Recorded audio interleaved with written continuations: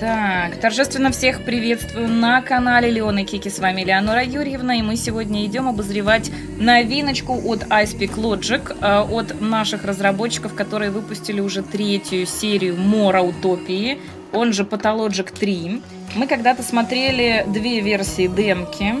Вот, в третью я уже не пошла, потому что думаю, блин, ну слишком много спойлеров будет. Вот, поэтому... Но мы потрогали чуть-чуть демку. И я думаю, мы плюс-минус морально готовы к стриму, к игре. Главное мне вспомнить на самом-то деле все, что мне подсказывали в прошлый раз. А память у меня как у хлебушка, я могу не вспомнить. Так, мне нужно, чтобы у меня чат был на экране, да?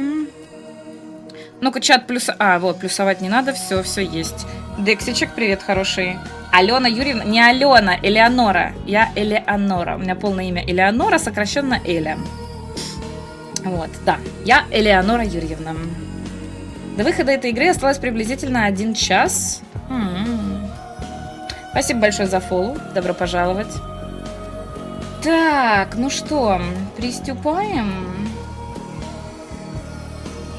Я тут себе понастраиваюсь. Спасибо за фоллоу, ребята, добро пожаловать вам всем. Так, нет, подождите, у меня OBS не влазит во второй монитор. Бесит. Надо будет, короче, после отпуска я, наверное, все-таки поставлю сбор на второй монитор, чтобы он был в 2К. Сколько я терплю, уже год, да, получается? Год я терплю этот монитор, я так к нему и не привыкла. Слишком жестко. Я Даниил Донковский, бакалавр медицины. Всю жизнь я исследовал смерть. Главный страх, ограничивающий человека. Мои исследования испугали всемогущие власти. Мою лабораторию в столице хотели закрыть. Нельзя отрицать, что некоторые явления нынче сохранились лишь в самых странных и удаленных уголках нашей страны. В маленьких городках, куда не добирались еще передовые умы. Люди слишком легко смиряются с тем, что смерть якобы неизбежна. Мы идем к ней всю жизнь, покорно как скот. Они должны. В поисках бессмертия я наткнулся на слухи о Симоне Каине, якобы бессмертном человеке. Он жил как раз в таком городке. Возможно, это то самое доказательство, что я ищу. Мой последний и главный пациент.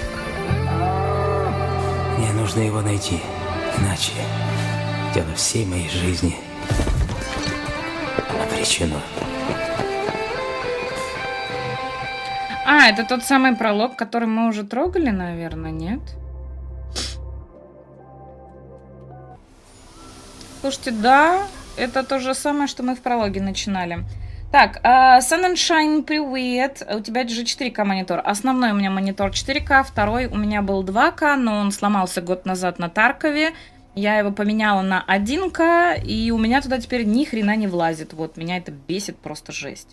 Так, всем здравствуйте, привет, Псих. Спасибо тебе огромное за ресап. 22 месяц волчьей стаи. Наши лапки в твоем распоряжении. Уважение от стримера, от чатика, прекраснейшие смайлики.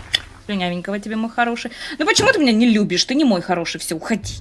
Ты плохой. Плохой псих, плохой. Так, кто у нас там был еще? С кем я не поздоровалась? Привет, Вамбат.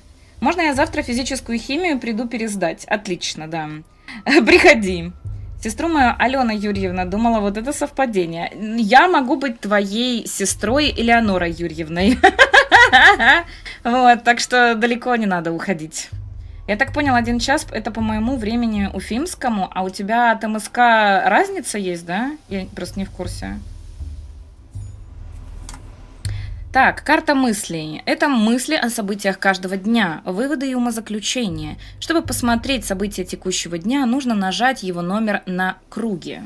Я почему-то на округе хотела прочитать. Так, бессмертный человек. В этом городе живет Симон Кайн, по слухам, он бессмертен. Понять его — единственный способ спасти мою Танатику. Или ты снова гоняешься за мороками, Донковский? Ни шагу не ступить. Вдохнуть не успел, как шпана растащила мои вещи. Здравствуй, глубинка. Без инструментов я не справляюсь, придется искать. Важнее всего прототип и микроскоп. Угу. Но это да, это мы в прологе трогали уже.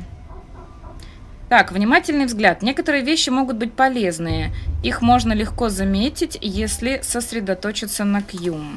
Некоторые мысли влияют на состояние разума.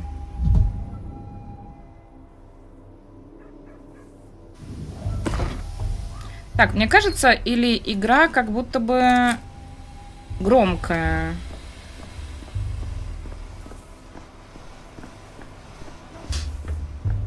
Стоит потише сделать. Привет, Лакич. Плюс 2 часа разница. Может быть, кстати... Так. Ай, шухер, нас заметил вор! Вор заметил, дядя вор, расскажи что-нибудь на ворьем.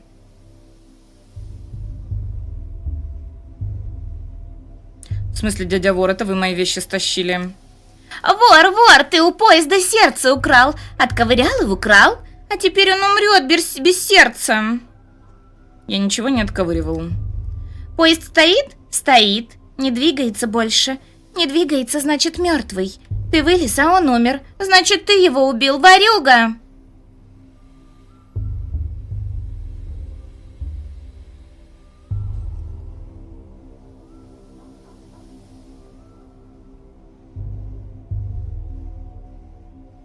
Давай за умными словами его закидаем. Иногда не двигаются от литургии или кататонии. Я летом много двигаюсь. Вот что, мальчик, пошутили и хватит. Я приехал в этот город по очень важному делу, которое не сделаешь без микроскопа и прототипа. Верни мне их, пожалуйста. Да чё ты так сразу вежличаешь и вообще на «вы»? Чего я тебе сделал? Я вообще не брал ничего, это жечка. Микроскоп и прототип – тонкие и хитрые инструменты. Если их поломать, будет просто мусор из металла и стекла. Они просто умрут, как поезд. Ты же этого не хочешь, правда? Не хочу. Тогда скажи, куда Жечка их утащил. Ну, Жечка понесла сердце обратно поезду прилаживать. Туда, в морду. Дядя вор, а я теперь ябеда. Ага. Конечно, ты бы определенно прижился в академии, как Тельман. Ты все сделал правильно. Нет, ябеда — это тот, кто сам бежит доносительствовать, а ты честный свидетель.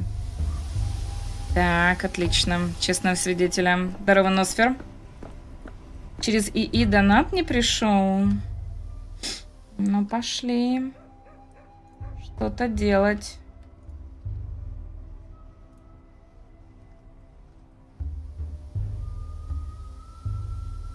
А может кто попробовать, мемы работают?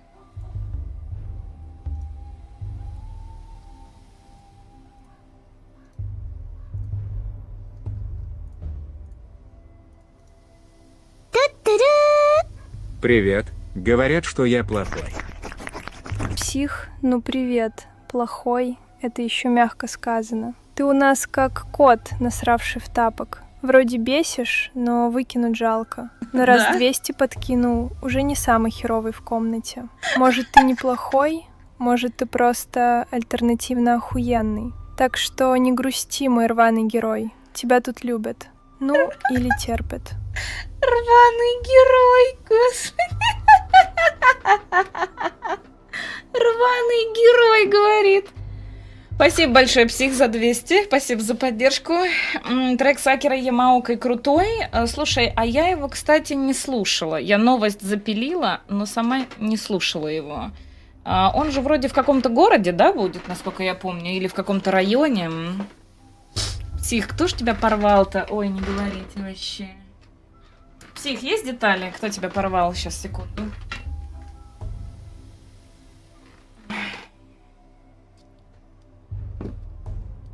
Как сказать, что ты хуёвая альтернатива? От альтернативно охуенный. Я думала, она сейчас скажет альтернативно, ну и там другое слово. Но, как видите, нормально все сказала. Неплохо. Блин, Басик, что ты тут со своими... Я видос смотрел, но там не фул и непонятно. Ну вот, да, непонятно как-то. Проклятие на понос порвали. Ну, получается, у тебя целый год на то, чтобы заживить свою жопку.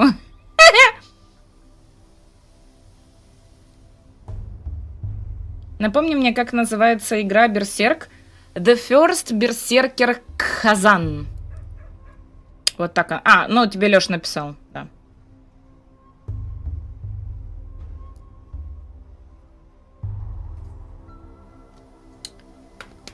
Так.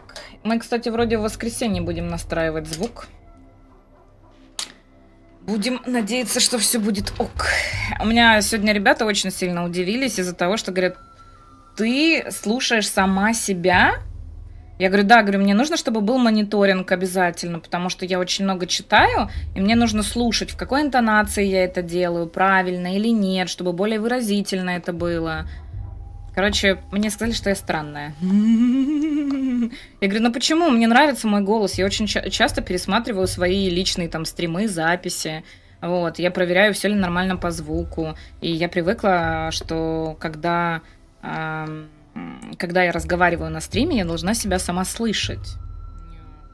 Ребята приедут. Вот насчет приедут или нет, это вопрос. Скорее всего, наверное, будут онлайн все делать. Тут вроде ничего нету, да? Чё, кстати, по звуку вы мне так и не сказали, нормально все или нет?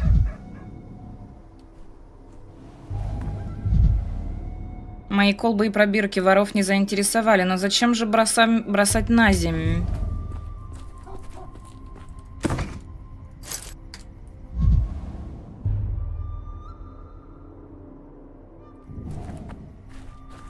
А надо, видимо, как-то их читать, пока не заполнилась шкала, что ли?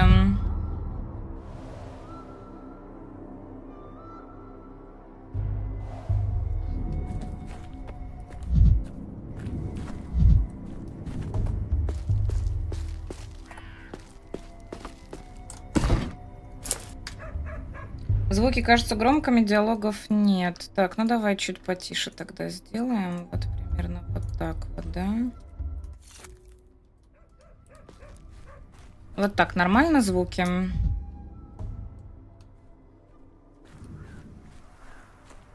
Так, ну тут вроде ничего нет, да?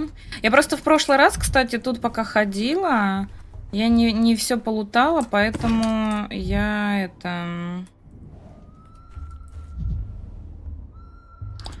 я здесь потщательнее в этот раз посмотрю все.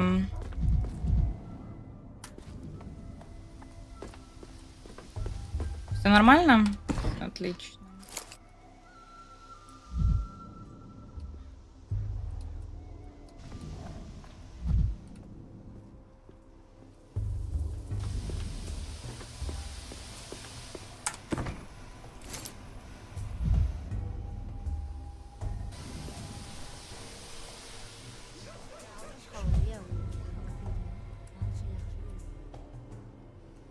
С ними нельзя взаимодействовать, и они ни на какие мысли не наталкивают. Там вон, кстати, мусорка, ее можно потрогать.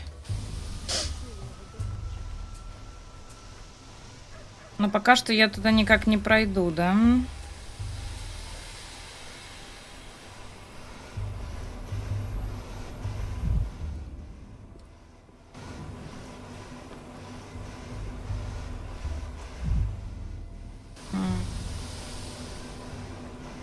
Да.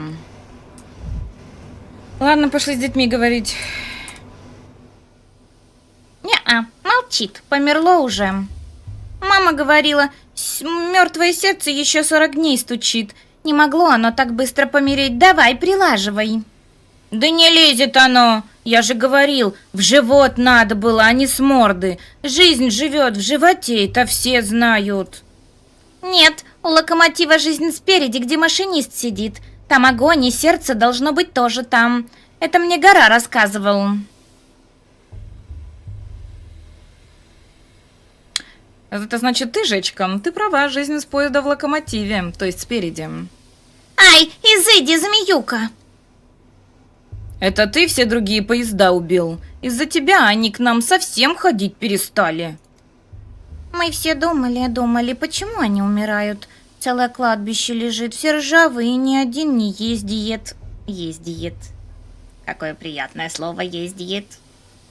А это потому, что ты сердца воруешь. Взял сердце поезда и забрал себе, и в чемодане унес. А поезд теперь мертвый.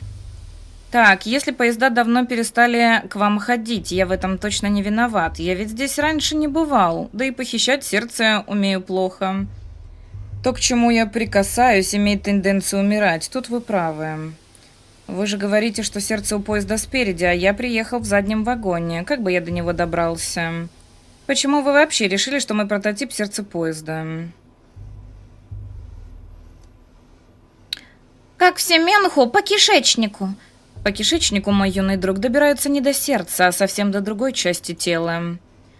Поезд без него перестал выть и двигаться. Значит, умер. Значит, это было сердце. Что непонятно? Но это очень упрощенное представление. Реакция на стимулы – лишь один из признаков жизни, не исчерпывающий. Непонятно, как объяснить вам, что мой прототип непонятно не имеет отношения к поезду. Посмотрите сами, он же из другого металла. Нет, за умными продолжаем дальше давить. А какие еще есть? Наследственность. Раньше к нам поезда каждую неделю приезжали, потом каждые 2, а сейчас раз в 2 месяца стали еще реже. И не уезжают совсем, только лежат и воют. Это потому, что война. Нет, это потому, что они нас разлюбили. А если мы этого вылечим, то они снова нас полюбят и будут приезжать, и там будут меренги. Вот что, мой прототип не сердце поезда и точно не поможет его починить. Но это тоже очень интересная вещь. Давай обмен. Вы мне его возвращаете, а я вам расскажу, как он на самом деле работает. Ну, не знаю. И в рассказе будут трупы. Целая гора. И в рассказе будет девушка. В беде, конечно же. И в рассказе будет мой гениальный и несносный ассистент, который даже вяло вас ведет в могилу, избыточными деталями и плохо прикрытыми политическими намеками. Ой, мама, так же про дядю Марека говорила, а он потом в сарае повесился. Ты, блин, капец. Здорово, Димаста. Значит так, давайте прототип мне в руки, я не убегу. Чтобы его завести, надо взять вот этот рычажок и повернуть по часовой стрелке. Столица. 2 недели назад.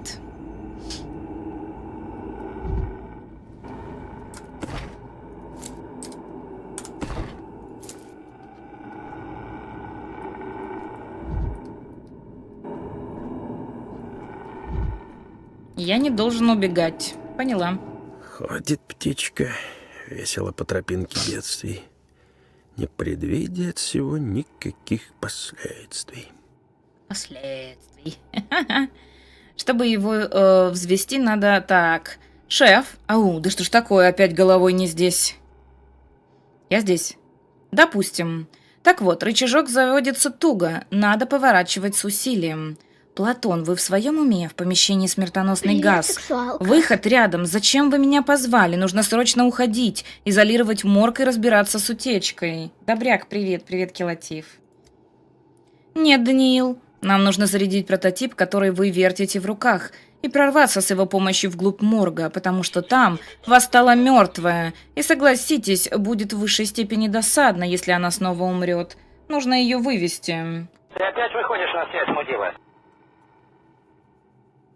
Дилан, здравствуйте. Так. Восстала мертвая?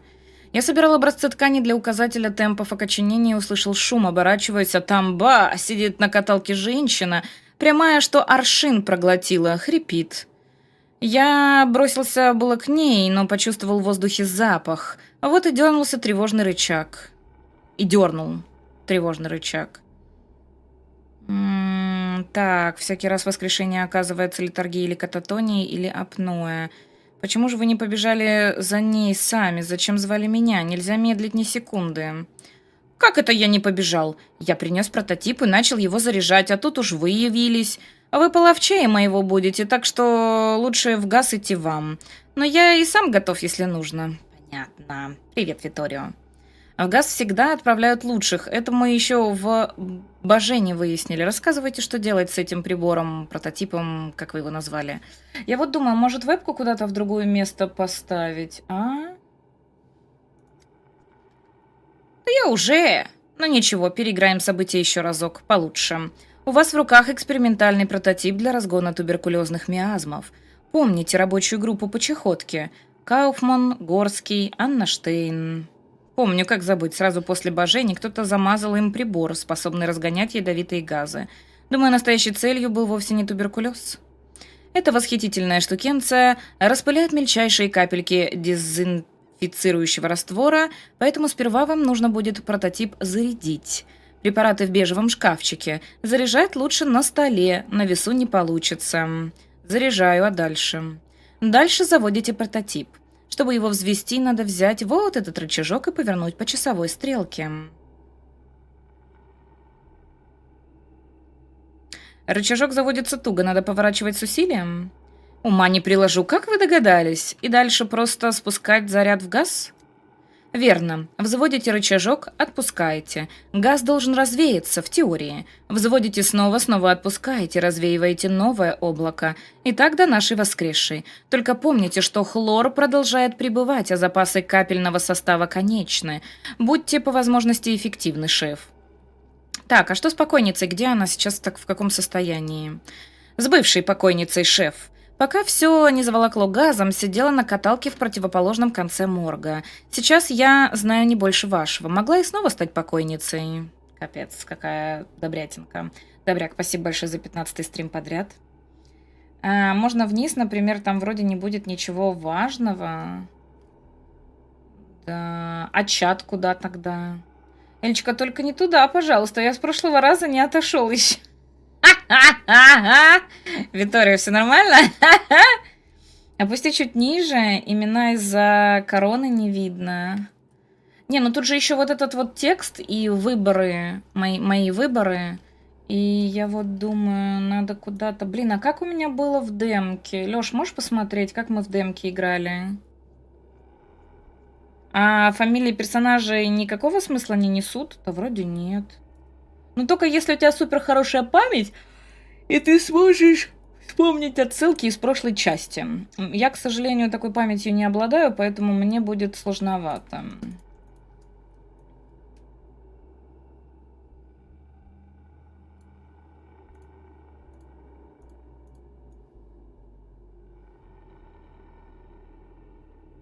Че, вот так оставить чат?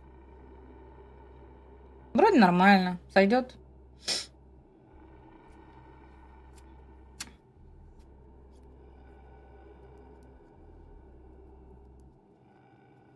Нос болит.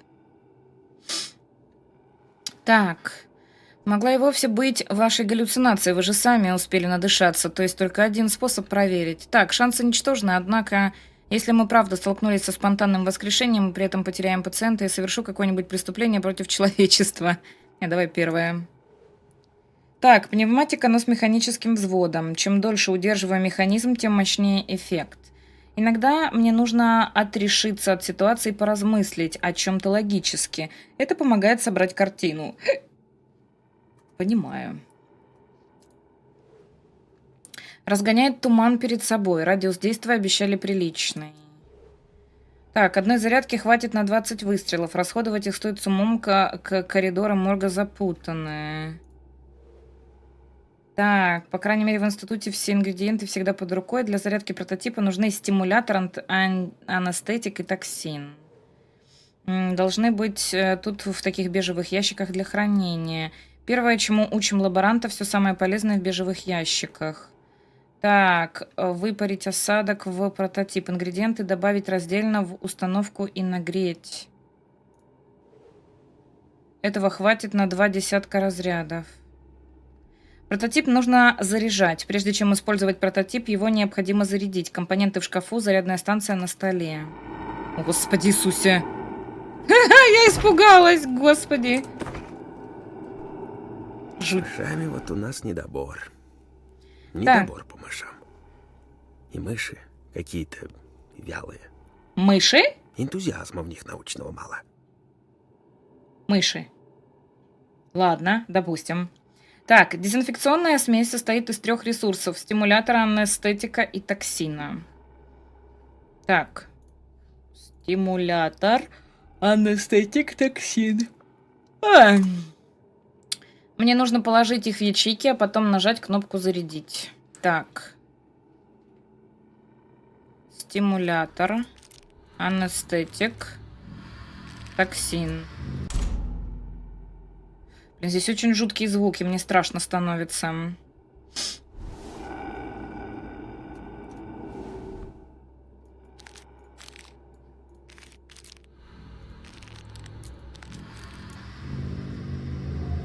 Уже заправлен. Чтобы накопить заряд, нужно зажать ЛКМ. После замирания маятника отпустить.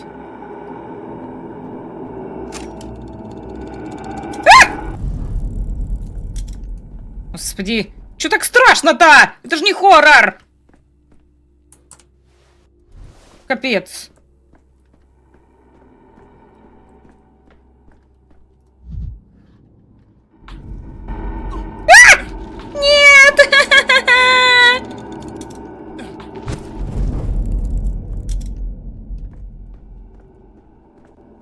Блин, надо звуки потише сделать. Страшно, реально. Что за фигня?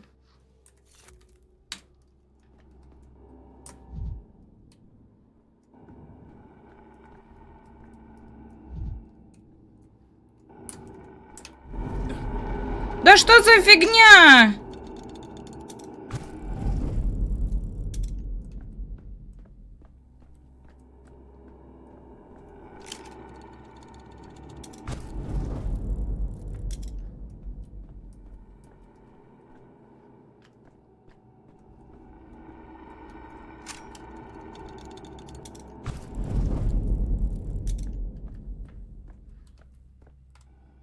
Так, ты смерть? У тебя глаза смерти. У меня глаза человека, прошедшего 40 метров ядовитого газа без защитных очков. Там в конце туннеля 2-й туннель. Так. Молчите, иначе еще больше надышитесь. А что значит за туннелем 2-й туннель? После смерти ни жизни, ни смерть, а что-то третье. Как, если монетка падает на ребро? Или лента Мёбиуса. Впрочем, куда вам такие материи? Я могу забрать прототип? Забирай. Он у тебя скучно крутится, только по часовой. А вот у дедушки Симона часы во все стороны крутятся. И поезд... Поезд, бля. Господи, Сесерк, здорово. Поезд все равно уже умер. Не успели спасти. Здорово тебе, здорово. Че ты там, готовишься к релизу-то? Нету переносов? Так, вот же он гудит, парит, живые всех живых. Так, вот это неплохо, понимаете, в трансплантации. Сердце действительно очень долго живет вне тела. У дедушки Симона Каина, я приехал с ним познакомиться. У нас у всех один дедушка. Мне написали, что он с семьей живет в Горнах. Знаете, как туда быстрее всего пройти? Надоела эта игра, уходи уже. А мы лучше в кошки-дорожки. До вечера еще успеем. Подождите, а микроскоп? Я вам за него еще историю расскажу. А микроскоп твой мы не брали. Так, не ожидал, что вы знаете такое слово. Его и в столице-то не знают. Где же он тогда? Если прототип моя правая рука, то микроскоп левая. Без него я не соберу данные. Небось, псиглавцы забрали. У хана с Ноткиным уговор. Всю боевую добычу делить пополам. Но им сердца неинтересны. У них там в гранях даже собственное сердце не стучит. Зачем им чужие? А что делает твой микроскоп? Он живой? Микроскоп — это такая металлическая трубочка, через которую очень маленькие объекты видны большими в деталях. А, калейдоскоп! Чтобы цветной город смотреть. То есть ты ты как капелла умеешь?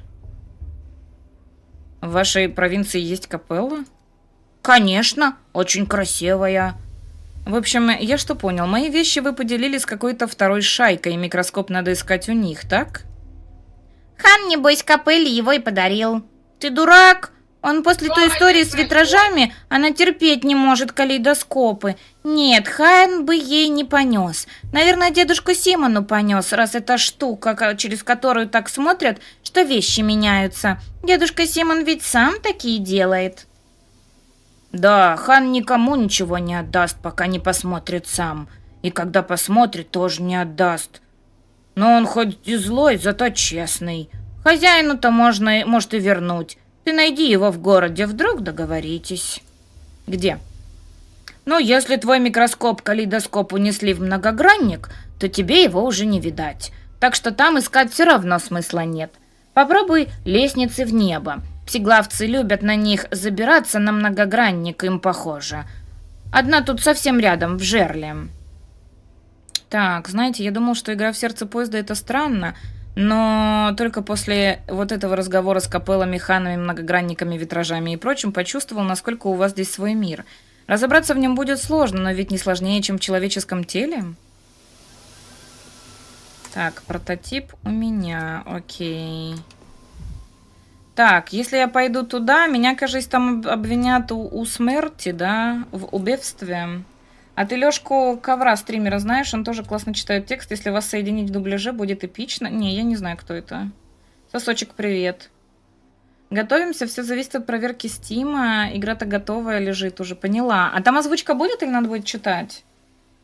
Почему-то вызывает ассоциации с произведением Булгакова «Записки земского врача». Кстати, вполне возможно, что это вдохновлено. Но я точно не знаю. Озвучка полная на 2 языках. Красавчики, красавчики. А где делали русскую озвучку-то? Так. Иди прочь, змеиный человек. У тебя острые каблуки. Жесть.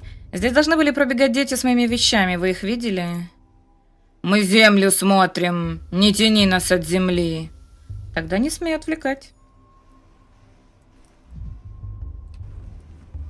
Так, а я вот это вот могу разбить? Нет? Нет, не могу. А вот здесь пройти могу? А здесь пройти могу. Но здесь тоже лутать нечего. Грустно.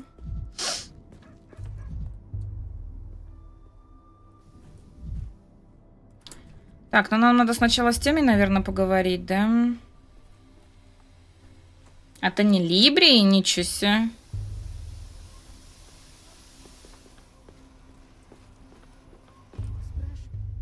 Яков Стерх, Кирик. И как его звали? Лама, Варфоломей. Безобидный был мужик, мухи за жизнь не тронул, а его потрошитель на ремни пустил. Зверюга. Надо этих несчастных похоронить по-людски, а потом найти потрошителя и похоронить по-звериному. Не торопитесь. Отдайте мне Кирика. Я вам сторицей отплачу. Травой отплачу. Кровью отплачу. Что значит отдайте Кирика? Вы хотите забрать труп? Полоумный? Зачем на нее смотришь? Зачем отвечаешь? Чур, чур меня! Не говори со мной, чужак. Я пришла просить еды для Суок. Пришла просить слез для матери Бодха. Я говорю с кровью у Дурга, города нашего. Ты не от нашей крови. Мои глаза тебя не видят, чужак. Мои уши тебя не слышат. Я, кстати, новые слова не записываю, у меня блестящая память. Потрошитель, бурахаться-убийца в город приехал. Всегда шальной был, а в степи Маршабнак с ними любилась. И так нашептала, что он землю кровью полил. Он как с поезда сошел, сразу кинулся убивать. Якова Стерха убил, Кирика, Лому безобидного, зверь. Мне казалось, я приехал один или почти один. Сумасшедшего потрошителя со мной в поезде точно не было. Про меня, что ли, тогда говорят, дорожвах? Еще сомневаюсь, что полна наша Земля аналитическими умами. Вы все это заключили по осмотру трупов и про совокупление в степи тоже? Следы Шабнака все знают. Если грудь когтем пропорота, это Шабнак убийцу научила. Если человек, как зверь, кидаться начал, это она. И следы костяшек вместо ног, если... Господи, эти слова, я, как обычно, их не могу прочитать нормально. Буянтай, выслушайте меня. Кровь моего удурга. В том, кого вы зовете Кирик, дикость была, ресть была. Так Суок поет. Отдайте мне его тело. Вам он все равно уже мертвый. Вы его закопаете, он сгниет. Ничего не останется. Я его закопаю, его Суок съест. Выпьет дичь его и резь. Отблагодарит Убхеней Дуун песней травы. Мне все время кажется, когда они вот эти вот такие вот слова говорят, как будто это какой-то казахский, что ли, или вот что-то такое, не? Твери даст. Тверины наварим? Наварим. Навалим. Сечи даст, самый золотой из трав. Бихеланеп, сеть жестокая трава, дурная трава, растет на крови, на злобе. Суок поет, сечи скоро много будет нужно. Вы хороните в пустоту, я похороню в чрево Суок. Кланяюсь вам в ноги, Хайн Хунуут, добрые люди. Отдайте мне того, кого вы зовете Кириком.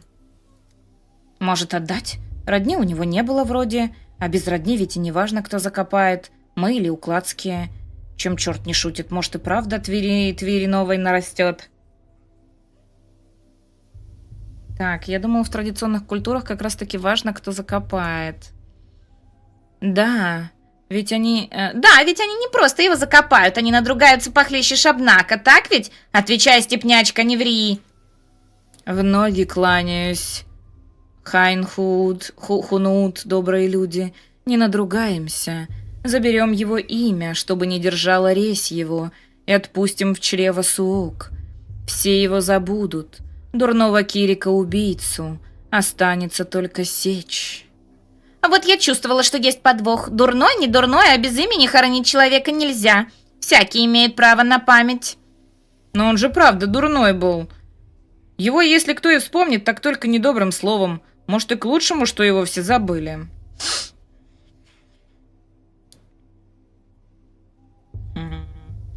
Вы бы хоть попросили ее подняться с колен. Что значит, они заберут имя его? Прикоснемся глазами, прикоснемся пальцами. Имя растает. Был тот, кого звали Кирик, станет дар Суок. Не будет могилы, не будет человека в памяти людей. Не говори со мной больше, чужак, твои слова яд. Понятнее, признаюсь, не стало. Давай отдадим тело, неохота с укладом ругаться, себе дороже выйдет. А ты что думаешь, чужак? Вид у тебя важный, может и ум найдется. Там смесь казахской, якутской и еще каких-то культур. Они вроде бы даже ездили вдохновляться в ближние страны. Когда первый морд делали, ничего себе. Виталик Бимаков, здравствуйте. Или Бимаков. Здравствуйте. Здравствуйте. Блин, нос чешется, это от чая или от чего? Так, тело жертвы, умершей насильственной смертью, нужно сохранять для криминологической экспертизы, даже если красивая девушка просит об ином. Ха-ха, это логичный ответ, да? Спасибо большое за фоллоу, добро пожаловать. Так, после смерти его тело лишь набор молекул и тканей. Если есть возможность Если есть возможность его как-то использовать, это удача. Мне все равно. Ай, ну вообще надо бы отдать, я считаю. Надо бы отдать. Воздать почести богам, да, там вдруг они помогут. Так, после смерти человека его тело лишь набор молекул. Есть возможность его как-то использовать, это удача. Давайте вот это. Спасибо, чужак, Байарла. Смерть сегодня пришла в этот город. Такая большая смерть, какой не бывало раньше. Сегодня будет страшно, завтра страшнее. На третий день умрет и страх. И тогда пригодится сечь. Что-то мне не по себе от таких пророчеств. Так, а что мы, интересно, в прологе отдали? Ну, в смысле, мы отдали труп или нет? Или мы забрали на криминологию? Мы в демке тоже отдавали? Все, поняла. Но мы демку не до конца прошли, насколько я помню.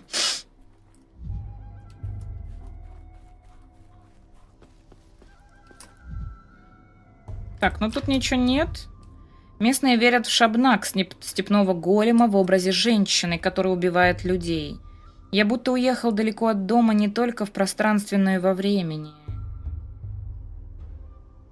Шабнак — это, получается, убийца?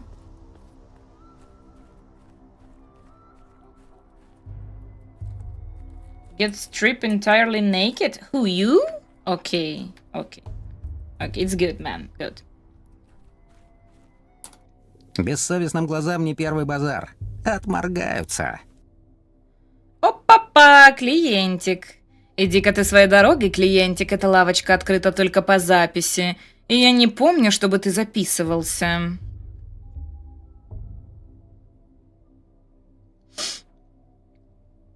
Запишите? Пропишем по 1 число. Видал жмуриков у вагонов? Мой друг-потрошитель поработал. Шуруй отсюда, дядя.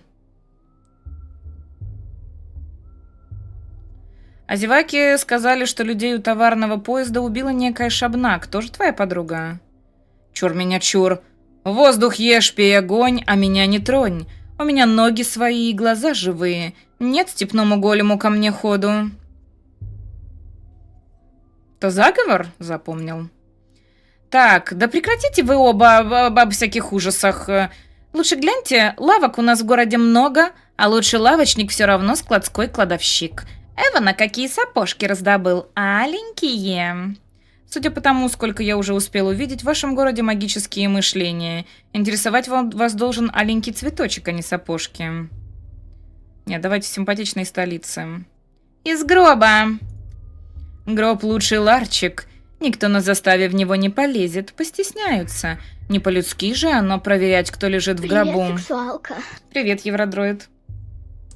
А там сотня пар сапожек красных, софьяновых, налогами да податями необлагаемых. Это какие года-то, что их это не проверяют-то гробы? Там, мне кажется, наоборот, типа, чтобы гроб провести, нужно намного больше документов и проверок там будет больше. Мало ли чего там везете. Но это не точно. Софьянова — это же обычные кирзачи, только брак и переокрашивание случился. Так, от смерти нечего глаза воротить, тут вы правы. Нельзя понять врага, если его стесняешься. То есть вы провезли в гробах контрабанду? Зачем спрашивать глупый вопрос? И так понятно. Второй давай. Но люди-то люди воротят. Посему для честного вора гроб не ворог, а самый что ни на есть близкий друг. Ибо куда люди не смотрят, там делишки лучше всего обделывать. А вы что, налоговый инспектор? Не могу представить работу скучнее. А вот в чужие гробы и не суйся. Оно ведь никому не ведомо, что стало с тем, кто в гроб сошел. Может, он и не умер вовсе. Может, и не было его никогда. Тебе что в гроб, что по лбу. А для других оно дело личное. Так, разумеется, если я суну нос в чужие гробы, как вы будете эксплуатировать обывательский страх смерти для своей контрабанды? Так и есть, никому не ведомо, что происходит с тем, кто в гроб сошел, и я намереваюсь это выяснить. Делайте, что хотите, но все-таки это не Софьян. Так, что у нас тут? Птица-гриф. Сейчас куча хитростей, чтобы провести всякие в то же время меры осмотра и предосторожности получше. Угу. Так. Пнуть. Вот это надо обязательно прочитать и запомнить, потому что в прошлый раз мне объясняли, если я правильно помню, даже сами разработчики. Я поняла только со временем. Оно уже забыла. Так, на разум влияет взаимодействие с разными предметами. Их легко заметить, если сосредоточиться. Угу. А влияет оно типа по-разному, да?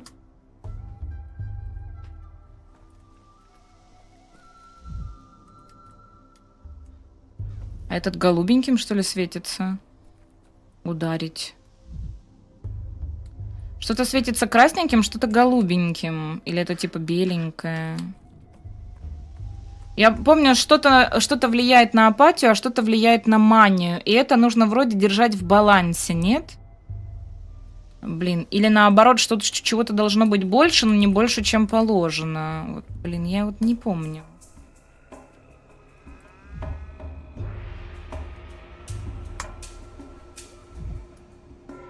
У взрослых быки, у детей крысы. Впрочем, я читала о таких тарбаганчиках. Степные переносчики заразы.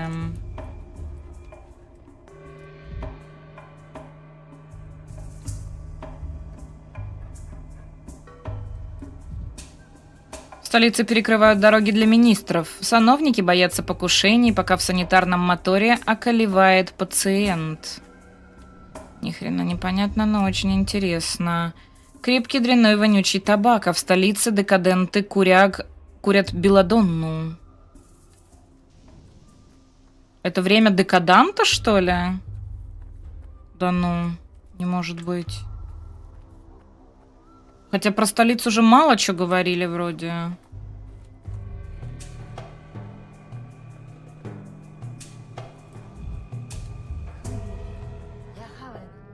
Буха, быченька мой хороший, тупогубенький, крутолобенький, ты прости нас, пожалуйста.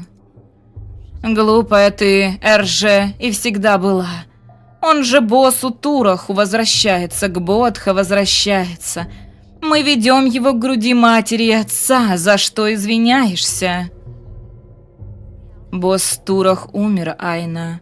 Буха-быченька жил свою бычью жизнь и не знал, что где-то его ждет самое великое, самое прекрасное существо, бессмертный босс Турах. А когда узнал, оказалось, босс Турах мертв. И придет теперь быченька к молчаливому трупу своего отца. Как его не жалеть? Я думал, в городе какой-то праздник, но что-то у вас тут разговоры только про смерть. Это похороны, Харихун. Умер босс Турах, отец всех Хатанге, людей и быков. Мы просим Суок вернуть его. Это ты глупа, Айна. Суок не ела босса Тураха, как она могла. Он больше нее, сильнее нее. Бессмертного нельзя убить, он сам выбирает смерть. Мы просим босса Тураха сменить решение и вернуться к нам, своим детям. Босс Турах — это какое-то мифическое существо, что именно случилось? Босс Турах — отец всех Хатанге, людей и быков. Как тебе объяснить? Мы, травяные невесты, ходим босыми, чтобы всегда слышать его сердце. Этой ночью оно перестало биться. Детям страшно без отца. Мы просим его ответить, но я чувствую, он умер. В него воткнули клык и коготь. Я чувствую, как кровоточит рана. Его пропитала ржа. Я чувствую, как под ногами хлюпает гниль. Молчите обе, вы не смыслите. Босс Турах может умереть только от тоски. Мы порадуем его, накормим его, покажем ему наше веселье. Приведем его к его груди последнего Авракса, и он вспомнит нас и вернется к нам.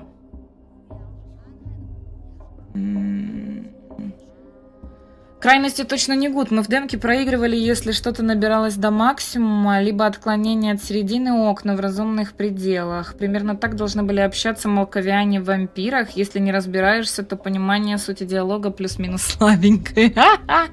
Вот да, там молковиан так не сделали, конечно, как здесь. Так, очевидно, что ваш босс Турах мифологема, но у нее должна быть подоплека. Интересно, какая? Может, вы почувствовали отзвуки землетрясения, они порой случаются на северо-востоке. Оказывается, секрет бессмертия был в том, чтобы улыбнуться и не грустить. То есть бык предназначен в жертву. Нет, давай первое. Мать Бодха, слепая любящая мать, тепло земли. Но босс Турах не только породил нас, он смотрел на нас, присматривал за нами. Мы жили во взгляде его. Теперь же город лишился наблюдателя, а Жагладагхун, слепые, все мы черви. Мугар, Мугар, плохо. Блин, я не могу их озвучивать. Мне что-то смешно. Червь есть червь, человек есть человек. Человек создан смотреть, строить. Посмотри вокруг, наблюдатель. Что ты видишь? Город, где допустимо жертвоприношение в жилом квартале. Что бессмертие Симона Кайна, скорее всего, тоже окажется суеверной чепухой. Тебя. Ты же сказала, что наблюдатель босс Турах. Кто я такой, чтобы с ним тягаться? Любой взгляд может оказаться взглядом босса Тураха. Нельзя загадывать. Ты еще не смотрел. Пройди дальше. Посмотри на наш праздник. На последнего Авракса посмотри. Что увидишь в нем? Расскажи потом Гуге. Авракс — это же большой бык? Посмотрю, хочу я того или нет. Здорово, нинджа. Что здесь у вас происходит? Мы сегодня смотрим новиночку. Вот, или выходит, или вышла уже игра, которая Мор Утопия 3-я часть. Вот мы когда-то играли в демку, и вот сейчас уже играем в релизную версию. Ой, спина болит.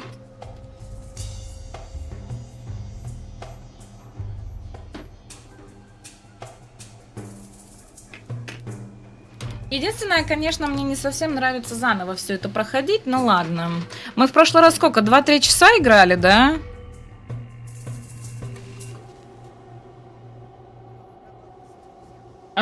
Чего? Император, привет.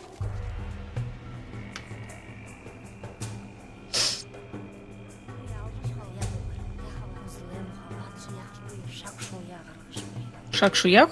Ну ладно.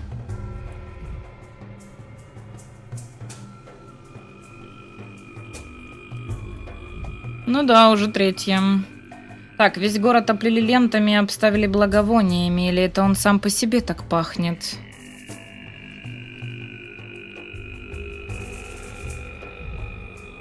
Страх смешивается с любопытством, горожане к такому зрелищу не привыкли. Итак, это вздутость, распространенное здесь состояние. Было бы интересно взять пробу. Воистину удивительные явления можно еще отыскать в дальних уголках страны. Так, ну, эти ничего. Мои глаза касаются тебя, наблюдатель. Что это было? Я только что видел какое-то... Что ты видел, наблюдатель? Так, почему ты называешь меня наблюдателем? Так, я видел, как от туши растеклась гнилью чумная миазма, а санитары отряд выжигал их огнем. Это было завтра. Это будет вчера. Это коробка сифилис. Это ушан подпрыгивать. Примерно такой же осмысленности фраза. Блин. От тревоги мерещатся образы ужасного будущего? Возможно.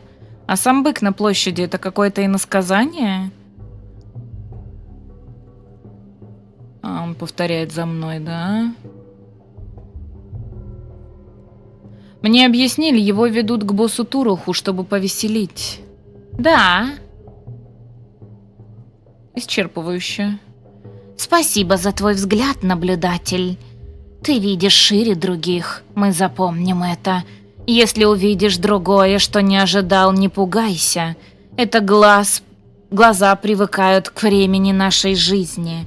Просто продолжай идти вперед.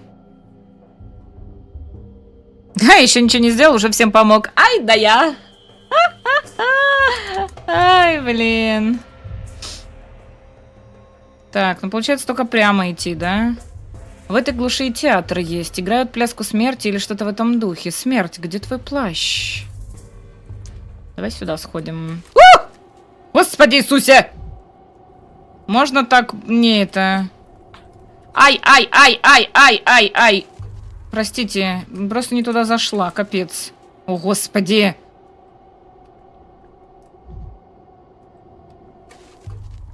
Меня эти переходы пугают. Это ужас.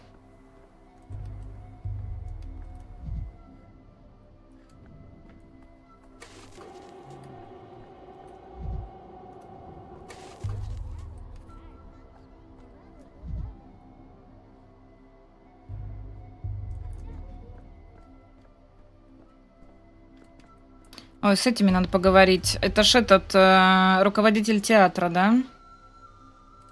Одному кивнул, другому моргнул, а третий сам догадается. А вот и он, ну наконец-то. Я уж думал, вы забыли о нашем договоре. Надеюсь, вы готовы? Реплики выучили? Какие реплики? А я говорил, ему ничего доверять нельзя. Этот Рохлян на роль главного героя не годится. Ему реплики выдали, а он их тут же забыл. Стоит деньками хлопает. Я знаю более подходящие кандидатуры. Погодите, а это он разве? Вроде похож, но одет как-то не так. У нашего разве было пальто? Такой наряд к лицу скорее антагонисту. Так, этот плащ «Последний писк столичной моды» я бы попросил. Забавно, мой наряд комментирует человек в ростовом костюме птицы. Вы себя-то в зеркало видели? Какой восхитительный хам! Впервые вижу столько надменности в одном лице. Вы, уважаемый, именно то, что нам нужно. Я Марк Бессмертник, режиссер местного театра. Приятно познакомиться. А вы? Даниил Данковский, врач, только что из столицы. Прелестно. Видите ли, актер, которого мы уже битую вечность тут ожидаем, решил, похоже, саботировать репетицию. Вы оказали бы нам огромную, колоссальную услугу, если бы заменили его, хотя бы ненадолго. Привет, тортик. Так, конечно, с радостью. С детства мечтал стать артистом, выступать на сцене. Что нужно делать? У меня нет на это времени. Сказать по правде, я не люблю театр. И все-таки, какого ляда тут делает человек в ростовом костюме птицы? Это ненормально. Давайте, я не люблю театр. Так это же прекрасно! Ненависть к театру – важная часть любого театрального действа. Значит, вы тем паче идеальный кандидат. Инсценировка наша весьма проста. Главный герой только приехал в далекий-далекий город и совершенно случайно, хочу подчеркнуть, набрел на весьма необычную репетицию пьесы, в которой предстоит решиться его судьбе. Кто знает, вдруг он погибнет в финале. Да.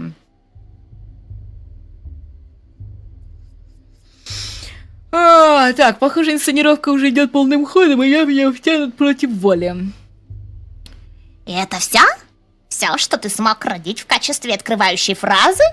Чего уставился? По глазам вижу, он прямо сейчас в уме выбирает реплику, чтобы ответить хоть что-то. Предлагаю начать эту пьесу с удара по твоей морде. А я говорил, какой из него герой? Он даже на антагониста не тянет. Его предел массовка. Второй фонарный столб слева. Героем должен быть сын степняка или та девчонка, что вылезла из могилы. У них есть драма, харизма, а у этого только пальто. Так, это так репетиция началась, или он просто походя меня оскорбляет? Я вижу, у вас очень впечатлил мой плащ. Могу понять, но зависть — это скверное чувство. Что-то ругается на каком-то иностранном. Пальто всего лишь реквизит, а кто ты без него? Так, а вы? Кто вы под маской? Хотите поменяться? Я заберу вашу маску и черное трико, а вы наденете плащ. Пожалуй, хватит глупости на сегодня. Я микроскоп ищу, а вы меня отвлекаете. Так, нет. Давайте поменяться. Ты, кажется, не понял, с кем говоришь. Под маской ничего нет. Маска и есть мое лицо. В нашей пьесе у меня особая роль. Я — тень мертвого человека. Манифестация тех слов, что хотелось бы сказать, но уже поздно. Ого, не слишком ли претенциозно? Вот оно, вот нерв нашей пьесы. Главный герой, врач, скептик, впервые сталкивается с неведомым. Герой всю жизнь построил вокруг эмпирики, научных знаний. Что же он будет делать, когда смерть заговорит с ним словами? Но это ведь не буквально, нет? Обычно разговор со смертью или с мертвым — это метафора. В драматургии такой разговор иллюстрирует процесс мышления самого героя. Что ж, если вам так легче, пусть это будет метафора. Напустим в этом месте тумана недосказанности, пусть зритель гадает. Но я не хочу быть метафорой. Мне обещали, что я сыграю настоящий голос мертвого. Ну что же за человек такую пьесу испортил? Я говорю, не годится он на главного героя. Все, баста, я в этом не участвую. Пф, метафора, просто посмешище. Откуда у тебя игра? Мне прислали разработчики. Ой, так. Я запутался, мы все еще играем, или сам актер, или актер в самом деле обиделся. А ты, я вижу, вечно всем недоволен. Так обычно и ведут себя актеры-неудачники. Но не будем опускаться до оскорблений, давайте про обиду поговорим. Конечно же, играем! Вы очень верно ухватили ключевой элемент пьесы. Все это игра. Вы можете идти, но помните, игра продолжается и не закончится, пока я не скажу. Господин режиссер, а вы уверены, что мы верно выбрали героя в качестве протагониста? По всем канонам драмы герой должен пережить смерть и воскрешение, а он пока застрял в прологе. Слышите? Вас укоряют в том, что темп повествования провисает. Лично мне так не кажется, но публика уже начинает скучать. Что ж, идите и докажите, что мы в вас не ошиблись. Так, я постараюсь. Мне нравится, что вы все время подчеркиваете возможную смерть героя в финале. Надеюсь, в конце не окажется, что все это было игрой в дурака. Ну ладно, я постараюсь. Так, там вон дети, да? Мне к детям, наверное, надо.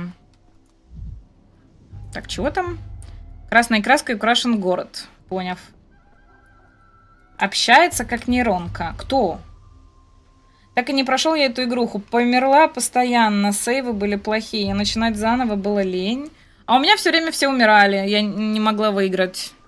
Я эту игру вроде 3 раза пыталась пройти. Вот, по итогу плюнула. Не удавалось мне никого спасти. А сегодня я даже думала немножечко считерить и посмотреть, короче, подсказки. Как вторую часть пройти так, чтобы победить. Ну, чтобы все живы остались. Вот, но я не успела. Да. Кому игра нужна? Даже скидка есть. Все, уже вышло, да? Уже вышло? Так, одну секунду. Мне надо постоянно проверять WhatsApp.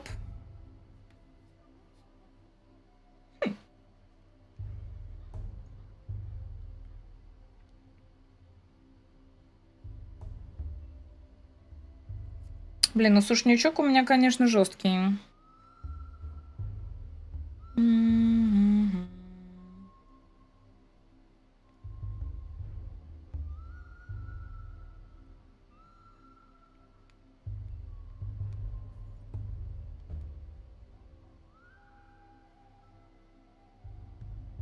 Да, откуда я знаю, Лёш? Как у меня дома?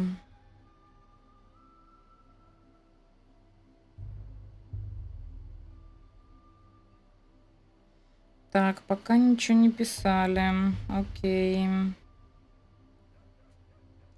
Даже 20% скидка уже. Я, кстати, если честно, немного не понимаю, в чем смысл на релизе делать скидку для игры. Типа, чтобы купили сейчас, а не потом? Или как? У меня зимой прохладно и горло сушит. Да не, мне кажется, я просто простыла, скорее всего.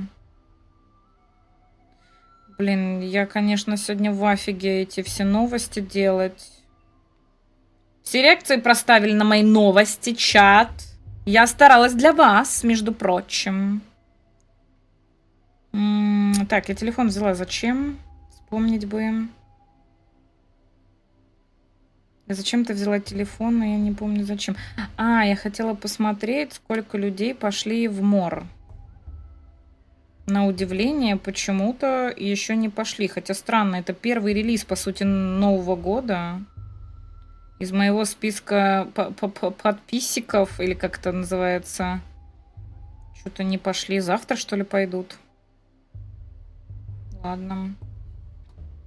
Да, WhatsApp я проверила. Мне кажется, есть смысл скидки, как в интернет-магазине, чтобы не поднимать цену, а потом просто оставить про запас. Не поняла. Александр Николаевич, здравствуйте. Как вы хорошо тверкаете, мне нравится. Это ваш джоб там? Так.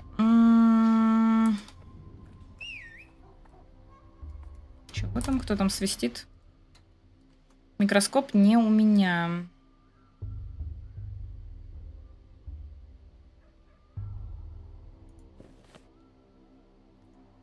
Так, подождите, нет, стоп.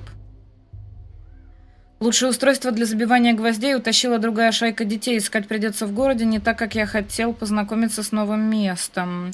Я нашел определенно лестницу, ведущую определенно в небо. Почему она не падает?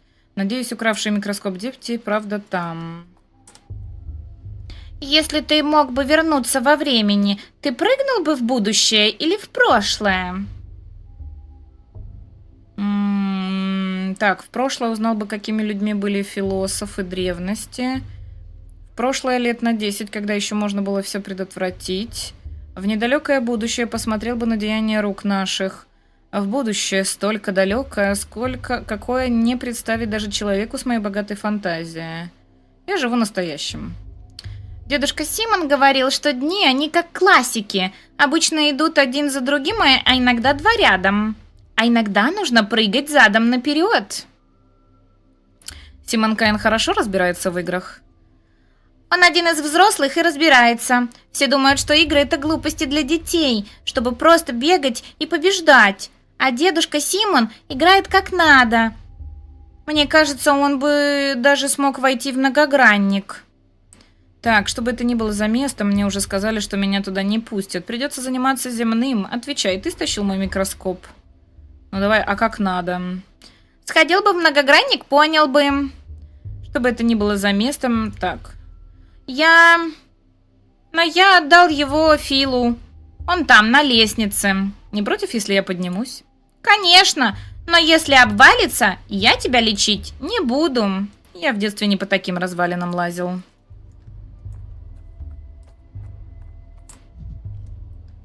Так, ну тут вроде больше ничего нету.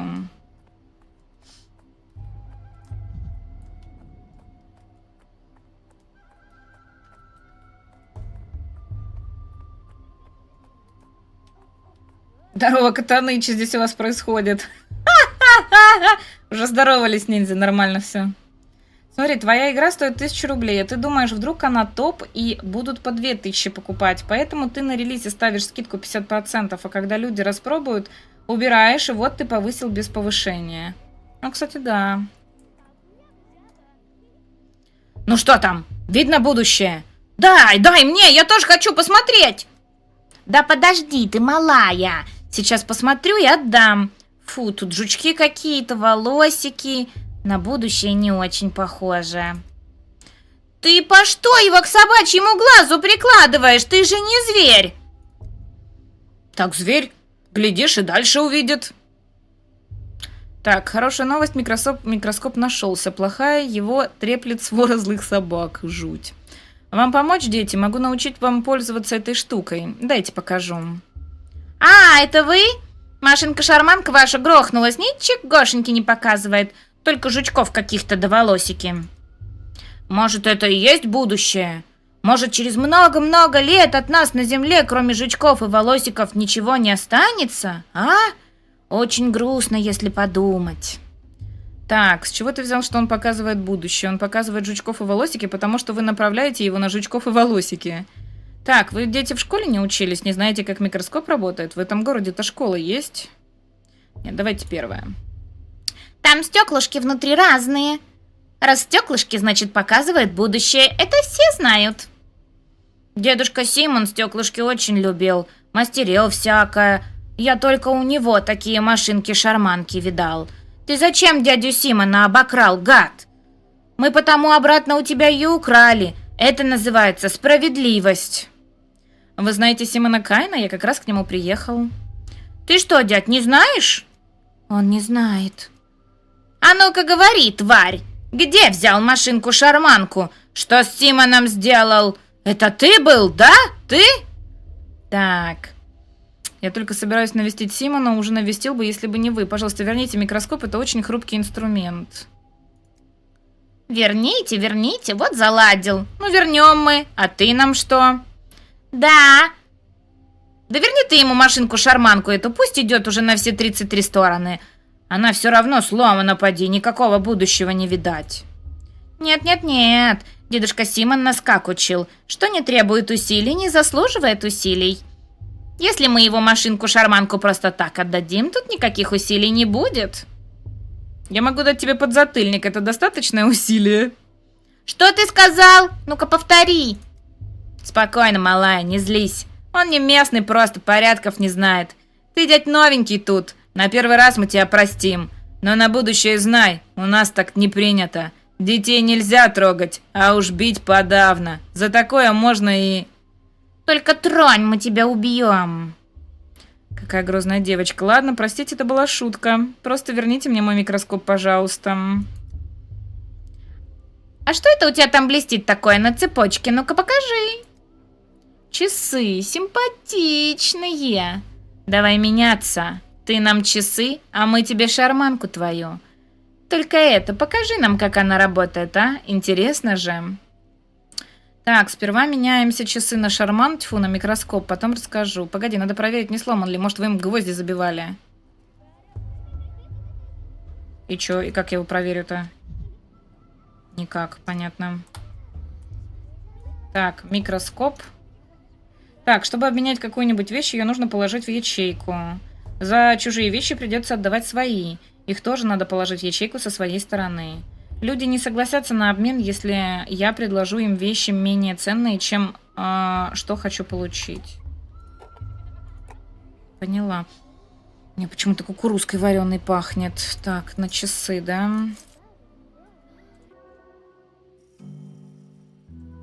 Столица 2 недели назад.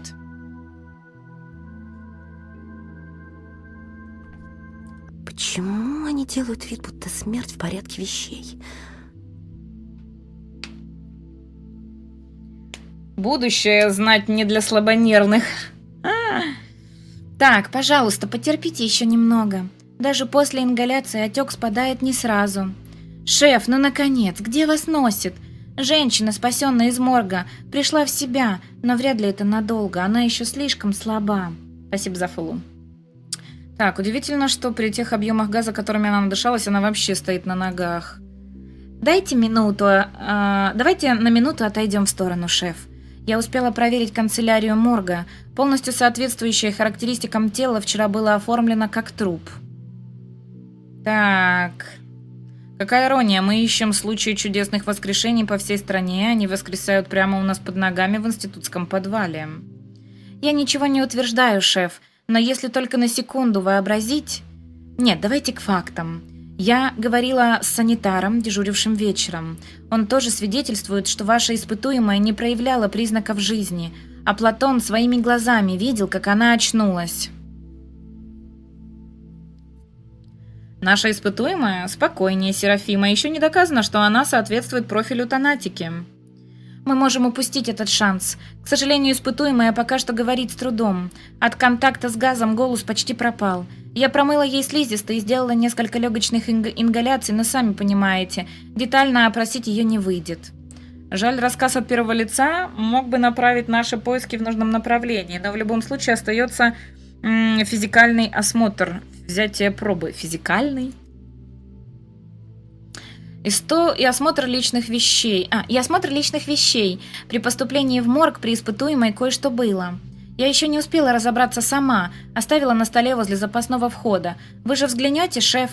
Быть может, вам там найдутся подсказка. Любезная, вы позволите нам осмотреть ваши вещи? Хорошо. Здравствуйте, вы помните меня? Я бакалавр медицины Даниил Донковский, глава лаборатории Танатика.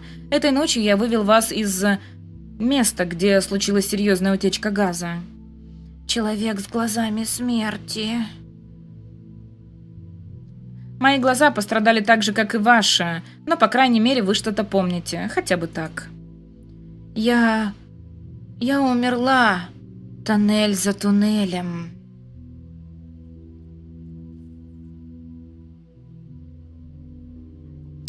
Разрешите взять вашу кровь на анализ, возможно, микроскоп поможет внести ясность.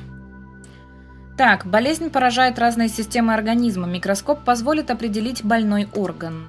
Образцы тканей помещаются на стекла. За запасом стекл следит помощник.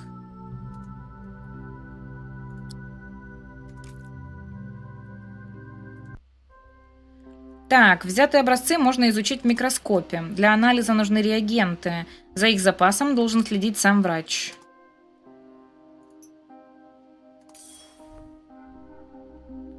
Меняя масштаб на В и С, я должен отыскать в образце красные бактерии. Настроить фокус, так я увижу микробов в движении. На мышку, ага. Жизнь культуры ограничена, действовать нужно быстро, мертвая проба бесполезна.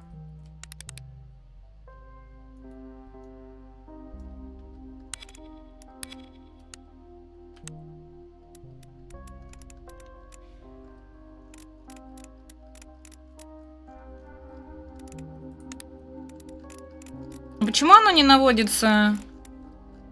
Что за фигня? О.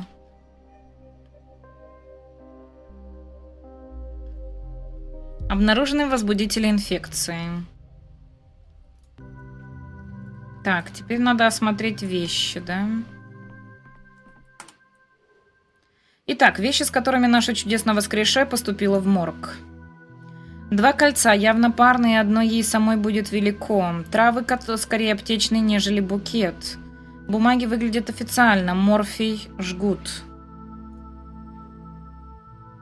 Заядлая морфинистка? Или мучилась сильными болями?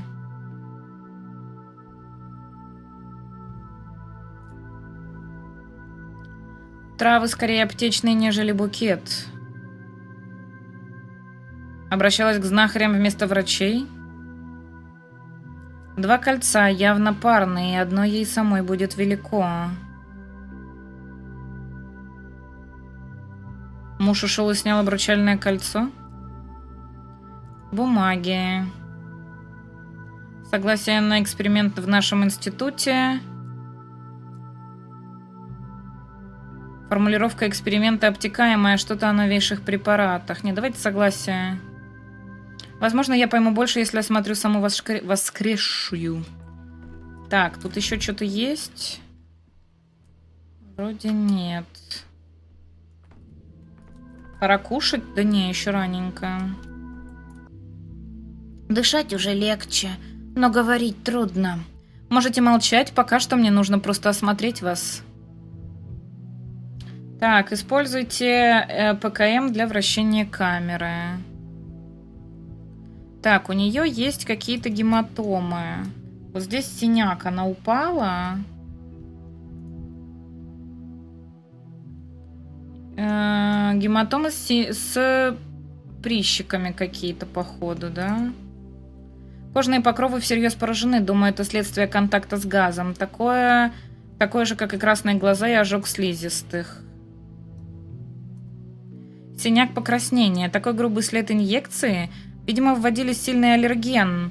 Она подписывала согласие на эксперимент в институте. Спасибо за фоллоу. Нет, подождите, стойте. Да в смысле? Да ну! Я не то нажала. Вместе с осмотром и результатом анализа карантина более-менее складывается. У нашей чудесно воскресшей лейкемия в серьезной стадии и следы инъекций на теле. Так, передозировка морфием. Пристрастилась из-за боли, и коллеги сочли, что уже не спасут. Мнимая смерть, реакция на экспериментальный препарат. В лаборатории испугались, не разобрались. Парные кольца, попытка суицида из-за несчастной любви. Ослабленный болезнью организм не справился с медикаментозной нагрузкой. Давайте вот это. Серафима ждет испытуемой, пора отдыхать, пора вынести хотя бы предварительный вердикт. Это если условия создадут. Привет, А в Найнити. таких условиях, как у нас, хорошо только пенициллин мы пока что выдумать. проходим то, что было в Приземленно прологе. Вот, пока что ничего новенького нету. Вот, Аполлон Бельведерский, здравствуйте. Душно, чешо? Не, пока не душно. Но единственное, что мне много читать, немного утомительно. А если не читать вслух, да, а просто про себя и выбирать ответы, то вполне норм. Но пока что еще ничего не ясно. Так, ну что, шеф, вы нашли что-нибудь, что проливает свет на этот случай? Я боюсь загадывать, но неужели Танатике наконец удалось обнаружить подлинный феномен? Так, увы, наша испытуемая не феномен, а всего-навсего морфинистка. Морфинисты нередко попадают прямиком в морг. Она участвовала в испытании некого новейшего препарата. Не уверена, что коллеги согласятся раскрыть нам ход своего эксперимента. Однако ставлю на анафилаксию. Острейшая аллергическая реакция, вы в морге.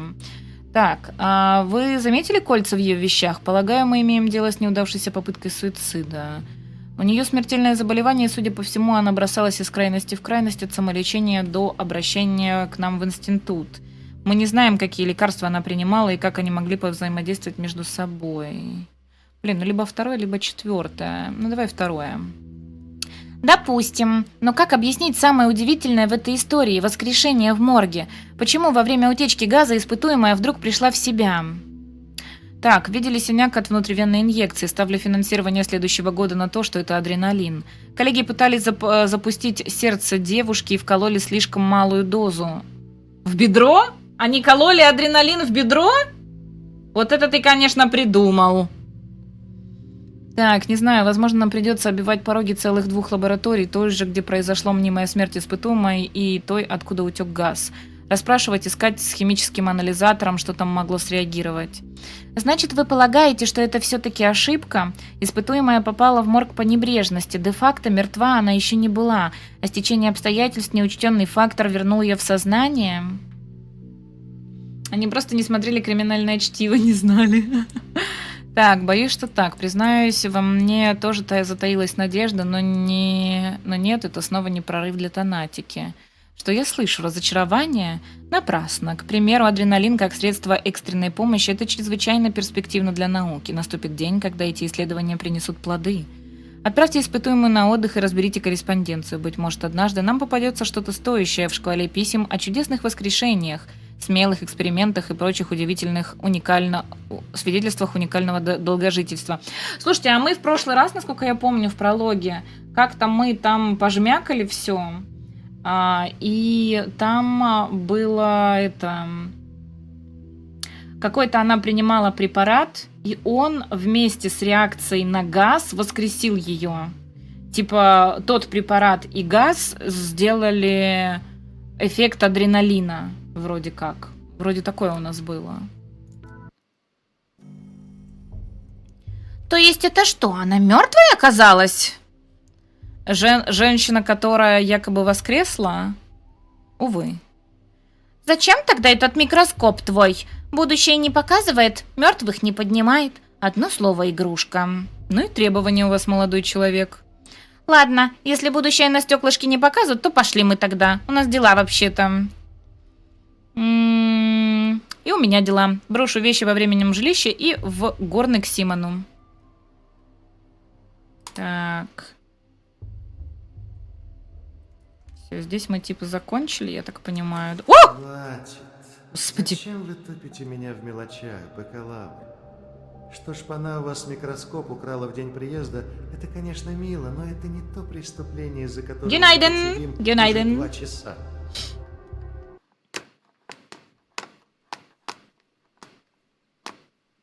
О, это нас допрашивать сейчас будут, да? Инспектор особой комиссии. Его прислали расследовать дело о моей преступной халатности. Якобы я не спас городок на востоке нашей страны, где случилась вспышка чумы, и даже не пытался. Он заманивает меня в ловушку. Его папочка полна заведомо ложных данных. Его интересует не истина, а гибель бакалавра Данковского. Он мой враг. Так, подождите, мы же бакалавр Данковский, нет? Я что-то запуталась. Ладно. Думаете, врачу полагается врать? Это вульгарная этимология. Так, хватит. Зачем вы топите меня в мелочах, бакалавр? Что шпана у вас микроскоп украла в день приезда? Это, конечно, мило, но это не то преступление, из-за которого мы тут сидим уже 2 часа. 2 часа и 15 минут, если быть точными.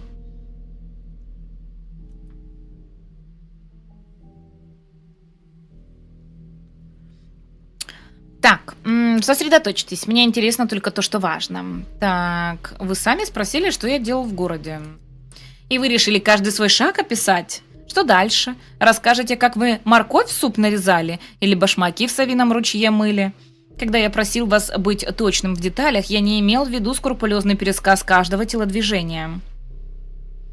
Я просто хочу рассказать, как все было по порядку от начала и до конца.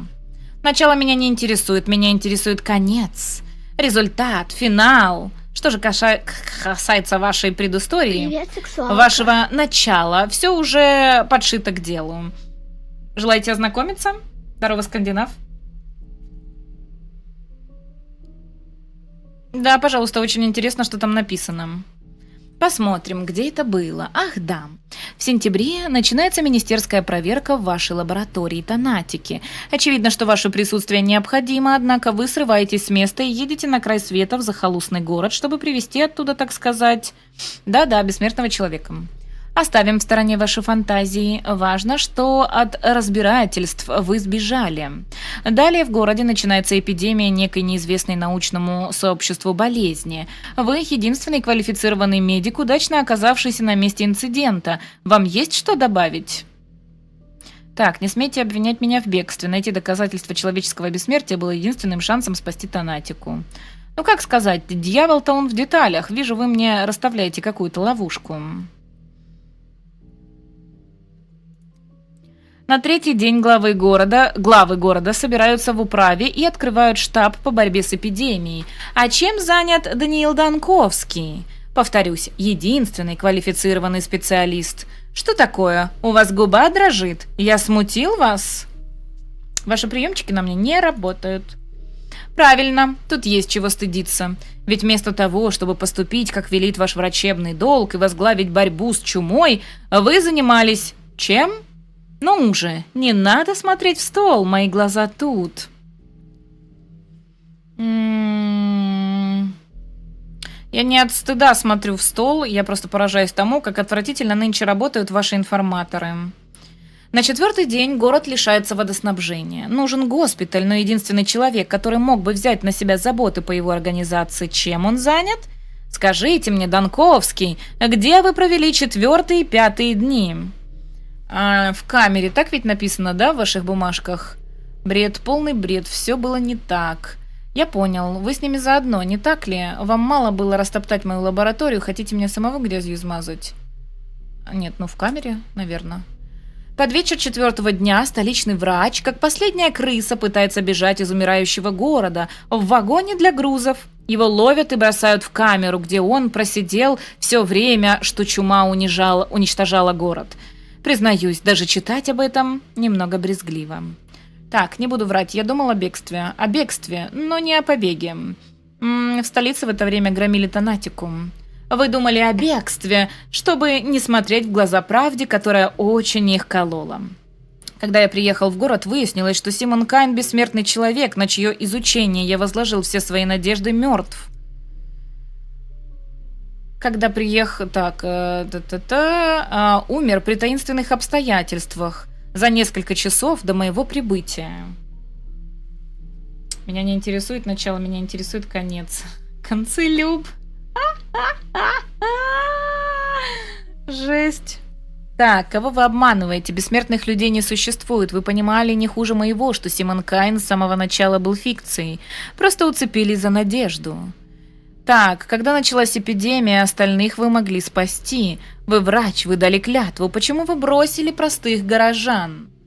Природа Симона Кайна, тайна его бессмертия и смерти. Главное, что случалось с этим крошечным городком, да и со мной, пожалуй. Но я не могу сразу обратиться к этой теме, она чересчур сложна.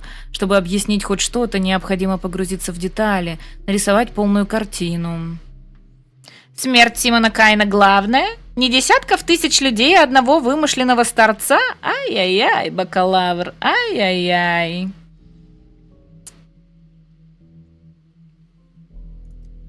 Нет, вы прямо сейчас перевираете. Вы перевираете прошлое. Где именно я соврал? Укажите место. Так, я расскажу, как все было на самом деле. Вообще-то на третий день, когда правители города собрались в управе... Так, везде. И про открытие штаба с госпиталем, и про побег. Только про цель моего приезда, правда.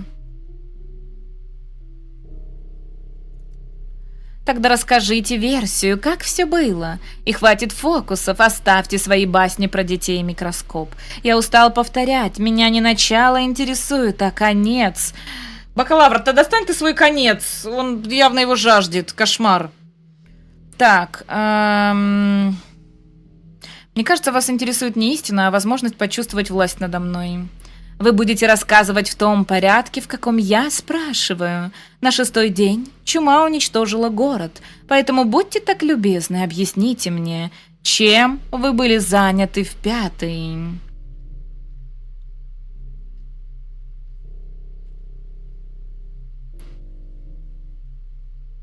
Я пробыл в городе 12 дней, он не мог погибнуть на 6-й, у вас в отчете ошибка. Вы меня огорчаете, бакалавр, повторяю. Опишите свой 5-й день в городе. Чем именно вы занимались?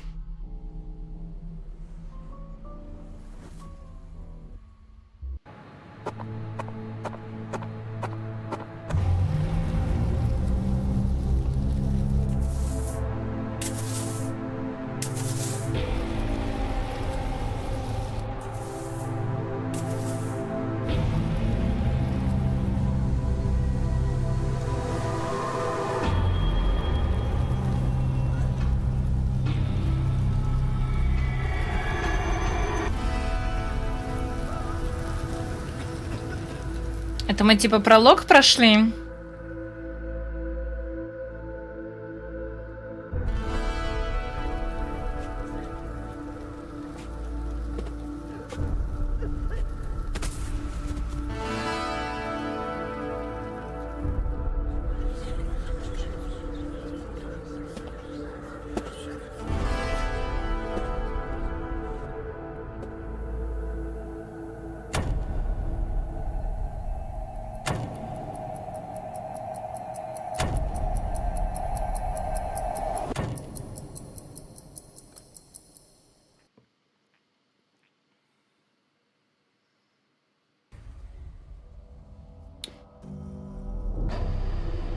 День 5, в который бакалавр схватился за последнюю ниточку, ведущую к Симону Кайну.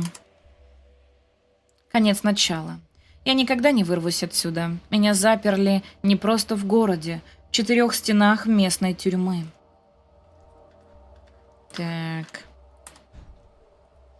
Загадка. Что это за место, куда есть вход, но нет выхода? Гроб!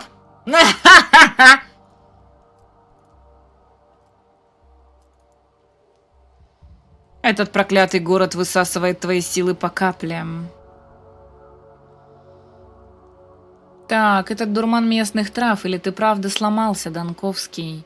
Ноги еле передвигаются, лечь, забыться, уснуть, уснуть и видеть сны. Так теперь будет всегда. С апатией можно бороться. Это не твое отчаяние, клянусь, это лишь дурман местных трав спутывает мысли. Силы всегда будут убывать. Нет, с апатией можно бороться. Мы не сдаемся. Отпинать мусорный бак. Стимулянты, кофе, табак. Плеснуть холодной воды в лицо. Ну давай отпинать мусорный бак. В мантии ты злой и быстрый. В мании. Вред для здоровья. Какой вред для здоровья? Но ты не поддашься покою.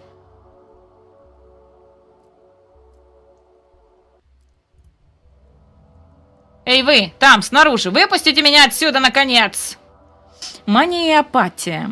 Тоска и равнодушие постоянно растут. Чтобы двигаться быстрее, нужно бороться с апатией, повышая манию. Угу. Мания вверху. То есть мне нужно что-то побить, да? Тут можно что-нибудь побить? Тут нет, видимо, да? Капелла Виктория Альгимская, дочь местного фабриканта толстого Влада Альгимского, владельца всей городской промышленности. Кровь от его крови. Городские подростки прозвали ее Капеллой за то, что она умела показывать карту звездного неба. Я слышал, что она имеет в городе необъяснимую власть, но сперва не придал значения. Это было ошибкой. Я чувствую, что какой-то ток бежит у меня по жилам. Да. Это та же сила, которой светилась моя милая мать. Выходи, человек.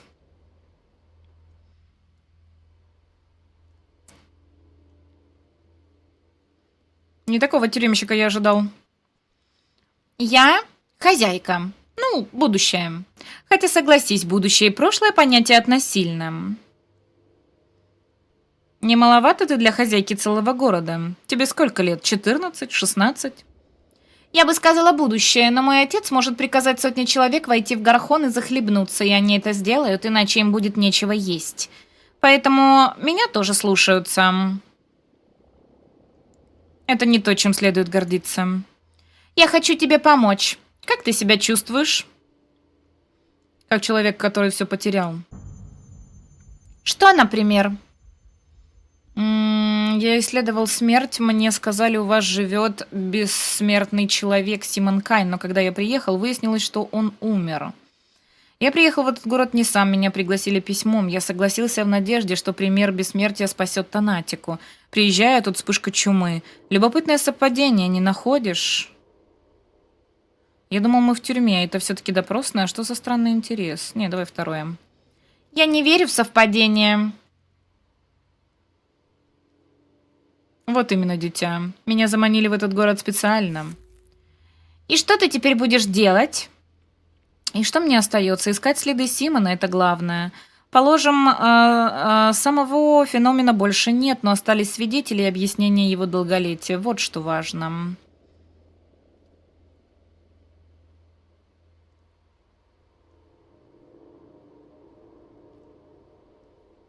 Нет, давайте вот. Меня заперли в 4 стенах, не знаю, что снаружи, там эпидемия, смерть. А смерть мой враг, пусть и в форме тривиального микроба, поэтому я буду работать.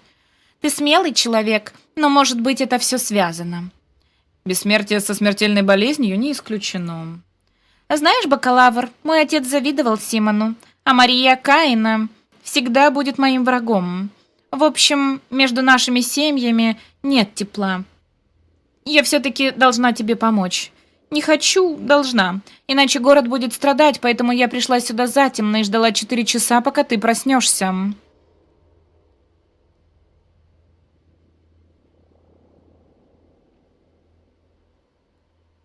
Почему будет страдать? Потому что без мыслей Симона этот город будет просто землей с домами. Он и так почти стал ей после смерти матушки и дикой Нины, но даже семья Симона понимала его не до конца. Даже противники Симона его почти боготворят. Что же он был за личность такая? Я знаю, где найти человека, который видел Симона последним. Его зовут Станислав Рубин. Я про него слышал. Он мой коллега, один из немногих тут. Ты про него не только слышал, ты с ним работал. Или будешь работать, я не уверена. Я сам уже ни в чем не уверен. Он врач, у него есть укрытие на складах. Так, откуда ты знаешь, где у него укрытие? Не очень-то оно скрытное получается. Я не только хозяйка, я дочь Влада Альгимского. Моему отцу принадлежит в этом городе половина домов и почти все люди и склады. И фундамент этой тюрьмы. Так, ладно, я не в том положении, чтобы отказываться от помощи любой. Но сейчас ты туда не сможешь. Пока я тебя ждала, случилась беда. Беда? Поднимешься по ступенькам, увидишь.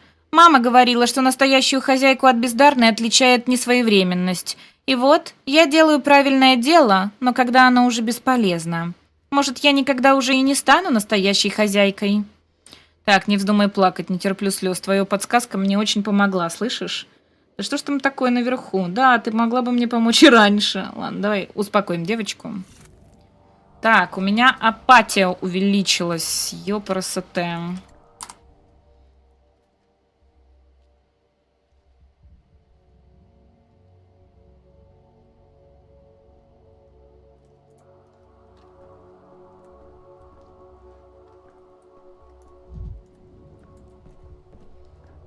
Раз ты играла в прошлую часть, тут есть персонажи оттуда?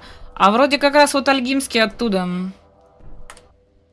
Александр Сабуров, или Сабуров, комендант города. Сабуровы, несущие кости этого города, твердые, сухие, блеклые на фоне других семей. На них держался порядок. Когда я приехал, комендант Сабуров сразу возложил на меня надежды и возненавидел за это. Он полагал, что столичное светило покажет Каиным и Альгимским, как вредны излишне амбициозные проекты. Увы, столичное светило оказалось мечтателем и фантазером. Нет. Господи! Долго я так не продержусь. Данковский, предвосхищаю ваши вопросы. Девочку к вам пропустил я, она дочь Альгимского, и она за вас просила. Но если бы ее и не было, я бы вас не держал. Спасибо. За что вас задержали? Вы сами и задержали, комендант Сабуров. К чему этот вопрос? Вы совершили самое страшное преступление, на которое способен врач. Пытались бросить своих пациентов. Сбежать из города, спасая собственную шкуру. Так вы не мои пациенты, алло, чуваки, я вас первый раз вижу. В столице убивают моего настоящего пациента, Танатику. Там гибнет дело моей жизни. Это был подлый поступок. Если бы я мог вернуться в прошлое, то не повторил бы его. Я не ваша вещь, Сабуров. Я сам решаю, как мне поступать, не вы. Опять меня обвиняют, черт знает чем, не разобравшись. Я во всем разобрался. Или скажете, вы отправились на железнодорожную платформу наблюдать за птицами. Не ваше дело. Что бы и ни было вчера, туда уже не вернуться. А сегодня чума пришла в Хребтовку. За тонкими стенами здания, где мы находимся, бушует смерть. Мы заколотили двери и окна, но ядовитый туман все равно просачивается внутрь. Нам осталось считанные часы. Мне и вам. Эпидемия добралась до управы? Известный случай, когда бандиты спасались от штурма города в тюрьмах. Тюрьма – это ведь и крепость. Но в нашей крепости нет еды и питья, а снаружи нас считают мертвыми. Знаете, Данковский, я хотел наказать вас за трусость, да, но не убить. Мне жаль. Как удачно, что я не собираюсь умирать. Позавчера был отдан указ, по которому все люди в зачумленных кварталах считаются умершими и не подлежат спасению, если только не позовут на помощь сигнальными кострами. Глупость. Без защитного костюма в чумной туман не сунешься, какие уж костры. Поэтому официально мы с вами мертвецы. Чтобы нам помогли, нужно зажечь костры и организуем вылазку. Что же это за указ такой, зверство? Был издан указ, говорите? Как-то так вот сам себя издал, да? Страдательный залог, орудие труса. Говорите прямо, вы издали бесчеловечный указ и не думали, что сами окажетесь его жертвой. Этот указ издал не я и не вы, хотя на вас все поначалу надеялись. У вас нет никакого морального права критиковать решения тех, кто пытался сделать хоть что-то. Надо выписать себе волшебного пенделя, и апатия пройдет 100%. Ладно, с этим я еще разберусь, а чтобы нас выпустили, нужна вылазка наружу, так? Я готов пойти добровольцем. Миазмы уже просочились в дальнюю залу управы. А вы хотите, чтобы я открыл им главную дверь? Нет, наш единственный выход — забаррикадироваться и надеяться на чудо. У меня есть прибор, прототип, он разгоняет миазмы. С его помощью я могу пройти по чумному кварталу куда нужно. Прибор? Да, который вы конфисковали вместе с остальными моими вещами, включая лекарства, кстати. Нет. Ваши столичные штучки такие же, как и вы сам, ненадежные.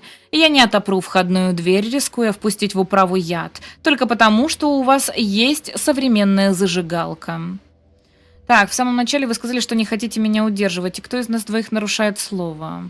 Вы же понятия не имеете, на что способна эта зажигалка, а спорите. А ваше альтернативное предложение? Ждать, надеяться. Катерина бы не испугалась. Изумительный план! Нет уж, давайте я буду действовать я. Вы упомянули, что сгустки заразы уже просочились в управу. Куда? В дальнюю залу. Мы ее заперли. Верните мне прототип, я разгоню заражение в дальней зале, и вы убедитесь, что он надежен. Допустим. Ваш прибор должен быть в главной зале. Конфискованные вещи там же, внутри стойки. В них никто не копался. Забирайте. После этого вам отопрут дальний зал, но если вы не справитесь, туман в нем, вас оттуда уже... если вы не справитесь с туманом, вас оттуда уже не выпустят. Вот. Очень редкое слово в современном мире — миазма. Не ожидал. Тут очень много таких словечек стареньких. Вот. Здесь на самом-то деле какие-то слова есть те, которые использовались давным-давно, есть те, которые говорят неправильно. Ну, обычно такое говорят в деревнях, да, вот с каким-то говором там, да, или с какими-то неправильными окончаниями. Вот. Чего там такое? Осуждаем пиратство? Осуждаем. Это новая часть? Да, Николай Монахов, сегодня вышла новая часть Мора. Ее уже можно в Стиме купить. Так, обыкновенные условия работы врача в экстремальной ситуации. Рад, что вы прислушались к здравому смыслу. Надеюсь, ваши болваны действительно ничего не сломали. Так, ну давайте первое. Так, мое решение отзывается в будущем? Опа-на, это как? А какое из решений отзывается в будущем? Что-то я не поняла.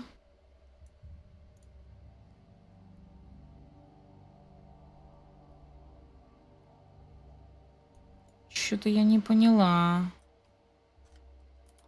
Ладно, эту карту я не понимаю.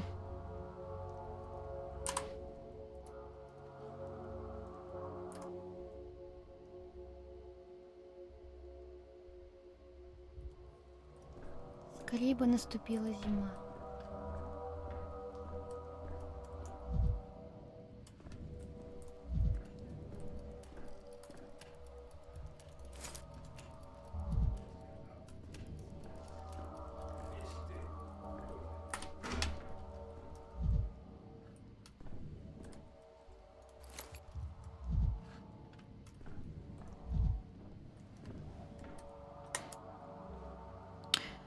Так, глупые недальновидные указы. С таким подходом ничего нельзя было спасти. Они привели город к краху. На 5-й день что-то было вот это, да? Слушайте, а давайте я на всякий случай сфоткаю. Мало ли оно понадобится нам в будущем. Это указы, которые не должны быть сделаны, скорее всего. Или просто неопытен в преступной степени. Как будто тот, кто принимал указы, играет на стороне чумы. Будь у меня власть в городе, я распорядился бы ей куда разумнее. Так, младший Влад Альгимский. Сын Владислава Альгимского, фабриканта, наследник одной из 3 правящих семей. Можно представить, сколько у такого человека автономии. Он верил, что тяжелую власть его отца можно осовременить плавно, через постепенные реформы. Следил за современными мыслителями, надеялся на прогресс, и потому именно ему выпадали самые неприглядные дела. В кои-то веки удалось коту с печки спрыгнуть. И то лапки. Ну шо ж ты, Хафл, так недальновиден-то?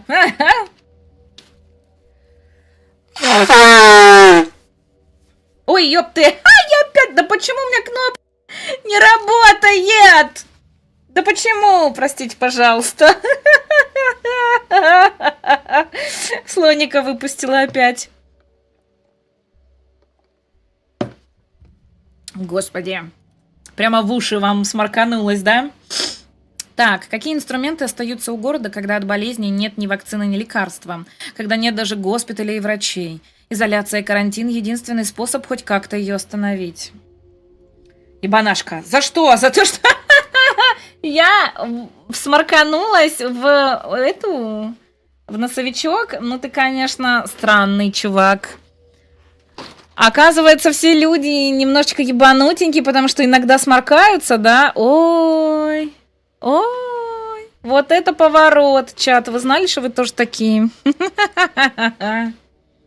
Да что, паровоз рядом проехал? Нет! Это был слоник. Так, постойте-ка, так это вы подписали указ не спасать людей в чумных кварталах? Я выбрал еще не самые суровые меры. Все говорят, я просто повторил то, что сделал Исидор Бурах 5 лет назад. Пусть говорят.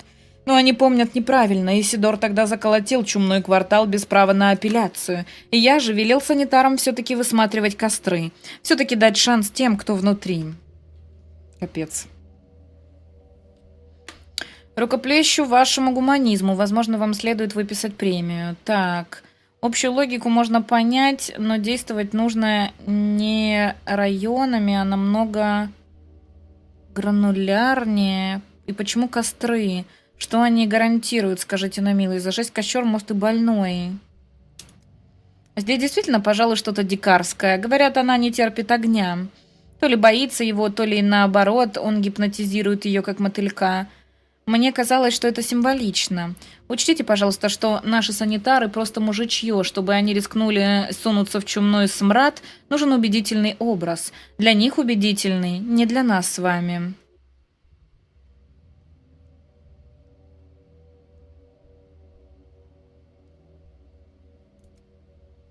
Как бы то ни было, на третий день мы осознали масштаб катастрофы. Город нужно было спасать, а я был готов предложить проекты конкретных решений. И вот мы здесь. Угу. Сегодня какая-то странная активность не только на твоем канале. Ну, людям, походу, как его называют, господи, ударила в голову какая-то хрень. Морозы ударили в голову, да. Так, скорее за действия вашего отца. Наверняка же он вас выдвинул на этот почетный пост. Я слышать не желаю, мы выберемся. Все отсюда, я уже знаю как. Я скоро расплачусь с жизнью за свои действия, а вы за свое бездействие. Я не гордец, Донковский. Позавчера я ждал вас в штабе по борьбе с эпидемией. Я не встал бы у вас на пути, пожелая вы взять управление в свои руки, но вы попросту не пришли.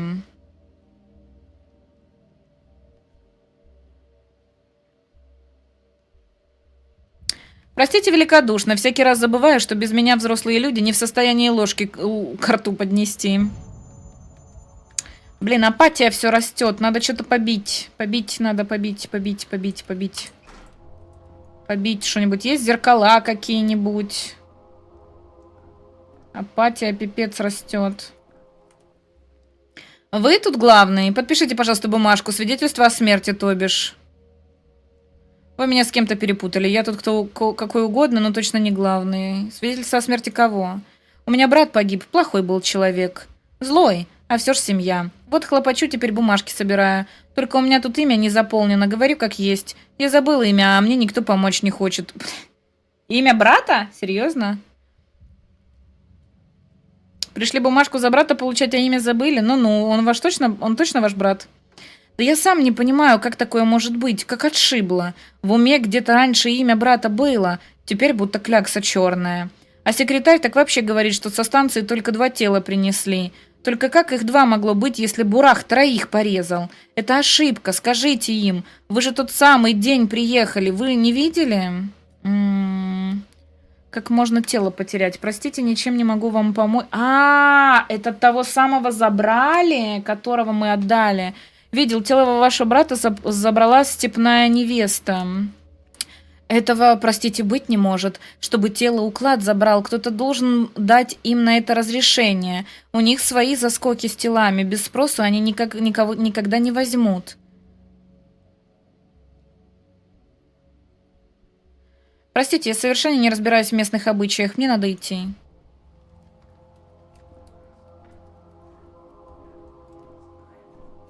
Так, ну, апатия, пипец. А чё, побить реально ничего нету?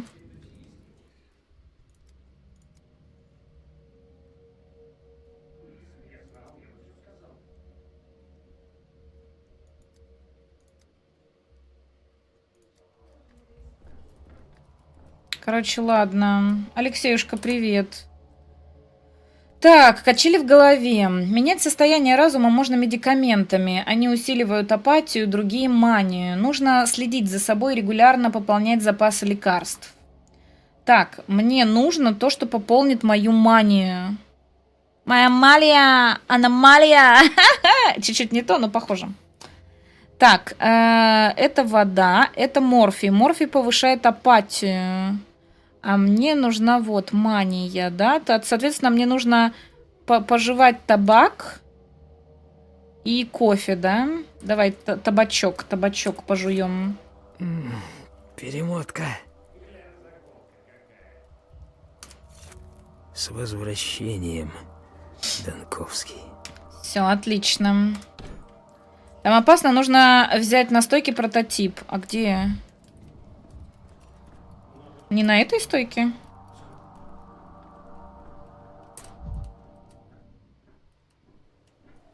Что-то не вдупляю. На какой стойке надо взять прототип? Алло.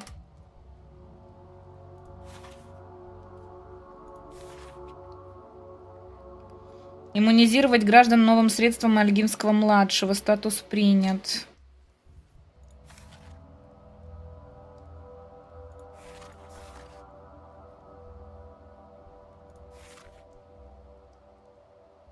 А его можно отменить? Нет? Я пока что указы, видимо, не могу делать, я так понимаю. Почему здесь волчья тематика? Я просто новенький, недавно тут. Волки? Не знаю, я в какое-то время просто выла по волчьи. Вот, когда мне скучно, я бывает вою. Вот, да и не знаю, просто мне нравится. Вот, мы стая. Вот, делаем ауф. Как-то так.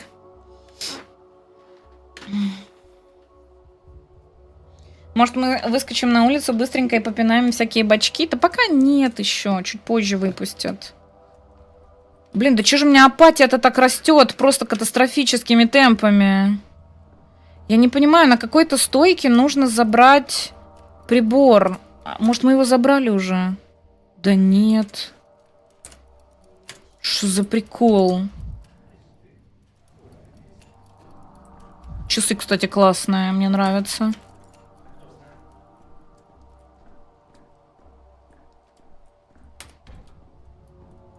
Разбивай дверь нахрен. С этими поговорить нельзя. Я не понимаю, на какой стойке прибор, ёпта. Это прикол какой-то вообще. А, вот. Господи. Все, мы взяли. А у нас он...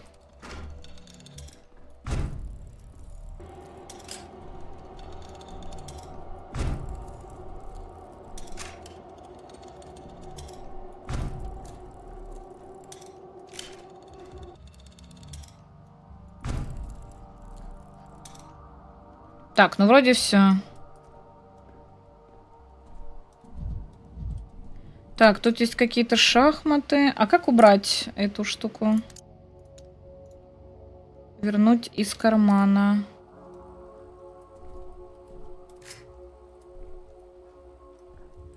Тут можно покурить что-то.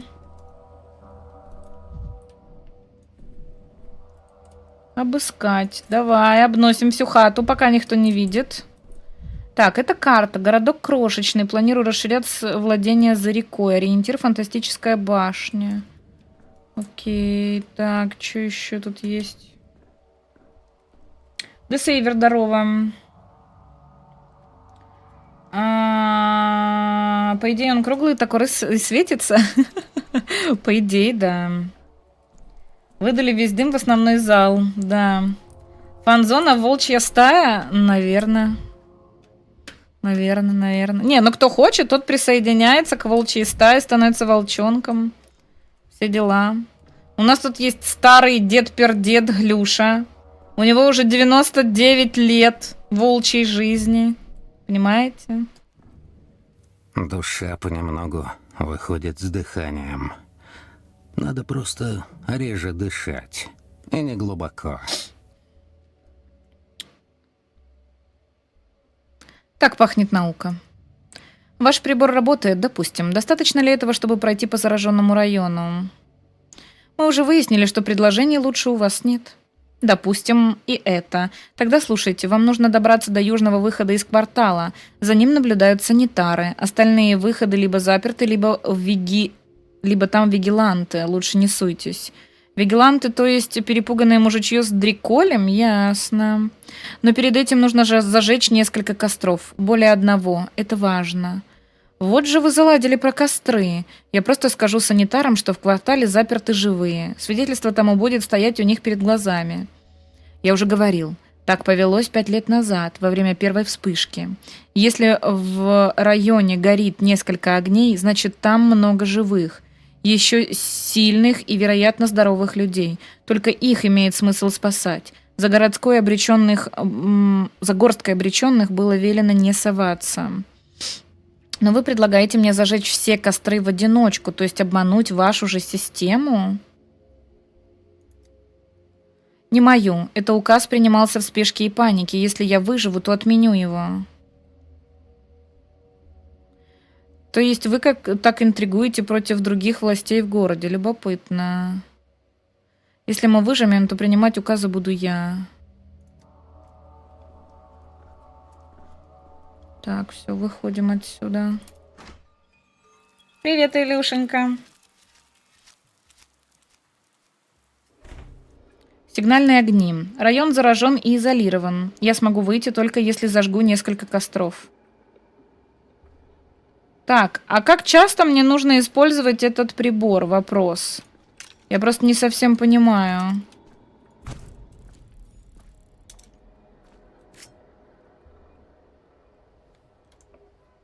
Так, спички мне нужны, да? За каждой спичкой или ампулой неудобно лазить в саквояже. Мелкие расходники разумнее хранить в карманах. Нужные расходники лучше хранить здесь. Из каждого кармана могу быстро использовать вещами на F. Окей.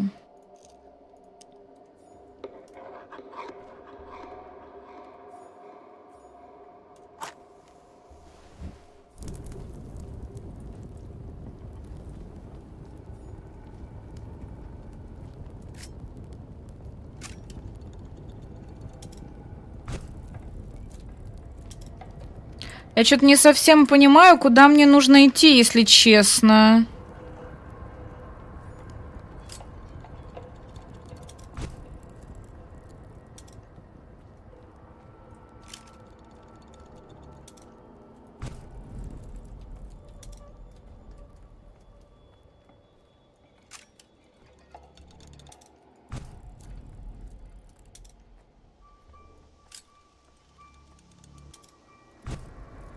Это костер или нет?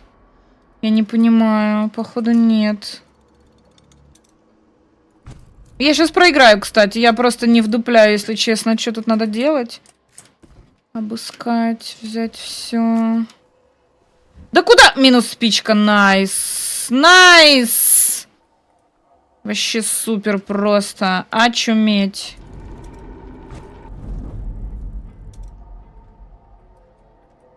Просто очуметь.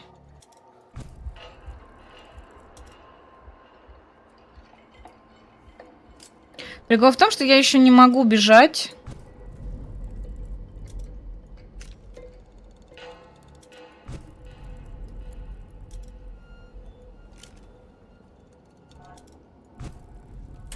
Так, подождите.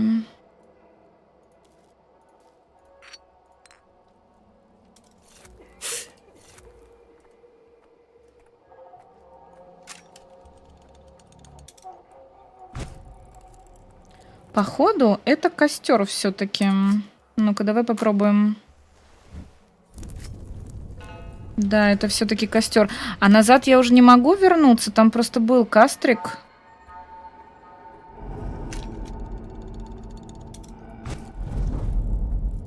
Блин, мне надо, походу, переиграть. Короче, давайте... А я не могу, да? Блин, а когда меня вернут? Где-то ж тут кострик был. Я что, так быстро убежала?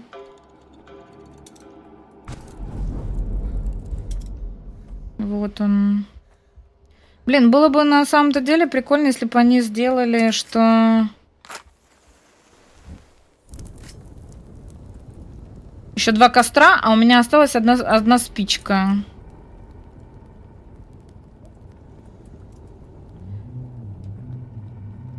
Блин. Пропарюша, спасибо большое за 65-й стрим. Видимо, когда будут черные осадки на пути, стоит их разгонять. А, все, у меня больше нет ничего, я умираю. Ладно, идем.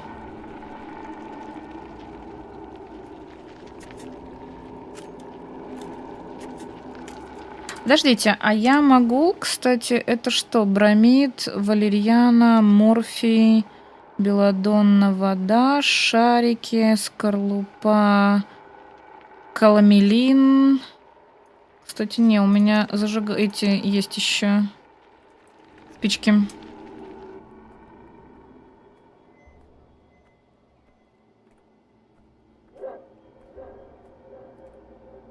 А, слушайте, видимо, реально нужно трогать только там, где черный этот дым. Я, получается, потратила 20 зарядов просто так. И-хи-хи. Блин, ну бывает, чё. То есть тут где-то можно все-таки пройти.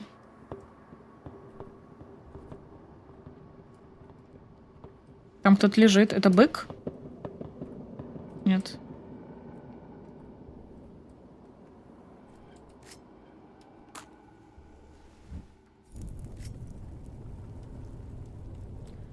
Последний костер, и можно идти к санитарам. Блин, а где последний костер-то, интересно? Ну тут я не пройду.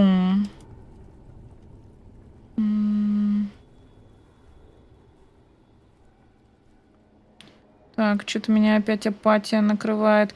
Почему я здесь ничего не могу бить? Больше мыслей.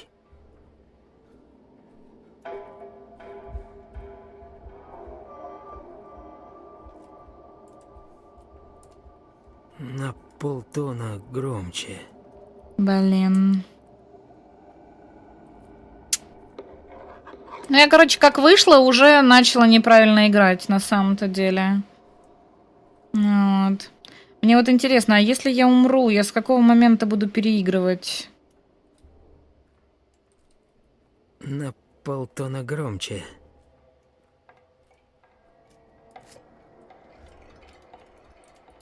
Думай. Мысли.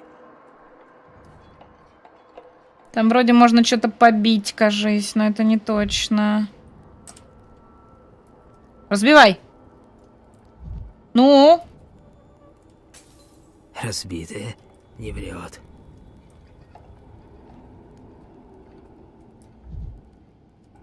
Блин, а я сюда, наверное, не смогу пройти нормально. Так, вот, есть другое.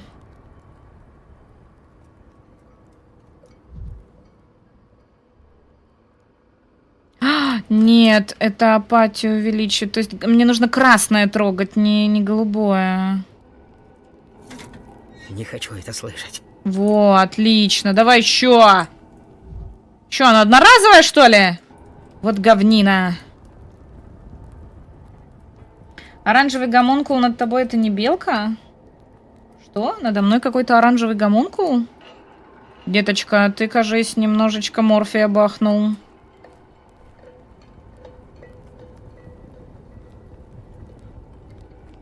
Так, здесь я не пройду уже, да? А тут мы все полутали уже? Ну да.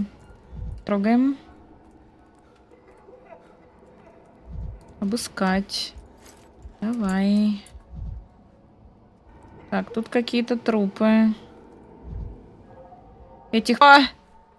Совсем-совсем дурно. Черт бы их побрал. Вон еще вторые, давай тоже потрогаем. Лучше бы совсем не слышать. Так. Тут кастрика нет никакого? Что-то не вижу, странно. Нет, там черный дым. Блин, я ни хрена не вижу. Вы что-нибудь видите? Что-то мне страшно.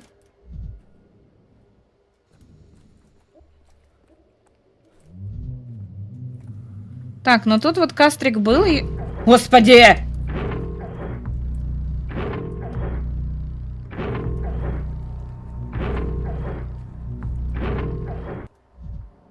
Тут есть ворота, но они, короче, закрыты, и там мужики стоят. Такие, типа, до них чума не дойдет через вот эти вот ворота, да? Угу. Хорошо придумали. Отличаются мужики умом и сообразительностью.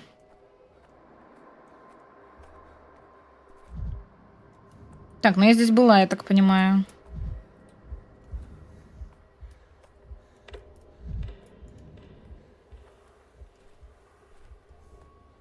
Михаил Суслов, здорово. Блин, ну мне там нужно пройти, походу, там, где черный дым.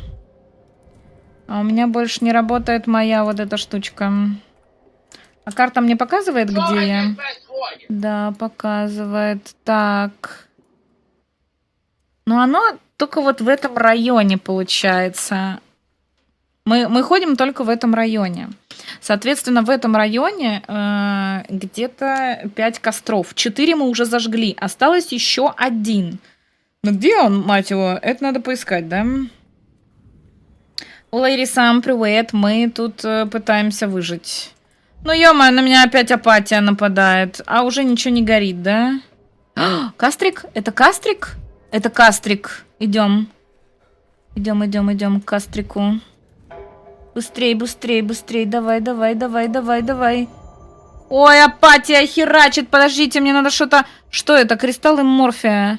У меня... Блин, мне ничего в этой жизни не поможет. Ладно, чё, идем. А вон, кстати, можно пнуть вот эту штучку. Вы совсем не слышите. Да нормально все слышим мы. Че, стримера никто не пугает, пиздюлей боятся. Так, все? Или не все? Вот в чем вопрос. И что, теперь я могу выйти, да? Так, вот здесь я не пройду. Блин. Там голубенькая, там что-то беленькое. 5 костров будет достаточно, чтобы убедить дружинников открыть квартал. Не 3, не 4, именно 5. Ку-ку, мой малыш, я не могу тут пройти.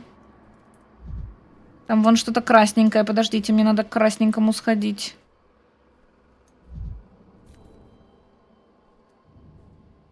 Тут нет дыма. Без огня. Надеюсь. Ой, как мне хреново. Вы будете меня. Мне тут черный дым. Бляха-муха. Да что ж такое-то?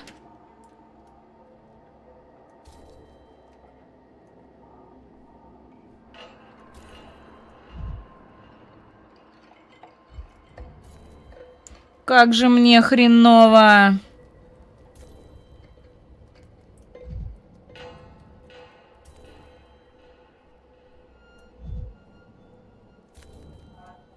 Мне надо к вот этой херовине. Но я не могу, короче, к ней подойти. Черт бы их побрал. Отлично, спасибо. Насылает голод на животик. Бафает себя этим самым броней, чтобы, короче, рикошетом все отправилось в Алексея. Блин, там черный дым, ну ё-моё. Давай через кусты пройдем, а? Братан, ты так медленно ходишь. Это просто ахтунг. Не сильно графин от второй части скакнул. Ну так это продолжение. Чё, оно в духе второй части. Так, вот эта штука, она красная. Ее надо как-то потрогать. Нет? Там пнуть ее как-нибудь. Это нос? Ай, меня трогает дым. Дым, не трогай меня. А что мне с ней делать? А, во. И все? Это все? Ну ты мразь, конечно.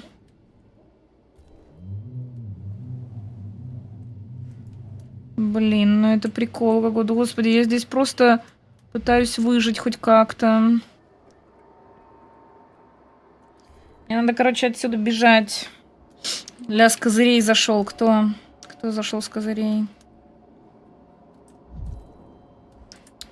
Блин, ну я тут же не выйду.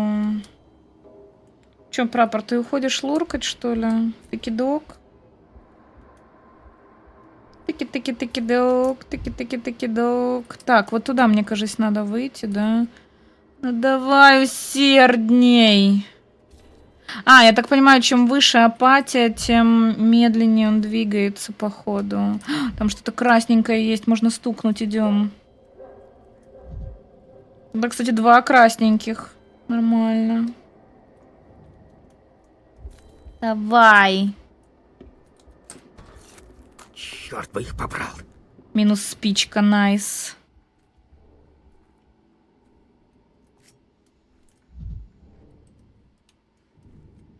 Давай еще на одно красное сходим, если я смогу, конечно. Я тут пройду или нет? Да, а выйду ли я? Тоже вопрос такой, да? Выйду или не выйду? Выйду или не выйду? Блин, ну переступи ты через этот забор, ну ёб твою мать. В играх до сих пор не придумали, а я, походу, сейчас застряла, да? Меня демоны не выпускают, все. Меня победил забор. Блин, ну вы прикалываетесь. То есть я могу туда попасть, а оттуда никак не выйти?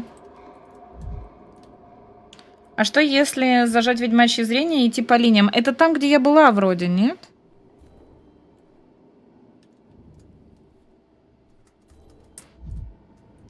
Ну это прикол. Это прикол. И даже нигде выхода нет, да? Ха! А что делать? Давай главное меню. Продолжить. Я сейчас буду там же, да? Ну, в принципе, неплохо переиграли.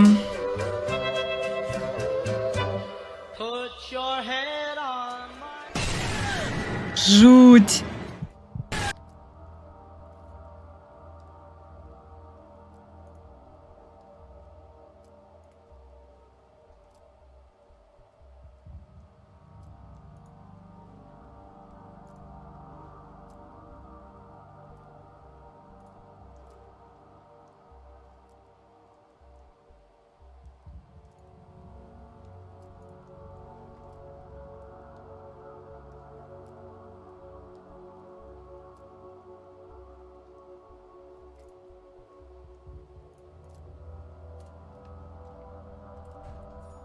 Что там сегодня столько удаленных сообщений? Я Так. всегда рада гостям. Я не буду это читать, потому что мы это уже читали, хорошо? Так.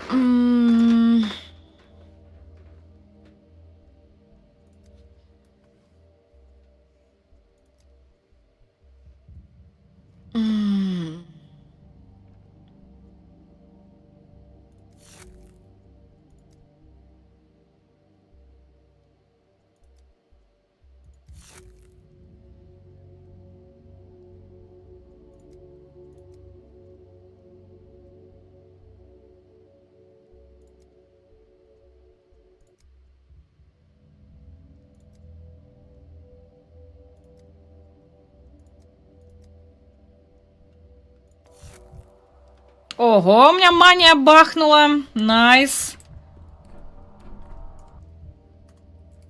Ничего. Скоро я наведу здесь порядок.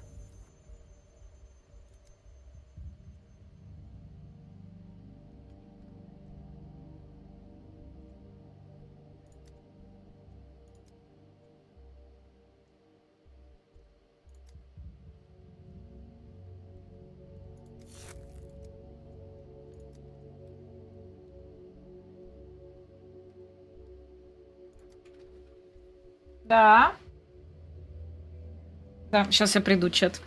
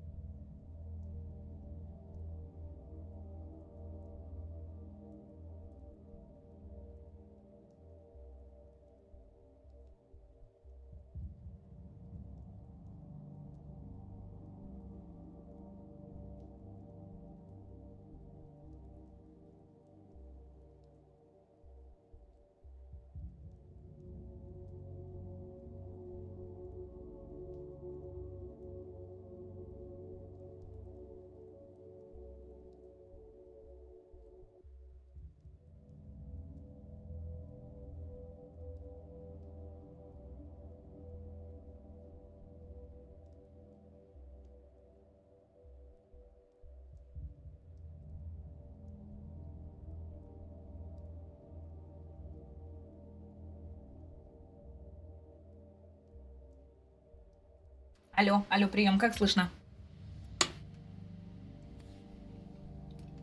Я себя пекла весь рот. Быстро этот пирожок ела. Кошмар. Здорово, Бабасик. Программирует Барсика напасть на Леона Кики. Я тебя сейчас банхаммером стукну. Кстати, а что ты там удаляешь многие сообщения? Что там, на меня ругаются или что такое? Кого-то рекламируют? Раскрыл, привет. Ты зачем торопишься? Ну, чтобы к вам вернуться. А, и плюс они... Начинка горячая очень. Только залетел. Первый раз сейчас откинешься. Ну, там я типа откинулась, да, первый раз. Ой, блин, язык болит теперь. Кошмар. Так, ладно. А время-то идет, да, пока я с ним говорю? Ё-моё. Блин, надеюсь, нет. Так, есть идея. Верните прототип. Так.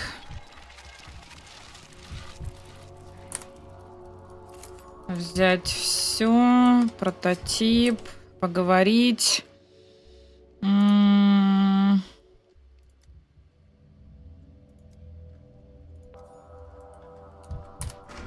Так. Руки, значит, в рукава, ноги в руки, а голову оставим пока. Не надо голову.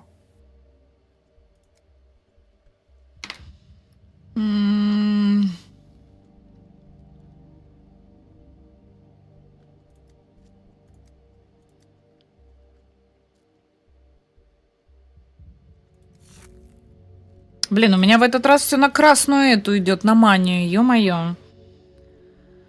Так, я не гордец, позавчера ждал вас в штабе. Так, простите великодушно, взрослые люди не в состоянии ложку к рту поднести без меня, да? Угу. Так, здесь еще что-то надо лутануть. Глупо недальновидные указы. Как будто тот, кто принимает указы, играет на стороне чумы. Будь у меня власть, я бы распорядился по-другому бы. Так, первый день. Статус принят. Но я больше ничего не могу. И, типа, я не могу пока что принимать. Видимо, потом смогу принимать. Может, салаты забродили и на старые дрожжи вот и балуются? Может быть, да. Кто-то ругается, кто-то рекламит. Сегодня довольно много челов с оскорблениями. Что я им там сделала, что они меня оскорбляют.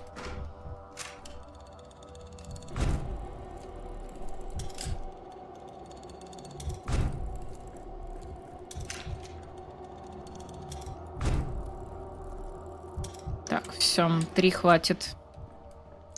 Так, здесь есть что полутать. Часы? Здесь часы можно лутать. Что? Так, вот это тоже обыскать надо. Лук горький попался где? Кроме пирожка там чего вкусного? Запеканка еще есть.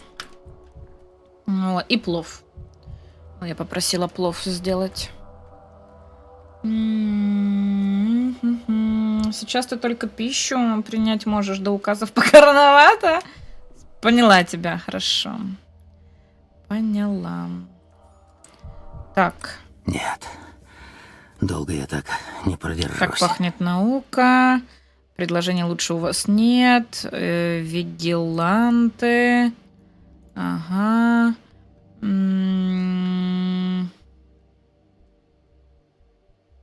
Вы предлагаете зажечь костры в одиночку.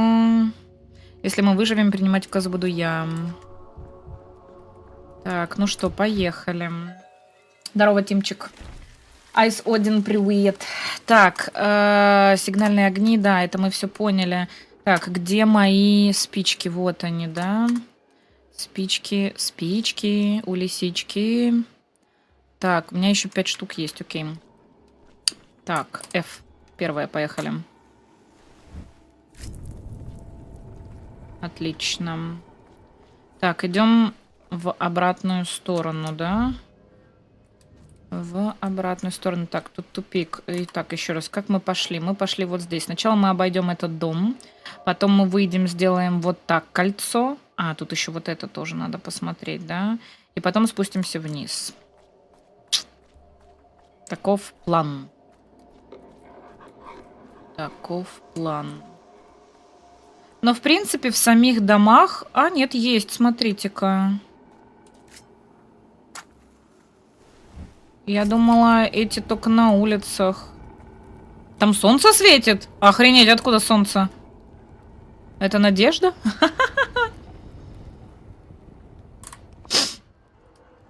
Так, здесь мы все сделали. Нам нужно выходить отсюда. 2 костра, еще 3 надо, да? Так, теперь мы делаем кружочек. Так, тут туман, можно его обойти.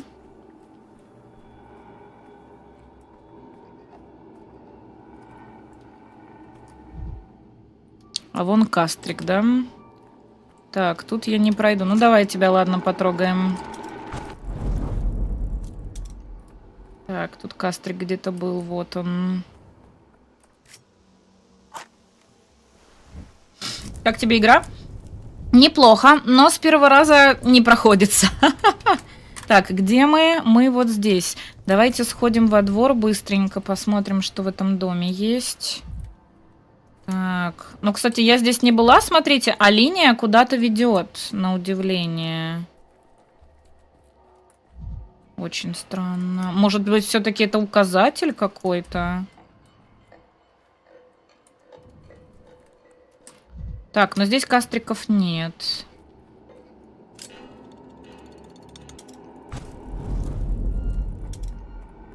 Так, все, мы обошли вот это вот все. Теперь мы, получается, нам нужно сделать еще вот здесь круг. И потом спуститься вниз, да? Вроде как да. Блин. Ай-яй-яй-яй-яй-яй-яй-яй-яй-яй-яй. Проходим быстренько. Так, здесь есть что? Здесь есть лут. Хорош. Ой-ой-ой, я спичку взяла случайно. Ё-моё. Нет, не бери спичку. Ладно, сожги здесь все. Так, обыскать, взять. Так, здесь больше ничего нету. Здесь больше ничего нету. Где-то здесь был кастрик. Вот он. Кстати, я могла просто развернуться и спичку кинуть в нужное место.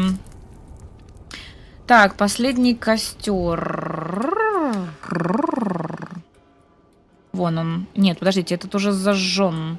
Тут черный туман. Я его не увидела.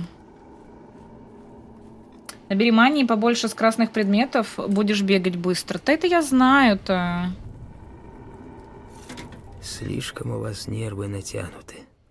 Так, здесь мы уже были. Нам нужно в эту сторону идти, да? Так. Ага, вот он. Это последний?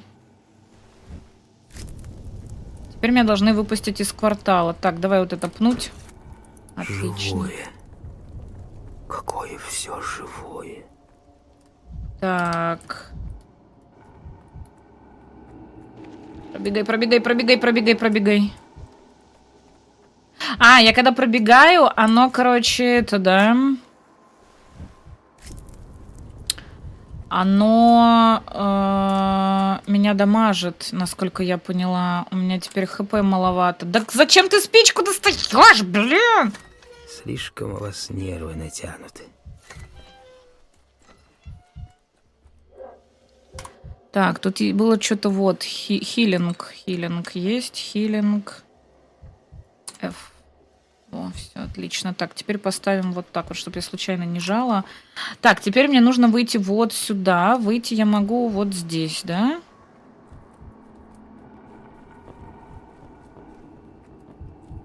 Ой-ой-ой. По кустикам идем. Ха, в кустиках чума не обитает, ясно вам? Знайте на будущее, чат. Изи-бризи. Так, мне сюда? Нет? Да, мне сюда. Кстати, сюда не ходила. Тут качельки есть, их можно потрогать. Я забыл, что мира так много. Так, вот здесь меня выпустят, да? Живой! Мужики, тут живой! Так, уже не первый раз люди удивляются, что я жив, но бакалавра Донковского так просто не убьешь. Так, едва живой, выпустите меня скорее. Так, я не один живой, в управе заперты люди, им нужна немедленная помощь. Кто там не заперт, все трупы. Так повелел считать комендант Сабуров. Комендант Сабуров там и заперт, болван. Ты вообще кто такой? Единственный квалифицированный врач в этом несчастном городе. Наше дело малое, указ простой. Нет ножек, нет варенья. Людей можно спасать, только если в квартале зажжены огни. А если нет, то там все мертвые. Раскрой, где глаза, костры горят. Что? А, и впрямь. Ну-ка, дай пересчитаю. Раз огонек, два огонек, 3, 5. Мужики, в хребтовке живые, значит так. Проход в город освободить, людей водить от костра до костра, от маршрута не отклоняться. То есть вам попросту страшно в чумном районе без огня. Ясно. Альгимский младший хитрее, чем я думал. Торопитесь. И вот еще что. Хотя бы тряпкой обмотайтесь, чтобы не дышать миазмами. Нужно будет придумать какую-то защиту для санитаров. Ох, и жутко туда соваться, но что поделать, раз указ такой. А ты, живой, чего стоишь? Давай, выбирайся в здоровый квартал, раз на своих двоих аж сюда дошел. Вам удачи внутри. Передайте коменданту Сабурову, что я выиграл наш спор. У людей в управе был шанс, значит, будет и у всего города. Точка. Так, есть. Планирование маршрута. Город лишь последовательность кварталов, и эту последовательность выбираю я. Могу идти осторожно, планируя каждый шаг, избегая опасных районов. Такое. Или же пойти к цели кратчайшим маршрутом по прямой. Торопиться не нужно. Если передумаю, всегда можно отменить действие, отменить последний шаг или начать заново. Господи, что-то сложно. Что-то сложно. Димантик, здорово. Привет, скажи, про что эта игра, жанр, стоит она, чтобы ее купить, поиграть или нет? Михаил Климов, ну, как тебе сказать? Это на самом-то деле достаточно сложная игра, которая такая, она вроде в жанре... Блин, а в каком она жанре? Ой, это сложновато. Спички это типа дефицит. Здесь любые активки это дефицит в принципе. Блин, какой жанр игры?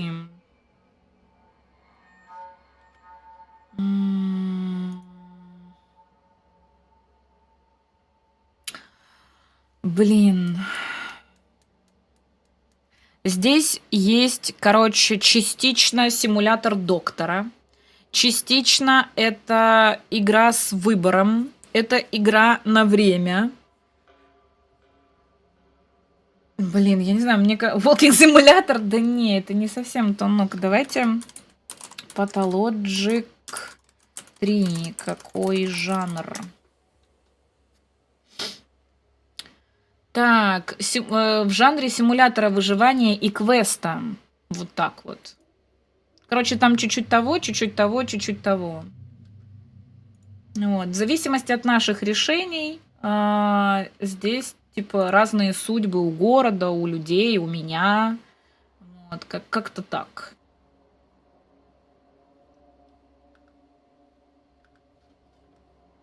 Детектив, выживание, непредсказуемые развязки. Что-то типа того, да. Так.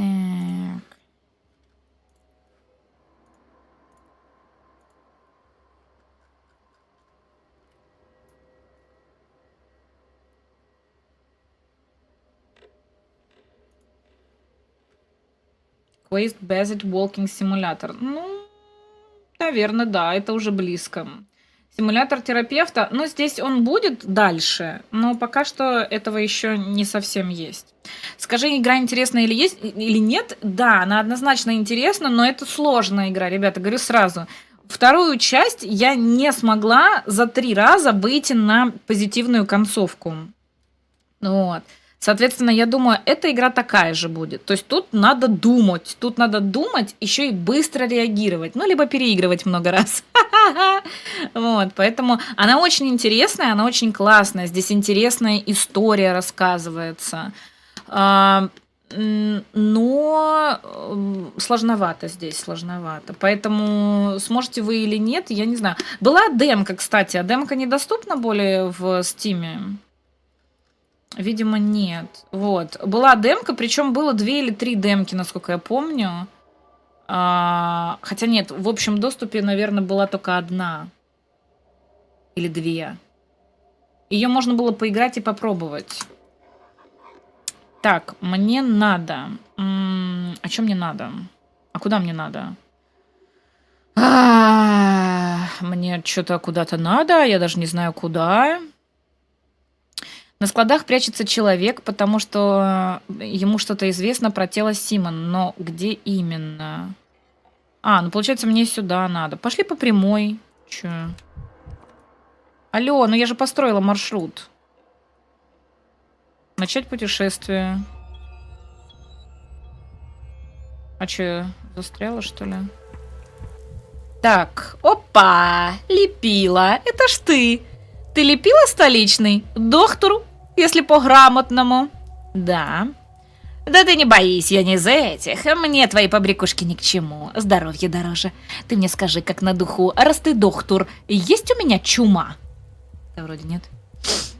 Все бы, господа, вашей наружности подходили за медицинской консультацией, а не за кошельком. На вид не похоже. Я тебя всерьез спрашиваю, боюсь я. Лепили доктору, ведь в страхе сознаться можно? Как узнал, что Хулан моя померла, так и боюсь. Ее лихоманка за 5 часов сожгла, а Хулан молодая была, сильная. Откровенность на откровенность. Я не знаю, защищает ли молодость от чумы. Звучит логично, но кажется, эта болезнь не щадит никого. Я-то надеялся, ее степная корь защитит. Она же укладская. Была. Из уклада ушла, а все равно рвалась пополам между городом и степью. Я все думал, вот поругаюсь с ней нарочно, чтобы она к своим возвратилась. Не мучилась, не успел.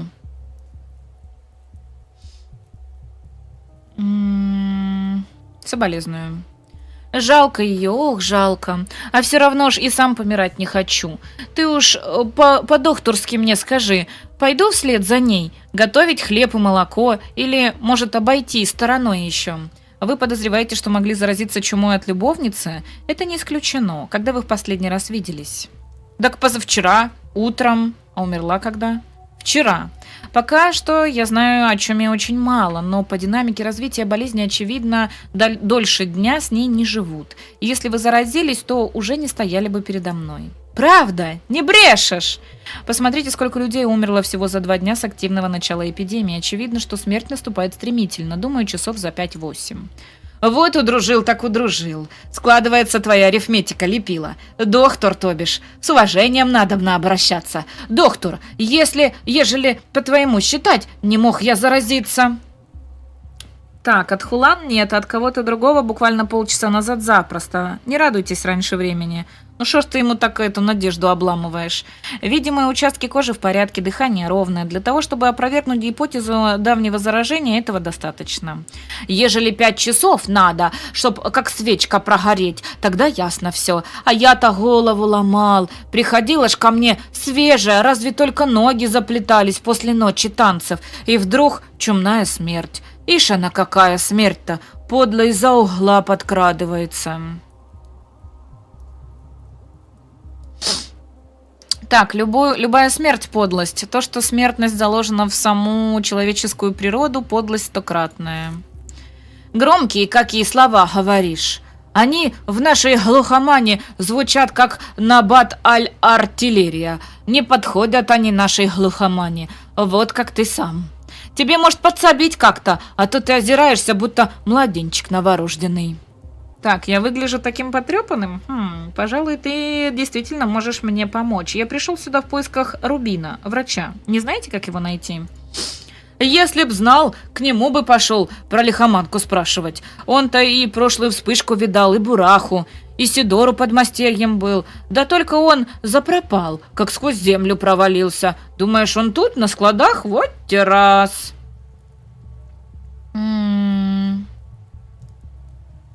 Так мне сказали, увы, без конкретного адреса. Вот не фартануло. И хотел тебе отплатить, а нечем. Не знаю я про Рубина. Ты это, у мелюзги спроси. У детей, ежели попадутся под ноги. Они тут каждую щель облазили, ни соринки не пропустили. Если и впрямь Рубин тут, они уж всяко видели. Так, мне меньше всего снова хочу общаться с местными детьми, но, видимо, придется. Спасибо и береги себя. Вам повезло не заразиться один раз, следующий может не повезти. Так, у меня мания что-то вообще какая-то сумасшедшая, но она потихоньку будет падать, я так понимаю. Блин, лута мало, хочу больше лута. Никакой ни мусорочки нету для этого. Ничего.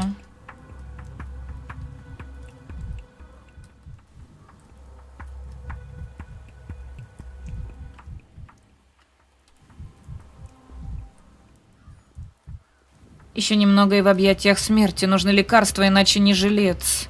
А почему? А что меня убивает? Я что-то не поняла. Как прикол. Как прикол.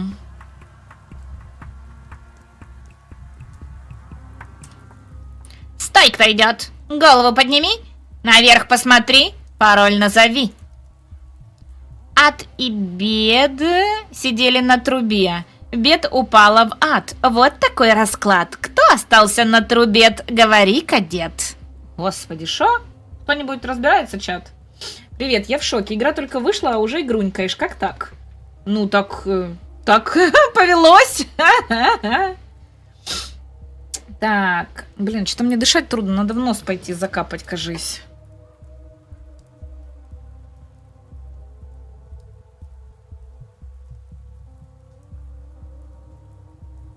Я теперь буду перепроверять, выключила я микрофон или нет. Так, Димантик, спасибо тебе большое за 15-й стрим подряд.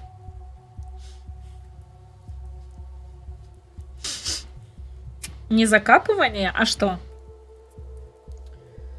Симулятор терапевта. Ну, не совсем, но есть тут детальки терапевта. Я как-то купила игру в Стиме, и там прям пипец, тупо симулятор ходьбы. Такие тоже игры бывают, да. Он урка какой-то, тот, с которым ты говорила, по жаргону. Жесть. Я даже не знаю, кто это такие. С платочками, как ты там закапать в нос хочешь? Нет, я хочу пойти капнуть в нос, как обычно, как нормально. Так, впервые слышу эту загадку в такой трактовке. Это и есть пароль. У меня нет времени на ваши игры. Я человека ищу, его фамилия Рубин, он врач. Может, его видели? Видели, видели. Мне отсюда все видно, даже лысину твою на макушке. Врача Рубина тут нет, только кочегар, который теперь без имени кочегарит. Хотя и он врач, если так-то мозгой пораскинуть. Он же печь починил, считай, вылечил. И... Так. Сгоняй за пивком, а то у меня похмелье.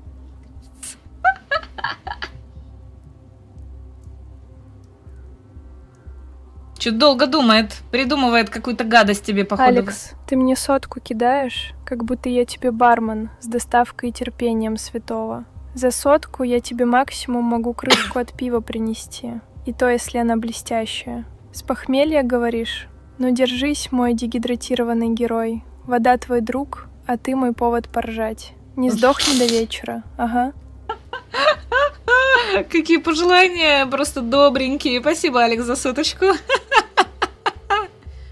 Так, и где его искать? Нет, слушайте, я пойду все-таки нос закапаю, не могу дышать нормально.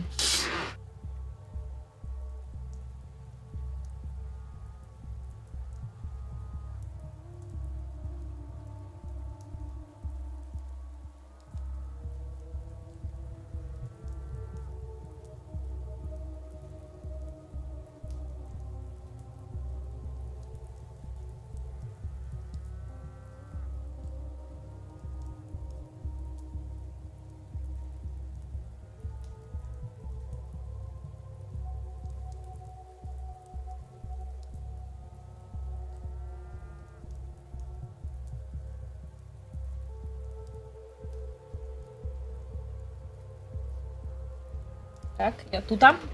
Пирожки захватить. Да куда их за стол брать-то? Так. Где искать кочегара? Ты дурак? В кочегарне, конечно же, где еще? Логично. Только ты никого не найдешь. Подо мной труба едва теплая. А это что значит? Это значит, в кочегарне что-то грохнулось. Может, сам кочегар и грохнулся. Пока он там сидел, труба горячая была, как адское пламя. А теперь остывает вон. Я смотрю, ты бакалавра физики по термодинамике диссертацию защитил. Спасибо. Следовательно, чтобы найти кочегара, надо идти вдоль трубы, туда, где она теплее. А как мне понять, где труба? Непонятно, да? Убийца Симона. Так, Гриф, Григорий Филин. Этот королек прозвал себя Грифом, чтобы казаться птицей полетом повыше. Анархист в душе, ценящий свободу превыше всего, но почему-то только свою. Из-за дружбы с Альгинским и Бурахами он думал, что закон ему не писан. По крайней мере, какие-то представления о прекрасном, хоть и дворовые у него все-таки были. Пригвоздили, как бабочку, и оставили доживать. Еще и ножом пырнули. Не от ран он умер, а знаете от чего? От жажды. У вас есть вода? Что ты здесь делаешь, лицедей? Я не лицедей. У меня ведь нет ни лица, ни действий. Я тень. Это все, что остается от человека. След, эхо, забытая в гостях перчатка. Бестолковая, в общем-то, штука. Кому нужна непарная перчатка? Но она доказывает, что когда-то здесь был человек, потерявший ее.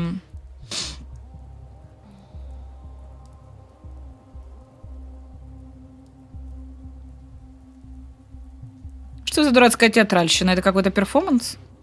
Весь мир театра, люди в нем, реквизит для кровавой развязки. Почему бы ради разнообразия не допустить, что вы на самом деле говорите с тенью, следом мертвого человека? В трико и бутафорской маске? Серьезно? С другой стороны, в этом городе столько странностей за каждым поворотом. Что удивляться, я уже устал. Тень мертвого, подумаешь. Вы ведь ученый, исследователь смерти. Так загляните в лицо мертвецу. Может, поймете, почему остается лишь маска. Жесть. Сегодня в 8 не кушаем? Да, сегодня не кушаем. Так я уже захавала пирожочек. Тебя, мой сладенький пирожочек. Даже от самых экзальтированных испытуемых в Танатике не слышала театральное лечение смерти. Я один тебя вижу? Смахивает на метафору, а мой интерес естественной науки. Но вы ведь приехали в город, где бал правят науки противоестественные и вовсе отошедшие от естества. Не хотите вникать, не надо, просто знайте, если подобные мне здесь, значит того, кому вы пришли, уже нет. Сегодня этот человек мертв. Да я и сам вижу труп. Если, конечно, это труп того, кого я искал. Грифа призвоздили как бабочку и оставили доживать. Но умер он от жажды. У вас есть вода? Убийца Симона. С чего взяли, что Гриф убил Симона? Когда в руках вилы, найдется, куда их воткнуть. Когда это случилось? Хороший вопрос. Чрезвычайно верно поставлен. Оглядитесь, может, что-нибудь подскажет. Я надеялся, мне подскажешь ты, Тень, иначе зачем ты здесь? Бедный Гриф, я знал его. Но эта табличка смущает меня. Убийца Симона. За это его так страшно казнили. В спешке побросали инструменты. Кровь свернулась, это было вчера. Но сегодня приходить поздно. Кровавый след ведет вглубь складов.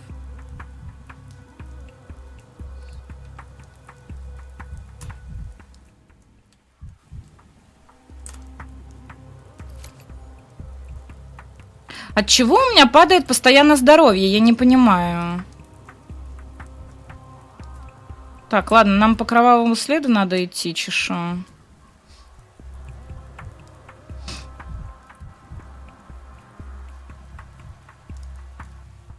Ой, дядь, это что у тебя за причиндал такой на груди? Я кочегара ищу. Мне твои друзья там на трубе сказали, что он в котельной, то есть в кочегарной. Так ты не в ту сторону топаешь, балда. Ты ведь вдоль трубы обратно, если до кочегарни. Чего? Тебе вдоль трубы обратно, если до кочегарни. Тут-то трубы холодные совсем. Спасибо. Чего? Здоровье падает от мании? Но мания же падает тоже.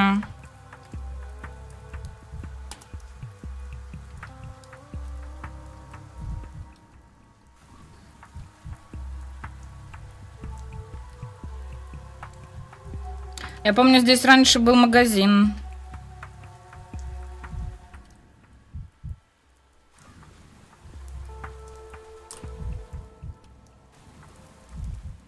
Так, суеверие, тайный знак. Зачем это здесь? Так, здесь как раз-таки этот чувак и сидел, насколько я помню. Напоминает неврологический инструмент для очень большого пациента.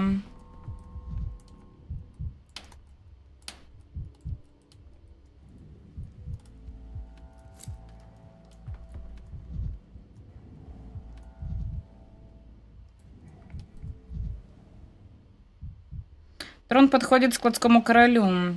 Кесарю Кесарева. Чего?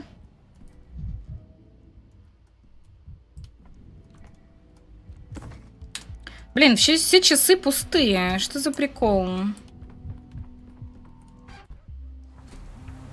От апатии ты медленно бегаешь и сходишь с ума. От мании бегаешь быстро, но падает ХП.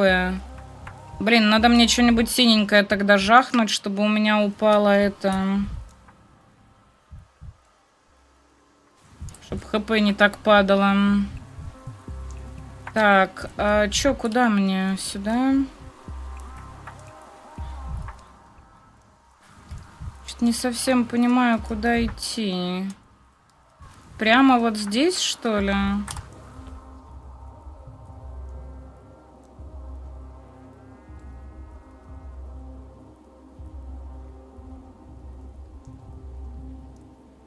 Я пытаюсь понять просто.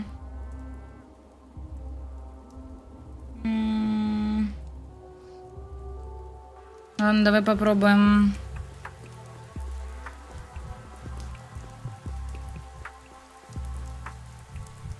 Но это явно не сюда. Показывает обратно. И показывает только к пацану. Но с пацаном больше нельзя говорить.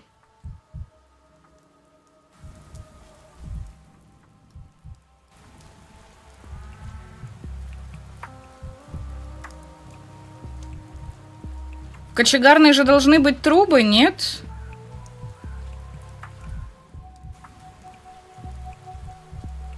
Что-то мне кажется, что я не там топаю.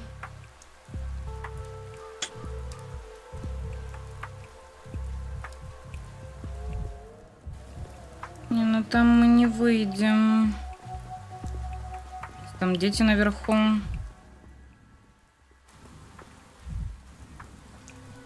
Так. Давай сходим в самый последний. А, так может по трубам идти дальше? Вот, наверное, вот это кочегарная. О, кто-то тут помер.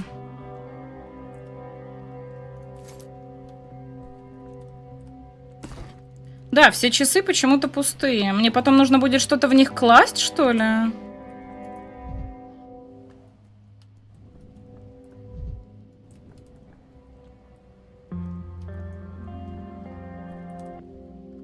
Рубин. Станислав Рубин. Патологоанатом. Один из немногих врачей в этом городе. Человек прямой и решительный. Он совершил что-то такое, что вызвало гнев у всех. У Каиных и у Клада. Друзей его и врагов.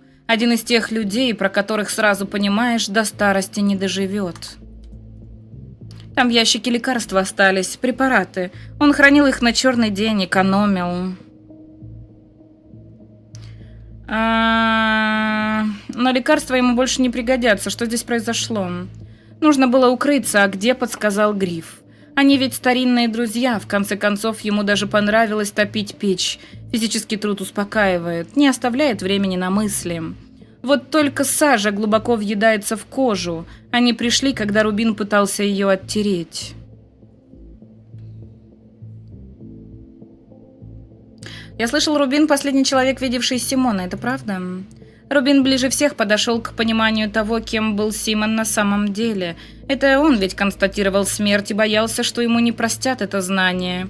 Какое знание? Что он успел понять? Это очень-очень важно. Рубин видел чудо и заплатил за возможность его увидеть собственной жизнью. Ты скажешь или нет, что произошло? Его убили? Кто?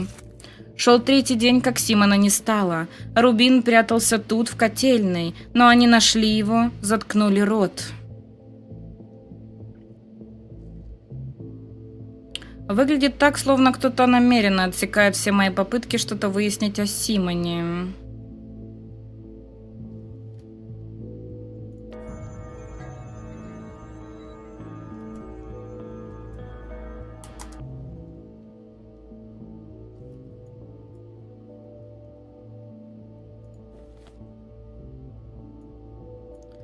Так, у меня, получается, есть 2 квеста. Либо пойти к Исидору Бураху, либо к Кайным. Но Бурах вроде поближе, да? А как мне к нему пройти? Что-то я не поняла. Или это надо, типа, выходить из этого самого вот здесь, и тогда оно мне проложит путь? Здорово, Хаски. Меня бот хейтит. Ну, ты подумай, вдруг ты себя плохо вел, и он тебя за что-то наказывает. Что за красные вспышки при выборе некоторых опций в диалогах? Смотри, короче, я сейчас, когда выйду из карты, вверху будет, короче, такая... Господи, как это по-русски-то? Панель, не панель, шкала с апатией и манией. При апатии ты двигаешься медленнее, при мании ты двигаешься быстрее, но у тебя тратится ХП. При мании ты сходишь с ума. Вот, и тебе нужно, короче, в балансе это все держать, чтобы, короче, не сойти с ума и не умереть. Вот, мания это синяя, ой, нет, мания это красная, а апатия это синяя. Соответственно, когда ты выбираешь какие-то, ну, делаешь какие-то выборы, они влияют на твое психологическое состояние. Вот. Где мани, хотим мани. Это мани. Так, ладно, давайте попробуем сюда дойти, да? Вот сюда надо. Итого мне сейчас надо выйти и идти, ну, грубо говоря, прямо. Так, тут ничего нет, полутать. Вроде нет. У меня закончилось. Подождите. А я могу так?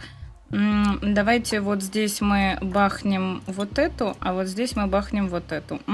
Как вам такое? Да. И у меня осталось место взять.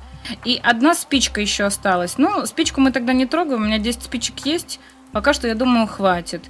Бабочка в коробке. Глупый и прекрасный финал для уродливой гусеницы. Капец, как трагично. Но это, я так понимаю, на что-то выменять можно, как и кристаллы морфия, или что-то из них можно сделать. Я при Биг Мани схожу с ума, получается, не видать тебе Биг Мани. Так, с тобой можно поговорить снова, нет? Ну все, тогда пошли, даже побежали, я бы так сказала. Стоп, а мне сюда? Ну, можно, в принципе, сюда, да.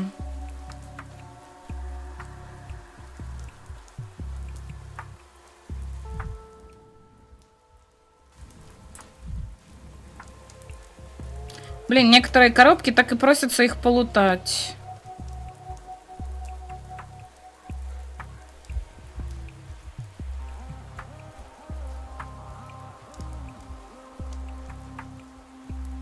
Господи, этот бакалавр совсем крейзи. Есть такое, да.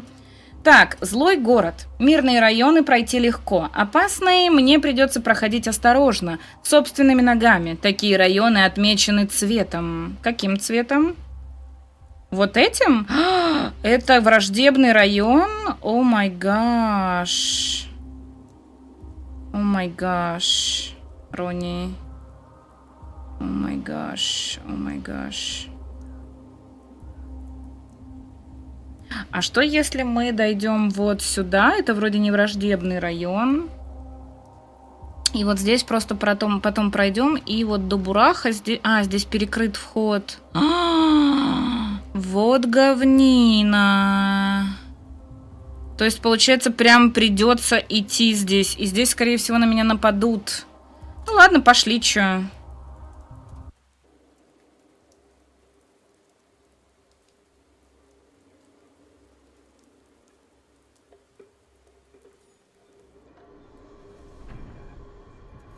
Ух ты! Вот это меня вштырило. А это нормально, что там такое сидит на крыше?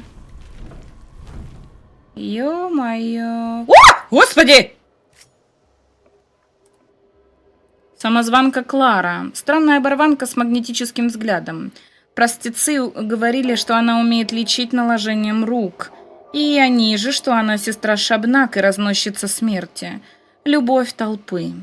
Я видел Клару в таких уголках, куда другим не пройти, иногда будто в двух местах одновременно. За ней будто стоит какое-то огромное существо. Кто она?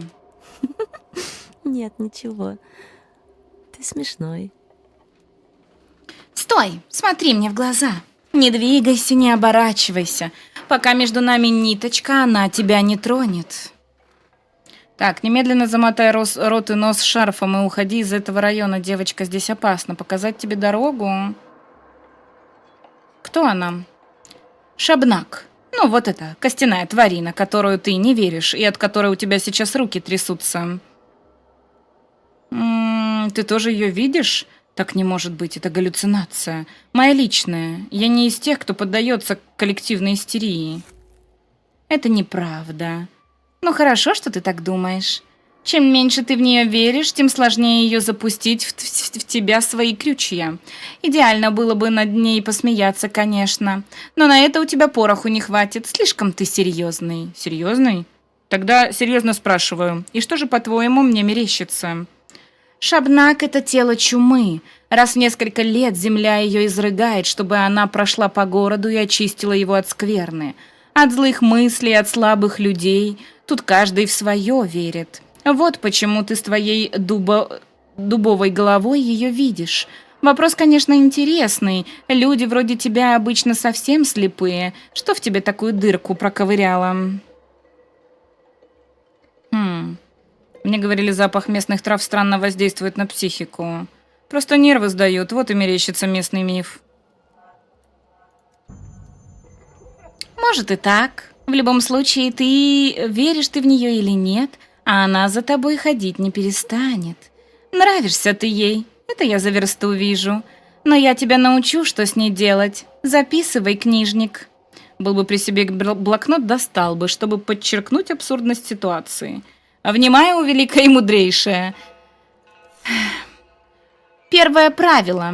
Ты ей не противник. Револьверчик твой ее не застрелит, ножик не порежет. Нельзя же порезать сказку. Да и откуда бы у тебя ножик? Поэтому ты можешь только убегать. Так-то ты права, воевать с иллюзиями, что с ветряными мельницами. Да-да, вот так и думай, хороший книжник. А прототип? Что прототип? У меня есть прототип экспериментального прибора, который способен разгонять чумные миазмы. Допустим, этот образ. Это некое особо плотное облако песочной язвы. Если я в него выстрелю, то разгоню его. Значит, из прототипа Шабнак можно убить. Говоришь, борец со смертью, а на слове «убить» вон как глазки заблестели-то. Не может быть такого, чтобы твой инструмент мог убить Шабнак. Ее не берет ни кость, ни металл, это все знают. А что насчет сжатого воздуха и рассыпленных паров желчи и белладонны? И есть в ваших мифах пневматическое оружие, тут и оно. Говорят, вздох босса Туроха способен ее остановить ненадолго. Когда она вздыхает, она ходит тогда на цыпочках, чтобы не проснулся. Если правильно дохнуть, она, наверное, замедлится. Ты неправильно ставишь ударение. Рубин. Да какая разница? Бураху? Да ну, бред какой-то. Так, выстрелы из прототипа развеивают туман и все эти опасные завихрения, облака и ловушки. Если ваша так называемая Шабнак, чума повлияет и на нее. И так я могу останавливать ее выстрелом из прототипа. Это уже что-то. Ты думаешь, книжник, что изобретения твоей науки способны победить древнюю правду степи? Что ж, попытайся. На это интересно будет взглянуть.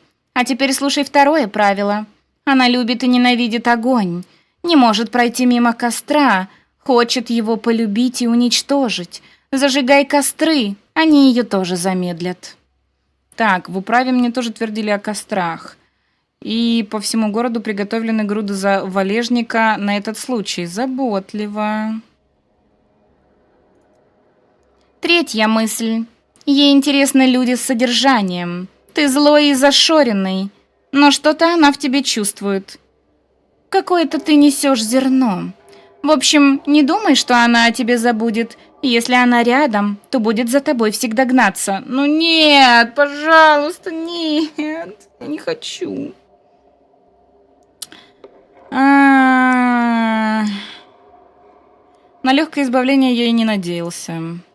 Если поймает, сожрет. Тут все просто. Даже нумеровать не буду. Может, на первый раз ты как-нибудь и вернешься из ее объятий, но на второй уже точно нет. Да ну. ЕДВВРД, здравствуйте. С Новым годом вас. Да, это уже релиз. Игра сегодня вышла в релиз. Какой Рубин, если Рубен? Ну, началось вот это вот, капец там. Рубин, Рубин, Рубен. Еще что придумаете? Блин, у меня рука чешется к деньгам, смотрите-ка. Хорошо. Ой, по локоть чешется. Охренеть, все, что не чешется, все к деньгам. Хорошо. Так, я будто уловил с ее стороны какую-то смутную антипатию. Не стану спорить, оставаться рядом с плотным облаком миазмов наверняка смертельно. И последнее. Ты мне, наверное, не поверишь. Большинству людей она разъедает тело, иссушает кожу, прогрызает иммунитет. Но до тебя так просто не добраться. На тебя как будто кто-то там смотрит сверху, защищает, что ли, я не знаю.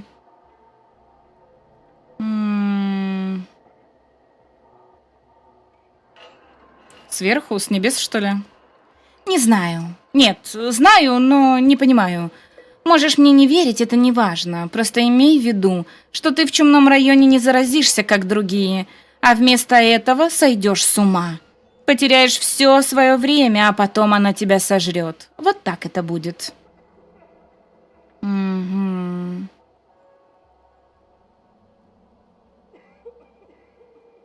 В твоих словах что-то есть. В чумном квартале у меня в голове как водоворот. Она считает, что она моя сестричка, а, по-моему, она тварь костяная. Я ненавижу ее сильнее, чем все вы вместе взятые. Дерзай, бакалавр. Не стыдись от нее убежать. Может, что-нибудь у тебя в итоге и получится. А ведь я пока смотрел тебе в глаза, чума и правда будто отступила. Блин, у меня опять мания. Да что ж такое? Мания же, да? Так, ее замедляет прототип, ее замедляют костры, ее не остановить, берегись. Зашибись. Пошли. Шабна-Кадык. Голем из степных легенд. Миф. Фикция.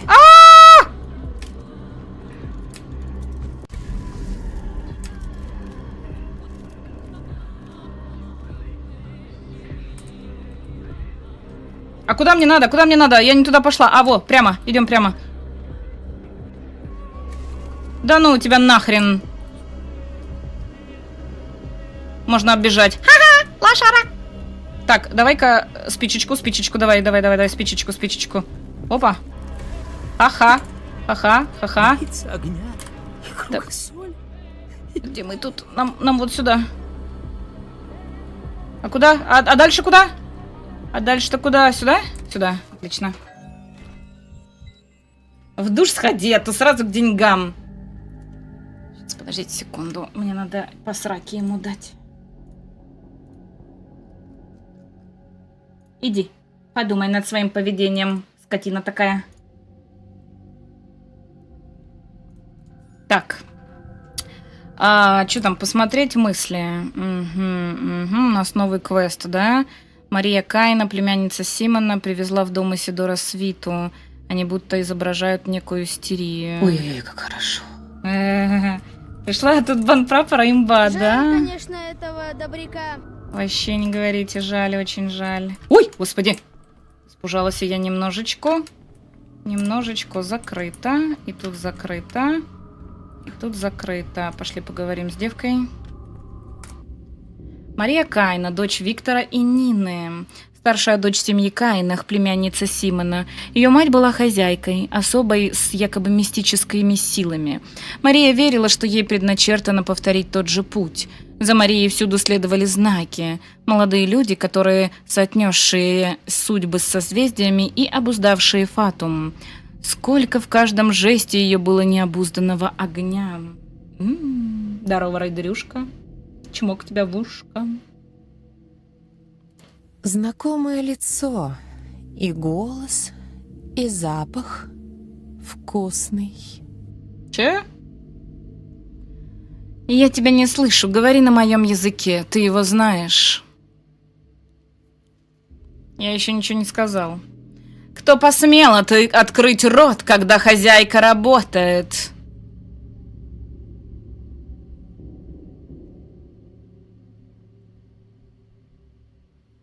Ну, не будем ее злить, давайте просто представимся.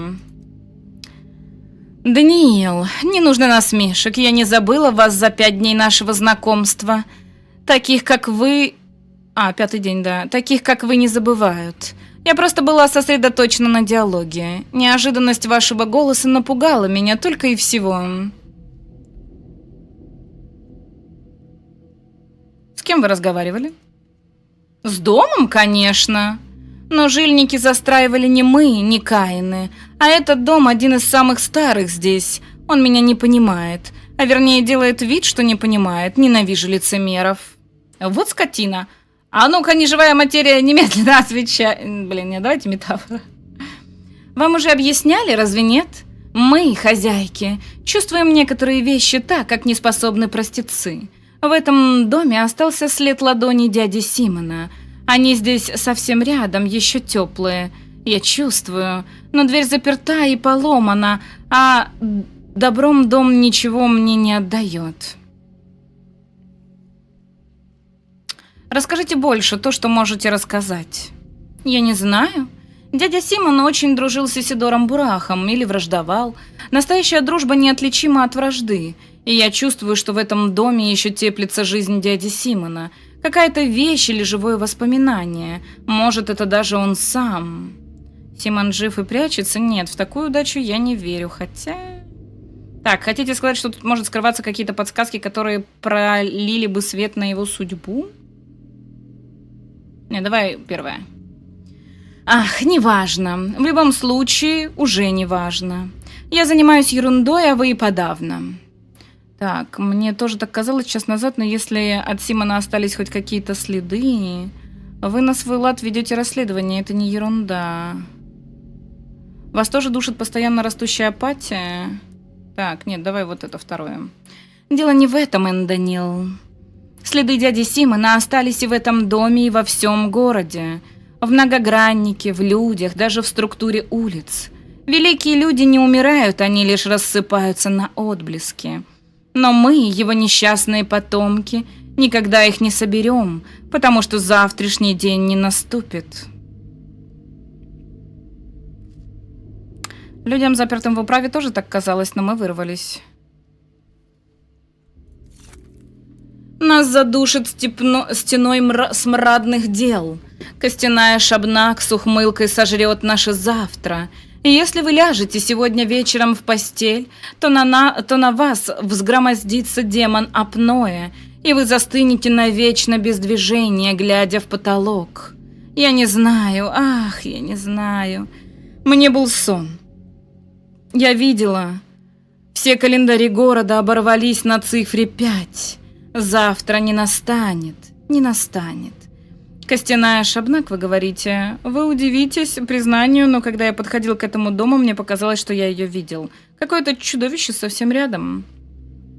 Так, вам бы с Тельманом пообщаться, он тоже в каждом сне видит символы. Но порой сны — это просто сны. Ситуация с заражением действительно критическая. Возможно, вы и правы на свой лад. Не, давай первое. Вы видели шабнак? Вы, Энданил? То ли женщина, то ли чудовище, я не разглядела, в чумном аду почти ничего не видно. Разумеется, я не верю в эти мифы, но, может, у вас водятся какие-нибудь похожие животные? В нашем захолустье земля порой изрыгает самых странных существ. Я удивлена, что вам хватило ясности разума ее увидеть.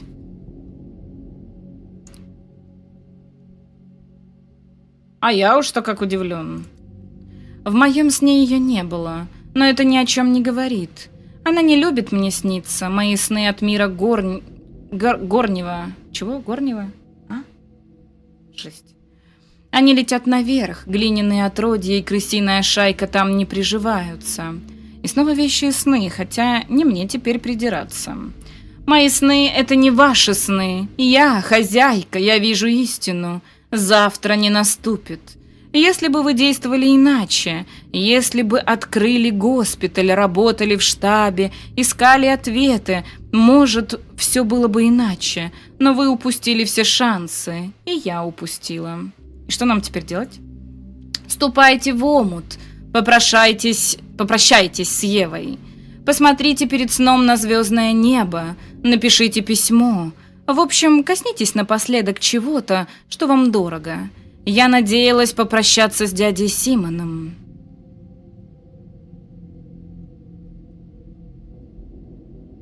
Нет, я буду бороться до последнего. Впрочем, знаете, Даниил, в моем сне была эта сцена. Я стояла в этом доме, вот здесь, за закрытой дверью, дышал дядя Симон, а я рассказывала вам, что завтра не настанет. Почему-то важно было вам это передать. То есть он живой, получается. Эля, укушу. Что такое, Димансик, ты чё? Марию Каин жмыхнула вообще не то, что немного. Ее прям не по-детски жмыхнула, мне кажется. Зачем ледорубы в этой части сделали модельки персонажей анимешными? Почему анимешными? Типа большие глаза или что? Так, вы подсознательно на меня надеялись. Увы, какая разница, что вам снилось? По сути, вы правы, город обречен. Прощайте, Мария. Вы не оставляете... Меня не оставляет чувство, что есть еще какой-то шанс, неучтенная возможность. Я должен ее найти. Блин, мания опять. Кусаюсь? Не надо кусаться. Акстись. То есть меня, короче, сюда больше не пустят, да? Я что-то не понимаю. А, нет, смотрите, как открылась. Не могу разговаривать, мир пляшет в мании. Ну, давай вот это возьмем. Ой, ладно. Спичка, сирота и проныра. Один из детей, которыми окружил себя в последние дни Исидор Бурах. Может, именно поэтому спички не давали покоя его наследие и наследник. Получил прозвище за большую голову на тонкой шее и манеру легко вспыхивать новыми приключениями. В городе десятки таких неприкаянных подростков. Не думаю, что этот особенный. Кто-то меня как будто за веревочку дергает. Да чтоб тебя через колено опять сорвался. Левее, что ли, двинуть? А ты, знак, чего тут отираешься? Поди погуляй, сказал же, как закончу, свистну вас всех. Как ты сказал, знак? Ты меня с кем-то путаешь. Ай, и правда не знак. Ну или совсем новый знак. Тебя уже заколдовала Мария? Хочешь ходить за ней хвостом и делать все, что она скажет? Тогда ты знак. Не хочу, разумеется. Вот я тоже вроде не хочу. А как она меня попросила вскрыть дом мертвого мастера Бураха, сразу в припрыжку побежал. Исидор Бурах мертв? Привет, Чокоджин. Какие-то текстуры у лиц более выхолощенные, плюс рисовка глаз, ми-ми-ми. Да не, вроде нормально. Не знаю, мне кажется, нормально.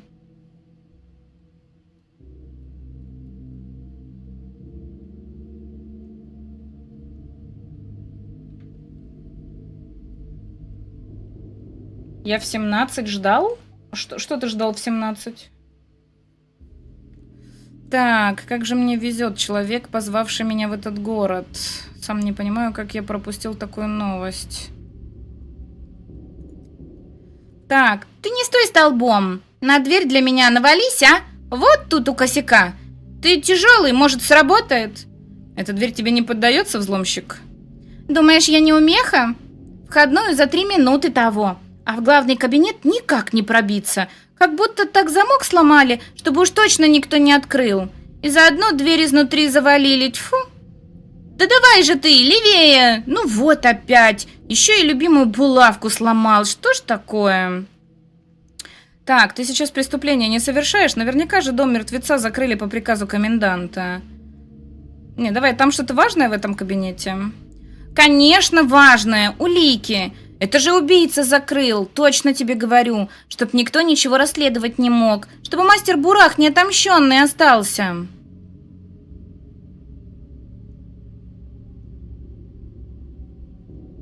Все это неспроста. Знаешь, как оно было? Дом до похорон открытый стоял, а в тот день убийца испосхватился. Потому что на похоронах все поняли. Не у каждого после смерти 4 новые руки отрастают. И коготь еще этот звериный. Так только у тех, кто жизнь свою с боем выцарапывал. Теперь ты точно сочиняешь. По виду тела и правда можно определить причину смерти, но Исидора, как я понимаю, уже погребли? 3 дня назад землю закопали. Все теперь. Убийца в тот самый день здесь шнырял. Я его своими глазами видел. Я-то на похороны не пошел и все равно не смог выследить. Тьфу. Ты видел убийцу? Кто это? Ты его узнал?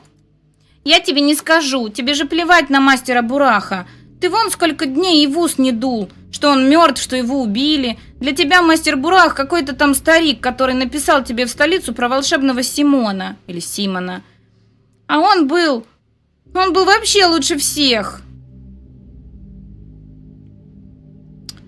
Чтобы виновник смерти Исидора был наказан, ты должен рассказать мне все, что знаешь, кому-то из взрослых, например, мне. Да кто ты вообще такой? Ходишь, важничаешь, а ничего не сделал. Медведь вот вместе с тобой приехал, и мало того, что у него отца убили, его же самого в этом обвинили. Представь, каково. Но где через 5 дней ты, а где медведь? Так, да-да, все на свете лучше меня. Знаешь, сколько раз я слышал это за сегодня? Я сам найду убийцу мастера Бураха, и если вместе с медведем, или вместе с медведем, потому что он нам был важен, а тебе нет. Тебе Симон Каин важен, да?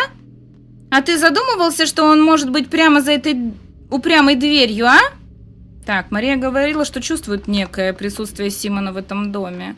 Что там делать Симону, тем более покойному? А это было бы неплохо. Открываешь дверь, встретить Симона, вместе посмеяться над его шуткой о смерти бессмертного. Мастера Бураха хотя бы похоронили, а Симона нет. Его вообще украли. Что, не знал? И никто не знал. Каины думали, что скрыли, но не от меня. А что, если тело Симона здесь? Тогда его я тоже найду, а не ты. Я одолею эту дверь когда-нибудь. Тело Симона пропало, то есть смерть интересна не только мне. Повсюду тупики, закрытые двери, которые даже не взломать. Ты не поверишь, но мне стыдно, даже незнакомому ребенку есть чем меня упрекнуть. Да пошел нахер этот ребенок, мне не стыдно. Первое давай. Так, что у нас тут?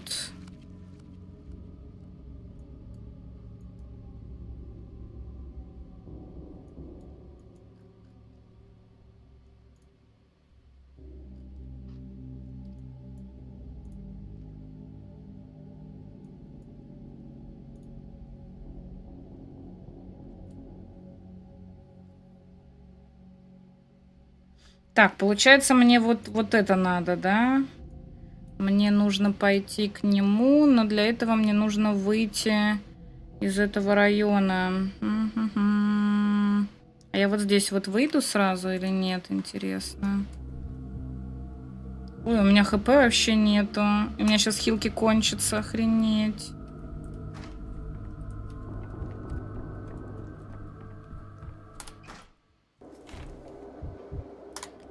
Так, надо вот сюда. Так, сюда топаем. Блин, но здесь...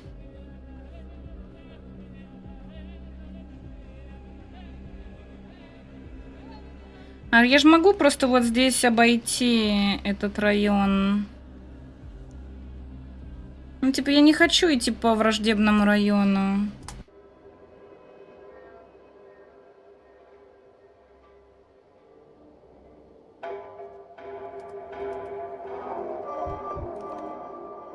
А, здесь так не работает, да?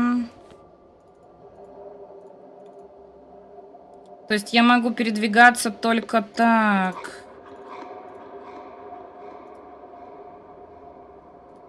Блин. Ну, ладно. Выбора у меня больше нет, в принципе.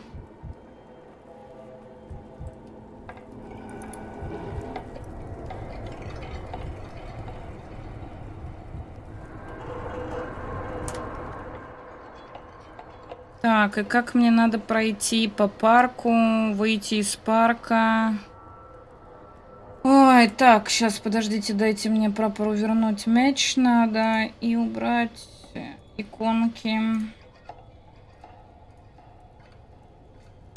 Так, надо приключения себе найти, вот и туда отправляют, иначе было бы слишком легко. Ну да, было бы слишком легко, но в прошлой части была такая фигня, что там, типа, чем дальше день, тем более становятся зараженные районы, и тебе там трудно находиться. Хотя у нас как-то очень быстро стал 5-й день. Я еще не поняла, каким хреном. Но ладно. Во втором патологике кожа более реалистичная была. Сейчас какая-то пластиковая, хотя, может, это только с телефона так выглядит. Ну, слушай, реалистичную кожу мало вообще кто делает в играх на самом-то деле. Мне кажется, реалистичная кожа есть только на 5-м Unreal. Так, ладно, пошли.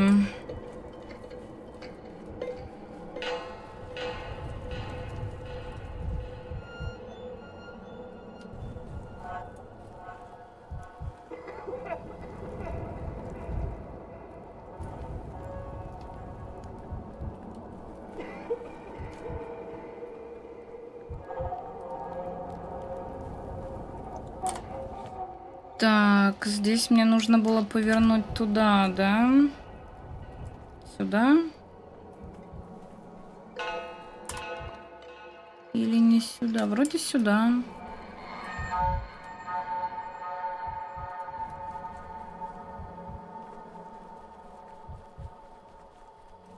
Так, теперь сюда.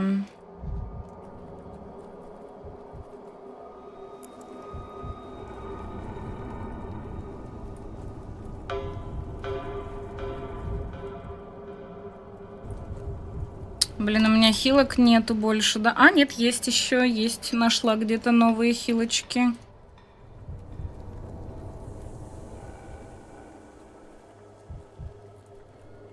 Так, мне сюда? Да.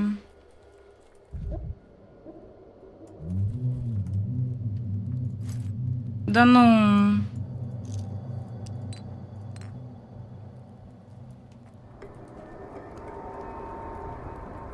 Так, и мне, получается, прямо надо.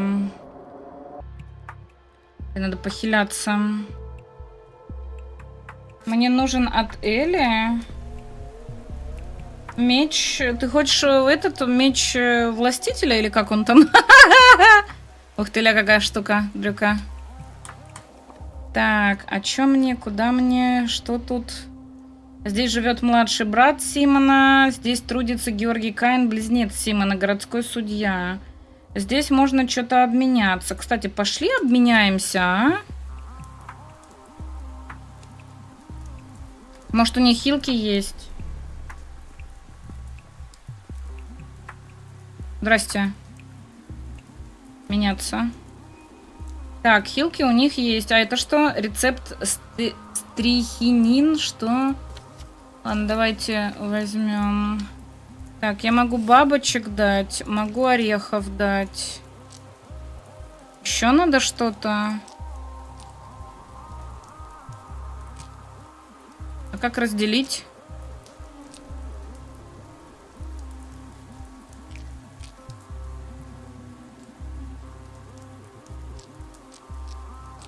Во. Отлично. Так, этот рецепт можно изучить? Использовать, использовать, отлично. Так, теперь хилки мне нужны. Вот, мы их стакнули, да? Мне кажется, мы потом вернемся во времени. И...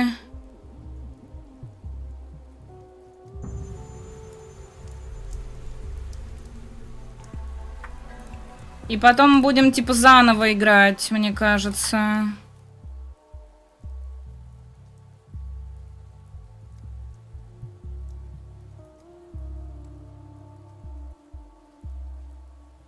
Ага, мы собрали детский совет и решили, что берем тебя в наш клан.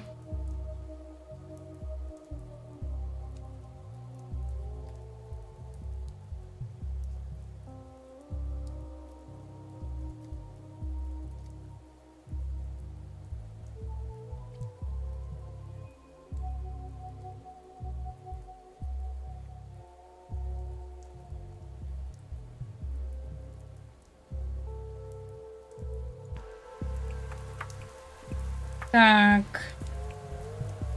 I can't read Cyrillic. We can speak with you in English if you want. It's not a problem. Так, нам сюда. Пошли сначала к брату Симона, да? А как мы к нему зайдем? Здрасте. Вы кто, молодой человече? Разбить? Не, разбивать мы ничего не будем. Так, лутать мы тут тоже ничего не можем. А, нет, можем. Опа. Обнесли чуть-чуть хату. Так, Каинский страж. Судья сегодня не принимает просителей. Будьте добры, освободите помещение. Я не проситель, меня зовут Даниил Данковский. Я глава лаборатории Танатика, прибыл из столицы ради исследований. Мне необходимо поговорить с Георгием Каиным. Вам следует заняться исследованиями хороших манер. После всего, что вы наговорили в прошлый раз, вам хватило наглости снова переступить порог. Вы уже 5-й день в городе. Что вы делали все это время? Я не помню. Единственное, что вам по-настоящему стоило забыть, так это дорогу в Горное. Но даже с этим вы не справились. Судья никого не принимает сегодня, а на ваш счет распоряжения особые. Уходите. Что бы я ни сказал в прошлый раз, вы ведь даже не даете мне шанса извиниться. Что-то судья... Ну, то есть, реально, тут есть, короче, разные эти... временные линии, я так понимаю. И нам нужно будет их исправлять по ходу. О, Пикселита, привет. Чё, взломали? И там что-то постили такое? Thanks for following. Welcome to our wolf family. Так, мне нужно к брату, да? Младший брат Симона. Окей, пошли.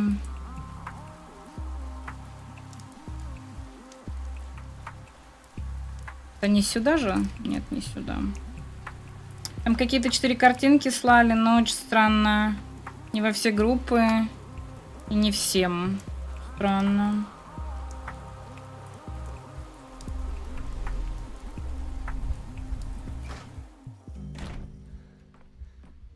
Ну, лутать хочу. Ну, дайте полутать что-нибудь, пожалуйста.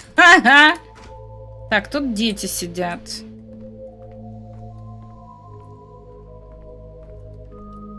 А младший брат это ребенок, что ли? Закрыто. Ну, часы пустые, скорее всего. Они, наверное, потом не пустые будут. Хан. Каспар Каин. Господи Иисусе. Наследник Каиных шел по семейному пути собственным маршрутом. Его последователи назывались псиглавцами, носили маски в виде морд и жили в многограннике. Так они якобы отделяли звериное и приближались к миру чистой фантазии. Хану они повиновались слепо, отсюда и его прозвище. Но сам хан еще сохранил способность сомневаться. Кто с кошкой спит, у того в голове лягушки заводятся. Ну, кстати, да, есть, если вглядываться, Кожа на самом-то деле не совсем пластиковая, если ее приблизить, там видны типа и поры, и всякое такое. Но в целом кожу сделали, да, действительно достаточно такую идеально пластиковую, что ли, с порами при этом. Обидно безмерно, у меня биометрия на вход в ДС, ибо я редко пользуюсь, и это первые за 8 лет, когда ломанули. Еще и Саня работал, все, кто знал меня из модеров каналов, просто кикнули ак, пока мы ждали Саню. Блин, а как ломанули-то, если там все есть защита, офигеть. Ни по каким ссылкам не переходила? Так, вы всегда так не кстати заходите, при всем уважении. Я думал, тут кабинет Виктора Каина. Это он и есть, разве не похоже? Похоже, только хозяина не вижу. Где он? Он только в одном месте может быть. С тех пор, как мама умерла, он только на мыс и ходит. К ней ходит. А вы чего хотели? Хотел поговорить с ним про Симона Каина. Сразу видно, вы мало знакомы с нашим семейством. Запомните, в этом доме нельзя прямо заявлять о своих намерениях. Это опасно. Дядя любил говорить, что у каждого слова Каиных есть потайной ход, и чаще всего не один.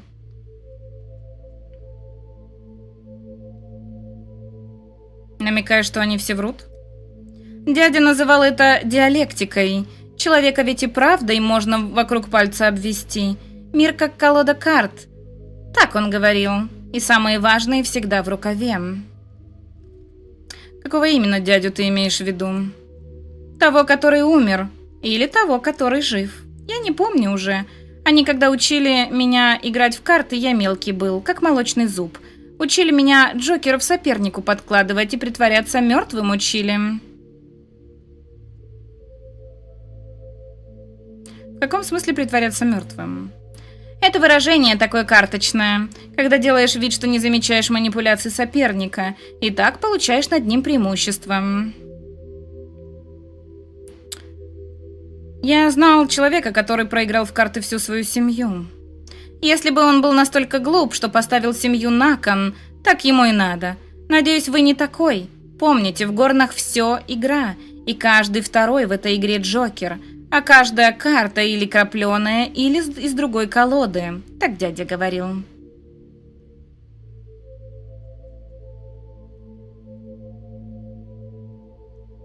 Однажды я выиграл в карты свиток, а потом потерял его. Обидно было. Ну, раз с ним нельзя напрямую говорить, мы будем вот так вот, да? Нельзя зайти без ключа или без лица моего. Вот и я в афиге, что вообще ломанули. Я думала, такое не ломается. Куда мне по ссылкам по сей день, чтобы в Стиме игру купить? Иду к мужу? Блин, тогда вообще очень странно, что такое вышло.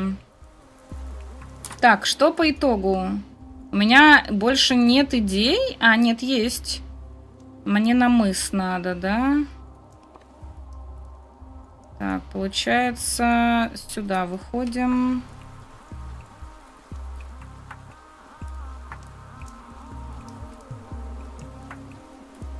Мне бы что-нибудь красненькое стукнуть. Опа. Слишком у вас нервы натянуты.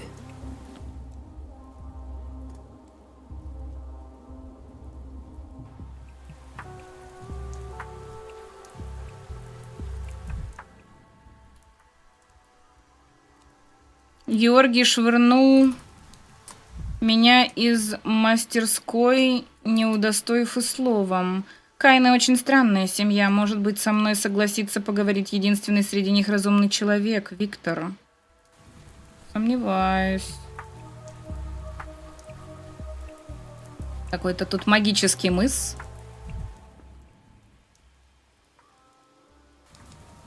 Что-то не сильно меня эта штука это... Блин, тут нельзя мусорки обшаривать, обидно. Так.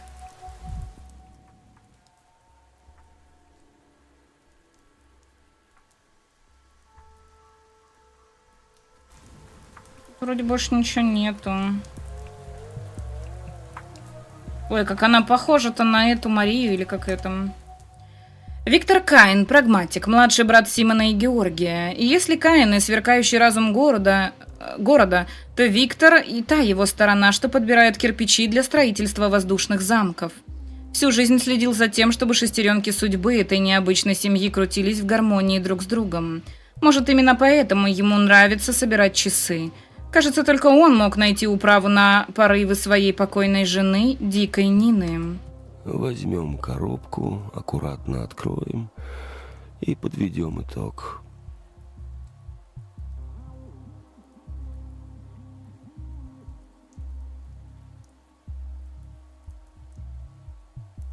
Чую, на 26-й год есть смысл выучить инглиш.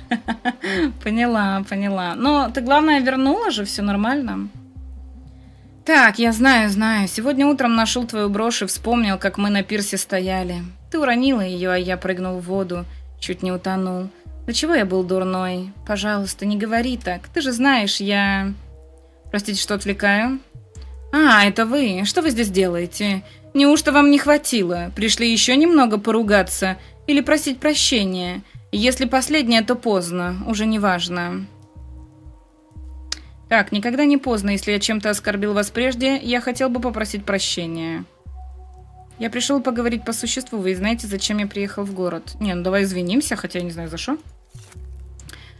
У меня просить не нужно. Я на вас зла не держу. А вот Георгий разговаривать с вами не станет. Что такого я сказал? Не припомню, чем мог обидеть Георгия. Вы не обидели его, господин Донковский, вы его разочаровали. А это гораздо хуже. Георгий возлагал на вас большие надежды, он ждал, что вы поразите его, а вы оказались обычным человеком. Топчетесь на месте.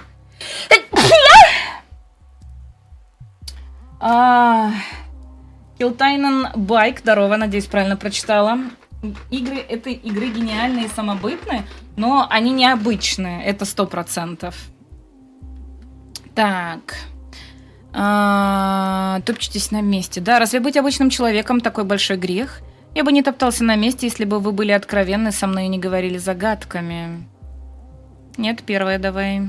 Вы занимаетесь вопросом бессмертия, так ведь? Когда мы говорим о бессмертии, то быть обычным человеком – это хуже греха.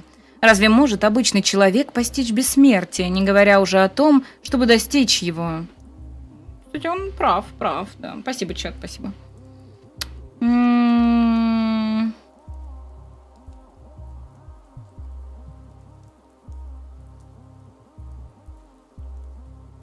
Знаете, я, пожалуй, согласен с этим, Виктор. В каком-то смысле ученый обязан преодолеть обыденность, но сейчас мне не от чего оттолкнуться. Смерть – это время.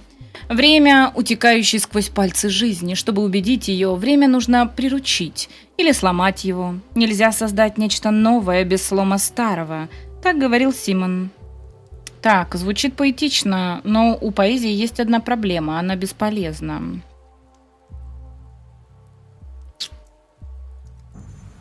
Ошибаетесь, доктор. Вы противопоставляете поэзию формулам, расчетам. Формула хороша только если она красива, но ваш образ мысли мешает говорить с вами по существу. Возвращайтесь, когда поймете, когда найдете способ сломать время. Я слышал, все часы в городе, ваша работа. Намекаете, что я должен испортить их? Не.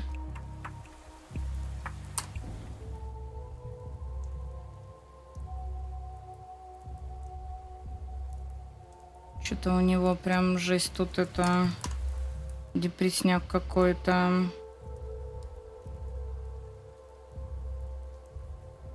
Так, ну у меня тупики, я так понимаю, везде. Походу. Ё-моё, у меня везде тупики.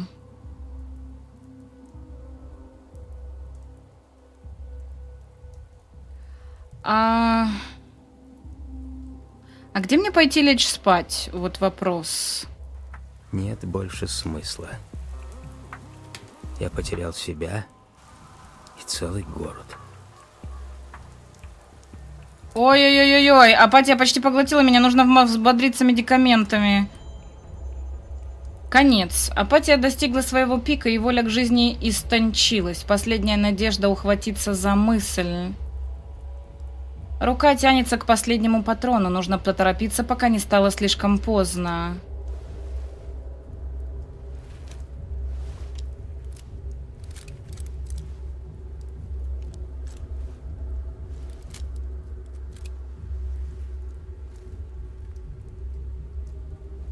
Ой-ой-ой. Упс. Я померла. Впервые попасть в зеркальную комнату.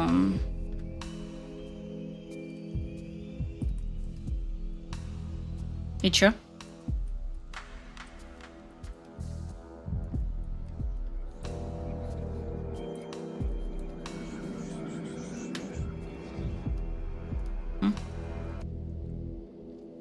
Что же тревожит вас, Эчеленца? Ваш день подошел к концу.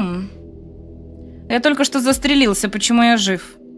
Это особенная комната. Видите, сколько зеркал? В одном из них вы застрелились, а в других нет. В этой комнате у вас есть привилегия выбрать любую из вероятностей. Я не понимаю. Можете выбрать ту, где вы застрелились, и тогда ваш путь навсегда прервется. А можете пойти против смерти и попытаться еще раз. У вас есть неоконченные дела там, в мире живых, не так ли?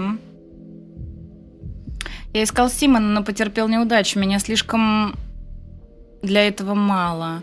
Я сражаюсь с песчаной чумой, но ничего не выходит. Меня слишком для этого мало. Я пытаюсь успеть и в столице, и здесь. Я нужен одновременно в 2 местах. Как мне успеть? Меня мало. Мало! Значит, вы не застрелились. Слишком мало вас, слишком много дел. Они тянут обратно в жизнь, как лёска тянет на поверхность рыбу с крючком во рту. Если вы убили себя, кто же закончит ваши дела?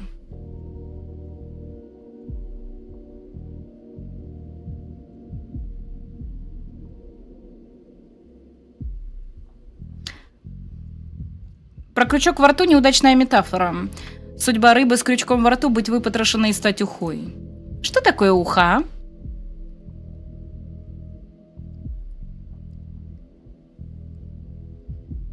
Ах да, ты ведь ни человека не знаешь. Это суп из рыбы.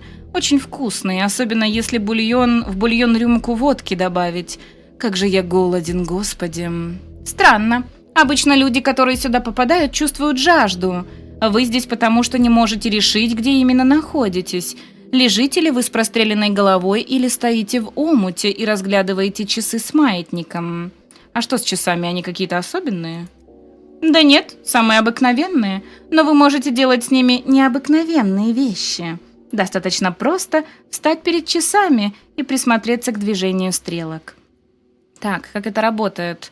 Я как будто в логике сна застрял, но ощущение, что все настоящее. И если в итоге окажется, что это сон, я буду страшно разочарован. Как это работает? Я теперь между днями могу перемещаться? Я что, во временной петле? Это так важно?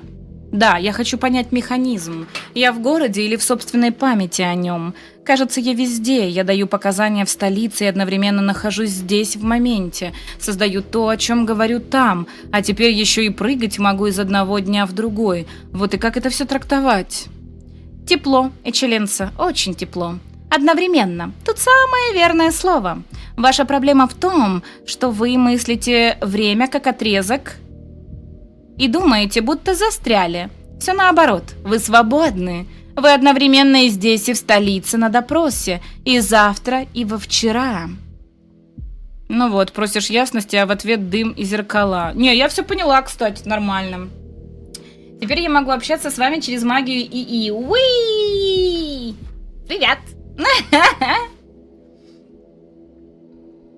Не хочу придираться, но стреляют из пистолета немного по-другому. Почитай инструкцию, там 100% написано не направлять на себя. Логично, логично. Я когда-то свободно на нем говорила, но за 8 лет отсутствия такого либо общения на нем прочность позабыла. Ничего себе. И Magic Impossible. Ты вслед за прапором решил в яму заглянуть? Да не, он еще меня пока не выбесил. Но это лишь пока. Так, дыма у меня нет, а вот зеркал предостаточно. Если хотите выйти отсюда, придется разбить их. А нельзя ли как-то без вандализма обойтись? Зачем бить зеркала? Что это вообще за синема? Мне от него неуютно. Это камера люмина, одно из размышлений Симона. Не забывай... Размышления Симона? Не забивайте сейчас голову, у вас есть миссия. Со временем поймете.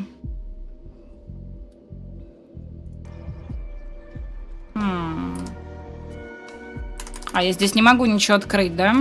Так, мне нужно выбрать, что я буду разбивать. Хотя нет, здесь почти везде одно и то же.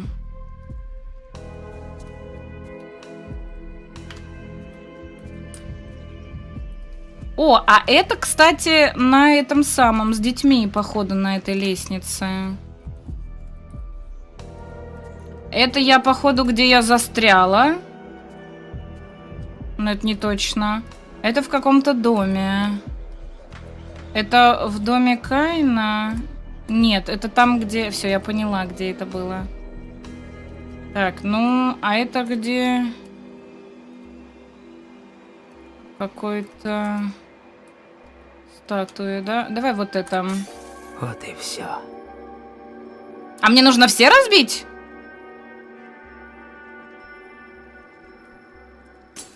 Ведь амальгама не может течь. Камера обскура? Камера люмина. Камера Клейр обскура! Уи!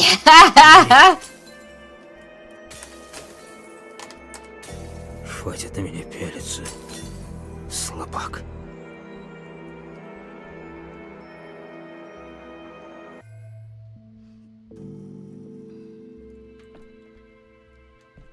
Так, получена амальгама. Что за амальгама? И как это трогать? Так, прошлое отбрасывает тень в будущее. Нужно отыскать механические часы и запустить время. Звучит просто, проще, чем все, что я делал в этом городе. Угу. Город, мысли, вещи. Так. Артефакты еще какие-то будут. Так. Тут один стример, не будем его называть, в игре застрелил себя из пистолета. Дай ему пару советов, как пользоваться пистолетом. Осуждаю.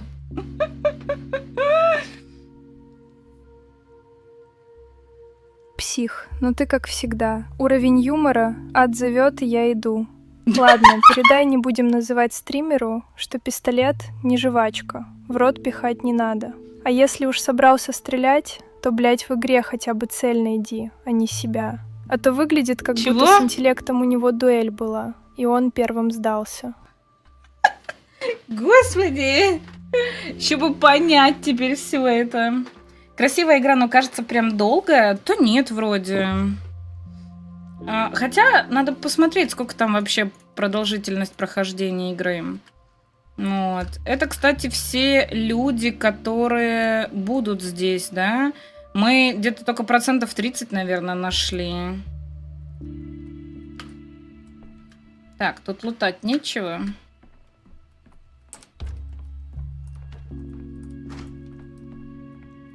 Я помню, по демке тут была какая-то девочка, но я не помню, какая.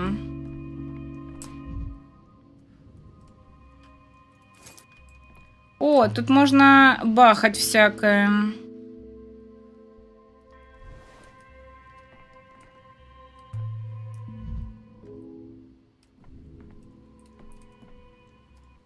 Подготовить заряд. А, это для этой штуки, поняла. Заправить прототип. Поняла, поняла. Это что у нас? Новокаин, бычья желчь, белладонна. Блин, у меня не хватает места. О, вот и девочка. Если это та девочка.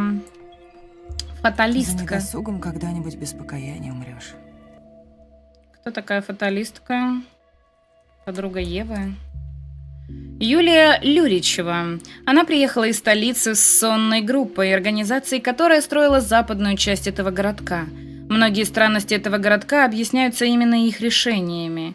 Юлия сразу произвела на меня впечатление умного, рационального и несчастного человека. Когда я стала жить одна, вокруг сделалось гораздо громче. Я смотрю, сколько тут всего читать надо, со сколькими потрындеть. И вот я любитель читать, я бы в ней, неделю потеряла бы, наверное. Возможно, да. Здесь еще, на самом-то деле, достаточно сложно понять логику с первого раза. Сориентироваться. Я, когда проходила демку, я вообще, такая, что происходит? Сейчас уже нормально. После 2 прохождений демки, я вот на 3-й раз уже себя более лучше здесь чувствую. Сигареты не найдется, увы. Жаль, в городе совсем не осталось сигарет. В нем ничего почти не осталось, но сигарет мне особенно жаль. Вы подруга Евы? Простите, я еще не освоился с гостями этого дома. Так вы не помните меня? Что ж, стоило этого ожидать. Наверняка вас каждую минуту осаждают с новыми просьбами. Простите, вы правы, столько всего навалилось, всем от меня что-то нужно.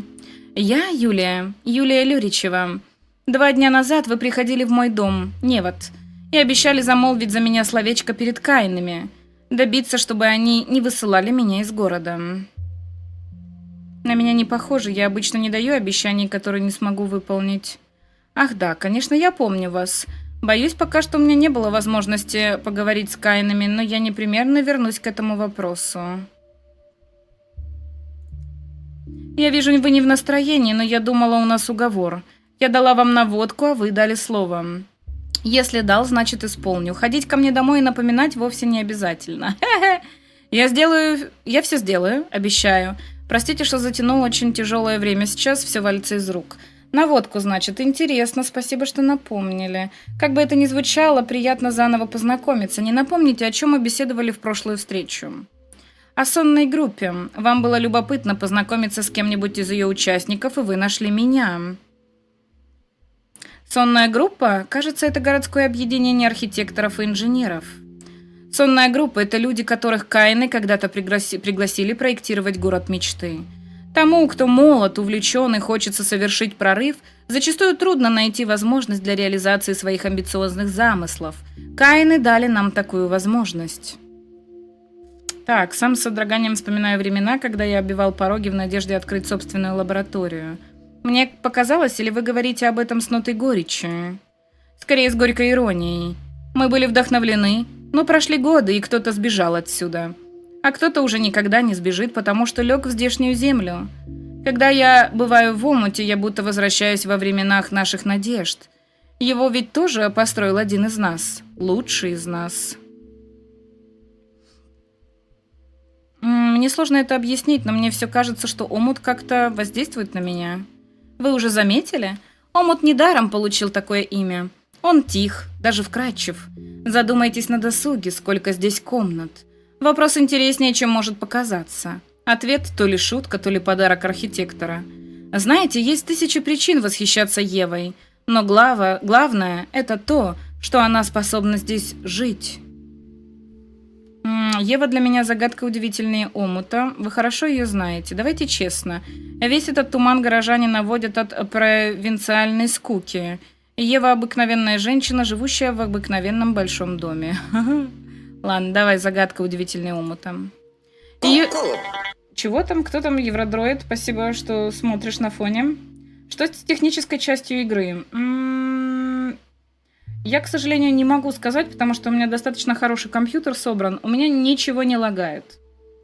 Единственное, что у меня, наверное, есть, это когда ты на карте и строишь проход из одного района в другой.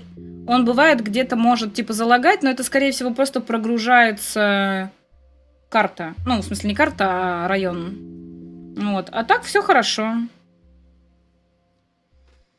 Фаталистка, та, которая фаталити делает в Mortal Kombat. Но она, кстати, похожа на Соню Блейд, да, или как ее там... Так, ее любили все в сонной группе. Она была для нас камертоном. Лучшим, самым чутким зрителем. Канарейкой в шахте. Ни один университет не научит тому, что умеет она. Даже если город погибнет, а с ним все наши дела, я счастлива, что их видела Ева. Ничего себе, какие фанатики. Так, чтобы город не погиб, я вынужден откланяться, но спасибо за этот разговор. Я буду счастлив, если Ева увидит все-таки мою победу над чумой, а не поражение. Вы интересный собеседник, Юлия. Вот теперь я уж точно помню о вашей просьбе насчет Каиных. Я приложу все силы к тому, чтобы ее исполнить.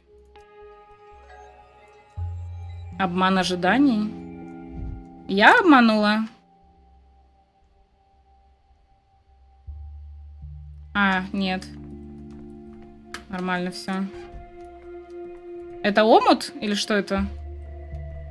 Это часы, кстати. Ой-ой-ой. Нехорошо вышло. Так, здесь все закрыто, да?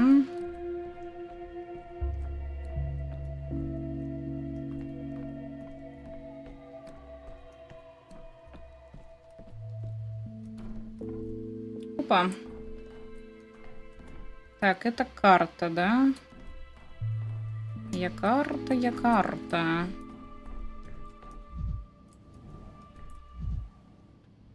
В поездах дальнего следования грязь и беззаконие. Чемоданы и Танатика, вот весь я, ничтожный. Не открывайте дверь Тельману, пока я не вернусь. Кому Тельману? Кто такой Тельман?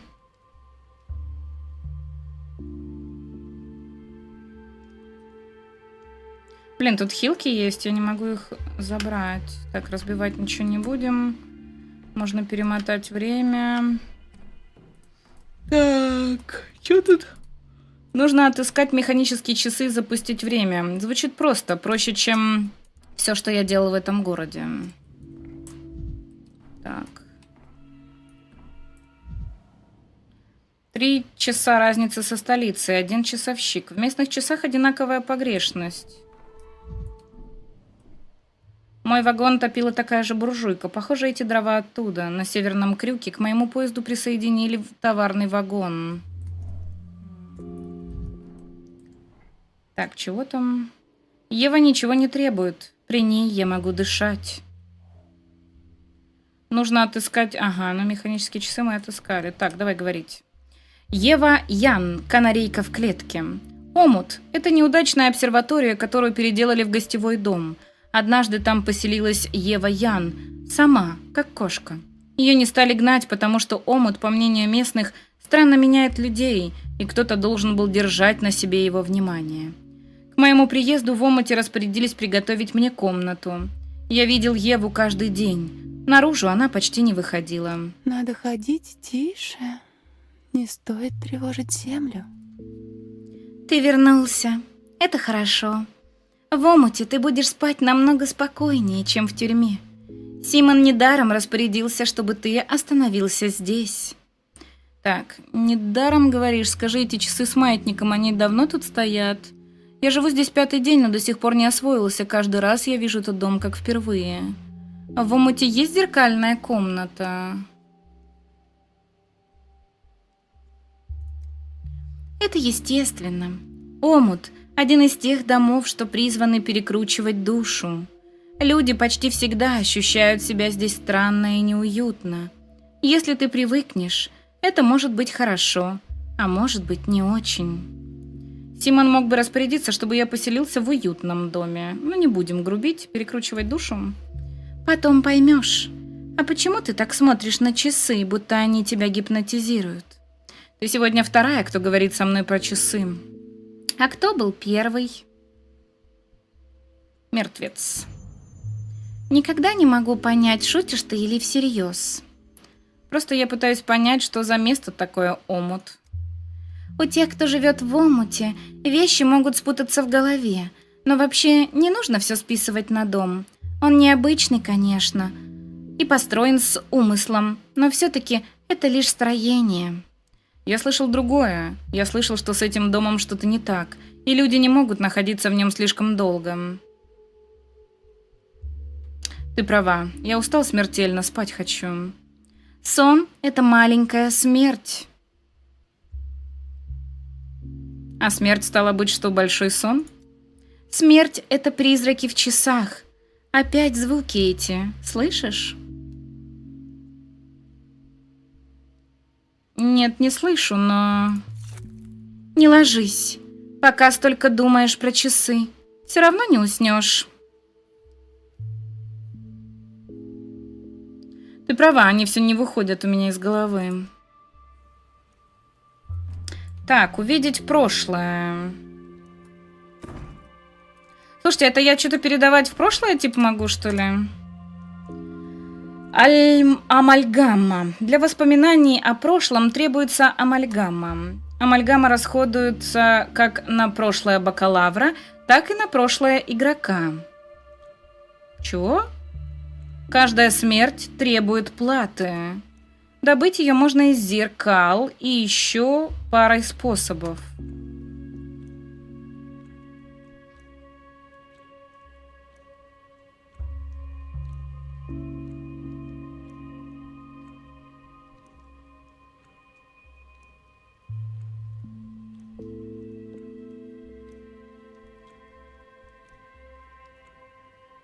Что я понять не могу.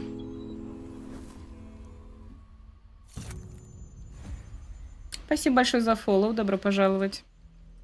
Гордыня. Даже слово ведь какое-то глупое. Выбрали бы себе грех посимпатичнее. Вы снова опять за свое, доктор. Я же просил не топить меня в мелочах. Снова пожалуйтесь на то, что дети... Ага. И здесь типа все то же самое. Hello from California. Hello. Действие игры происходит в Казахстане? Нет, здесь, я так понимаю, вымышленный город, но, как мне уже писали ранее, разработчики вроде как еще, вот я не помню, для первой или для второй части ездили, вдохновлялись различными культурами там Казахстана. Кого еще? Я уже забыла. Короче, ездили по этим странам якобы. Вот, здесь есть вот их всякие словечки такие, какая-то культура. Вот, что-то такое проскакивает. Так. Что может быть важнее начала событий? А вы, кажется, полагаете меня своим мемуаристом, сердечным другом, которому можно доверить жизнь с самого ее рассвета. Но первый день случилось еще кое-что очень важное. Это связано с Симоном. Симон Каин – персонаж весьма занимательный, но для нашего с вами дела более чем второстепенный. На момент вашего приезда он, насколько понимаю, был уже мертв. И в этом ваша ошибка, инспектор. Вы неправильно смотрите в прошлое. Симон в моей истории фигура центральная. В том-то и дело. Каины мастера мистификации. Они хотели, чтобы все думали, что Симон умер. Опять сказки про бессмертие. Вы всегда называете сказками то, что вам неприятно или не помещается в вашу картину обвинения. Вы все не можете уложить в свою светлую голову мою ключевую мысль, достопочтенный бакалавр. Вы погнались за загадкой какого-то старца и плюнули на судьбу десятков тысяч людей. В том и вина ваша. Вот и сейчас то же самое. Мы исследуем чуму. Чуму! Город! Интересны только они, а не Симон. Кто вам дал право решать, что интересно, а что нет? Особая комиссия. Симон связан с чумой? Нет. Может, связана его смерть? Тоже нет. Пока не проведете мне эту связь, не желаю слушать о вашей погоне за белым китом. Я желаю о преступной... халатности. Халатности я не допускал.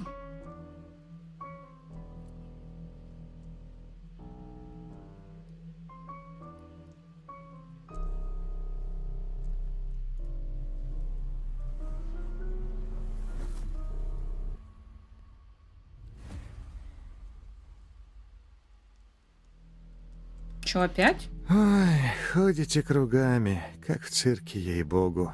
Но в цирке хоть слоны есть, а у вас только дрянные фокусы. Второй день. А вы о нем, собственно, к чему? По имеющимся у нас данным, чумы тогда в городе еще не было. Ничего не было и исследовать. Нечего было и исследовать, кроме омута и его обворожительной хозяйки. Не с небес же чума упала. Если третий день грянула вспышка, то во второй она зарождалась. Откуда вам знать? Вот отчет вашей же рукой. Инкубационный период 5-8 часов. На второй день город был еще чист. Это не мой почерк. Вы ведь не можете знать, был город чист на второй день или нет. Вы не открыли госпиталь, ничего не поняли о песочной чуме, а гипотезы и домыслы ваши мне, простите великодушно, неинтересны, только факты. Я открыл госпиталь на 3-й день. Вот об этом мне и расскажите, а там уж видно будет, есть ли толк о ваших рассуждениях о генезисе чумы.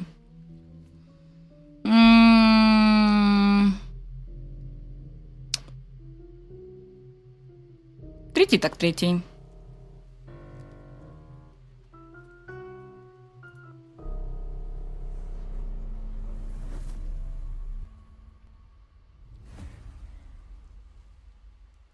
Так, и мы опять с ним? Человек человеку враг. Вот вы, простите, постоянно врете. Я, конечно, вам запретить не могу. Errare humanum est. Господи, что?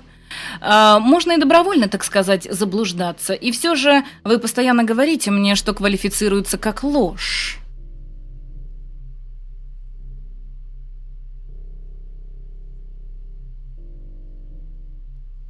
Все врут. Вы мне сейчас тоже врете. Что у нас дальше? 3-й день, ключевой. День, когда городские элиты назначали генерального санитара. Человека, который будет руководить борьбой с эпидемией. Вы не явились. Не было такой должности генеральный санитар. Даже звучит смешно. Мою должность в этом городе – случайный гость. Вы в состоянии это понять? Или готовы признать, что я оказался там не случайно? Ложь, я принял на себя все время ответственности. Так, ну давай 3-е или 2-е? Блин, даже не знаю. Ага, здорово, Нефариус, здорово. Блин, что выбрать? Случайный гость или все-таки мы приняли на себя бремя ответственности?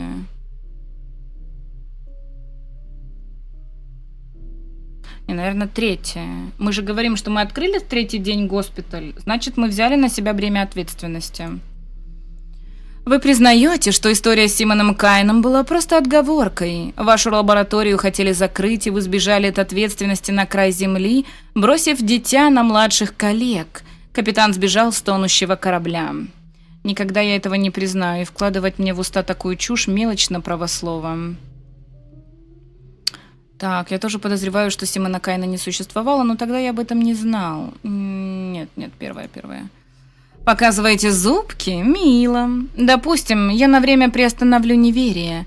Вы утверждаете, что возглавляли штаб по борьбе с эпидемией. Но госпиталь? Почему вы не открыли в городе госпиталь? Я могу это объяснить лишь сознательным вредительством.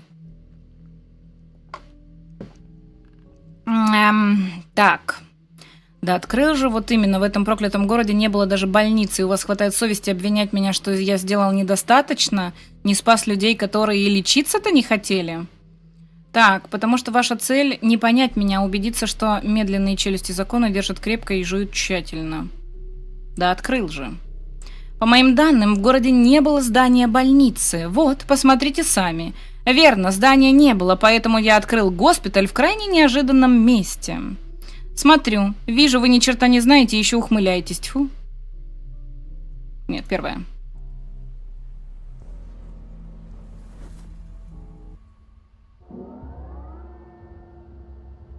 Так, мы возвращаемся в 3-й день.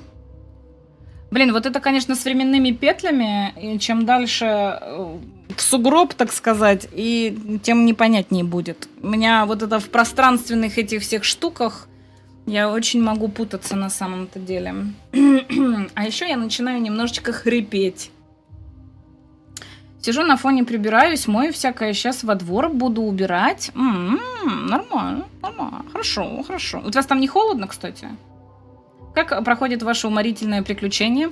Слушай, на самом-то деле намного лучше, чем проходились демки. Вот демки у меня проходились плохо, если честно. А сегодня вот все хорошо, и уже даже становится прям вот понятно, вот весь путь, вся идея, да, вот строение, только сейчас мы начинаем путешествовать по времени, и мне кажется, что я сейчас запутаюсь нахрен.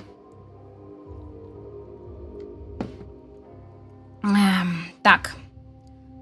Начать день.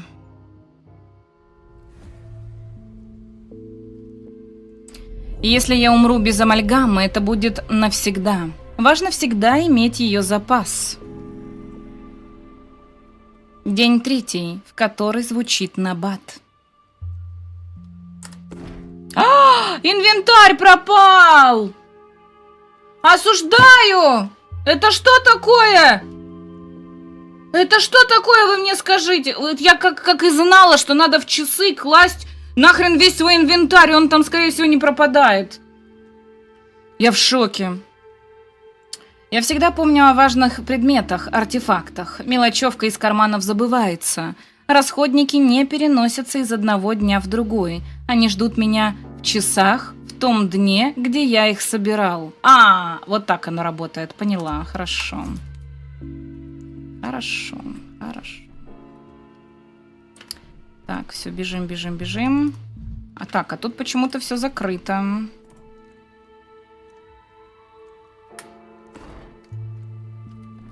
Тут почему-то все закрыто. А где Ева?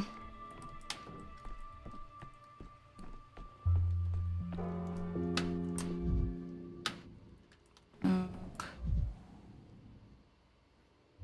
Художество. Опа, Ева, привет. Когда просыпаюсь, я стараюсь как можно дольше не вспоминать, какой сегодня день. Утро — текучее время. Что бы ни произошло снаружи, оно еще не добралось до тебя, а значит, не имеет большую силу, чем сон.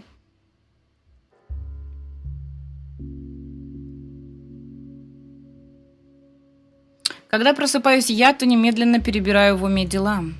По утрам понятны некоторые вещи, которые затираются вечером. И я вот сегодня уже поняла кое-что о тебе. Почему тебя бросает то в уныние, то в лихорадку? Я называю это апатия и мания. Ты любишь слова, пришедшие из мертвых языков. Скажи, ты всегда был таким? Бросался из крайности в крайность? Нет, перепады настроения бывают у всех, но так сильно меня никогда не лихорадило. Пожалуй, но ваш город будто усиливает мою склонность. Я и сам не знаю. С тех пор, как я приехал, я уже не понимаю, кто я такой. Не, давай первое. Симон, ты однажды сказал, что главная битва человека не с обстоятельствами, не с голодом, жаждой и усталостью. Главное сражение всегда с самим собой. Не побывав на собственной вершине и на собственном дне, не узнаешь, кто ты такой. Давай сейчас чихну. Еще двор отмою, и надо дау продолжить. Затянула тебя, да, в игру? Псих, ты чего там? Если строго следить за событиями, стараться, то никакой путаницы. Не-не-не, это все зависит. Слушай, вот у меня нет проблем с загадками. Я не страдаю, допустим, топографическим кретинизмом и очень быстро запоминаю путь на карте, куда как идти. Я очень-очень все хорошо раскладываю по полочкам. Но у меня есть два огромных минуса. Во-первых, у меня память не такая хорошая, то есть мне нужно реально все записывать, это во-первых. А во-вторых, у меня огромные проблемы с ориентацией в пространстве. Вот, в пространстве и времени, наверное. Вот. Если сделать это все организованно, то тогда окей, и записывать. А если нет, то я вряд ли что запомню. У хомячка стерилируют, что может быть печальнее. Правильно, правильно. Значит, ты понимаешь мою боль как свою. Спасибо. Мы осуждаем пиратство.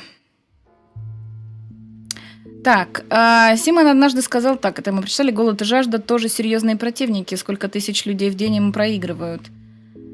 Так и есть, если человек чего-то стоит. В любом случае, для тебя еда, питье и кровь всегда найдутся. Можешь об этой чепухе и не вспоминать. Спасибо. А вот залезть внутрь с тебя и что-то там поменять никто не может. Вернее, могут все, и постепенно это случится. Но за своим покоем и качелями в голове ты можешь уследить только сам.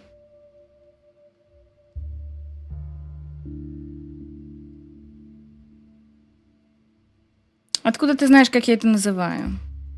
Ну, очевидный же образ. Наверное.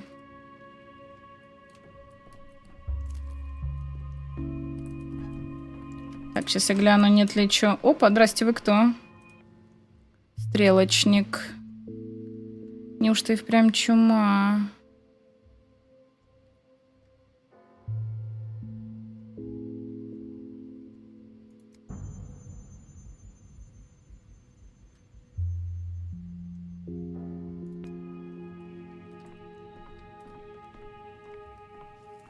Осуждаем, тысячи чертей. Тебя Боярский покусал, чешу.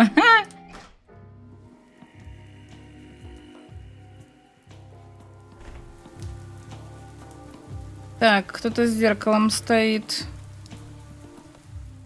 У зеркал и гробов так много общего, Эчеленса. Если неудачно в них заглянуть, можно с неприятным удивлением обнаружить внутри себя.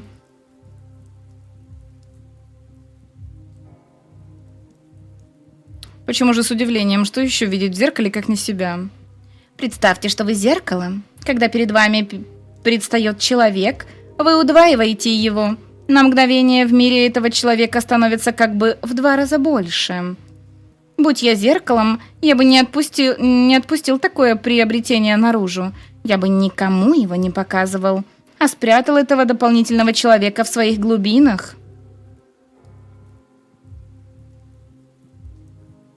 Альтернативную историю я слышал, но вот альтернативная оптика — это что-то новенькое. Оптика лишь одна из наук, которым интересовался Симон. Вам будет сложно понять это и принять, Эчеленса, поэтому придется поверить. Время в нашем городке течет не так, как в других местах. Для начала, оно в самом деле течет. Оно жидкость, а не вектор. Так, и физика у вас тут тоже альтернативная. Ой, я поняла, что я устала уже. Сейчас будем заканчивать, наверное. Серж Стимер, привет. Как игрушка суперская. Мне так нравится на самом-то деле. Не знаю, как вам смотрится. Вот. Может быть, кому-то покажется душноватой, но я прям в восторге, если честно. Прям вот в восторге вообще. С первой как-нибудь думаю начать играть. Но я первую не трогала, я трогала только вторую. У меня там все постоянно плохо заканчивалось.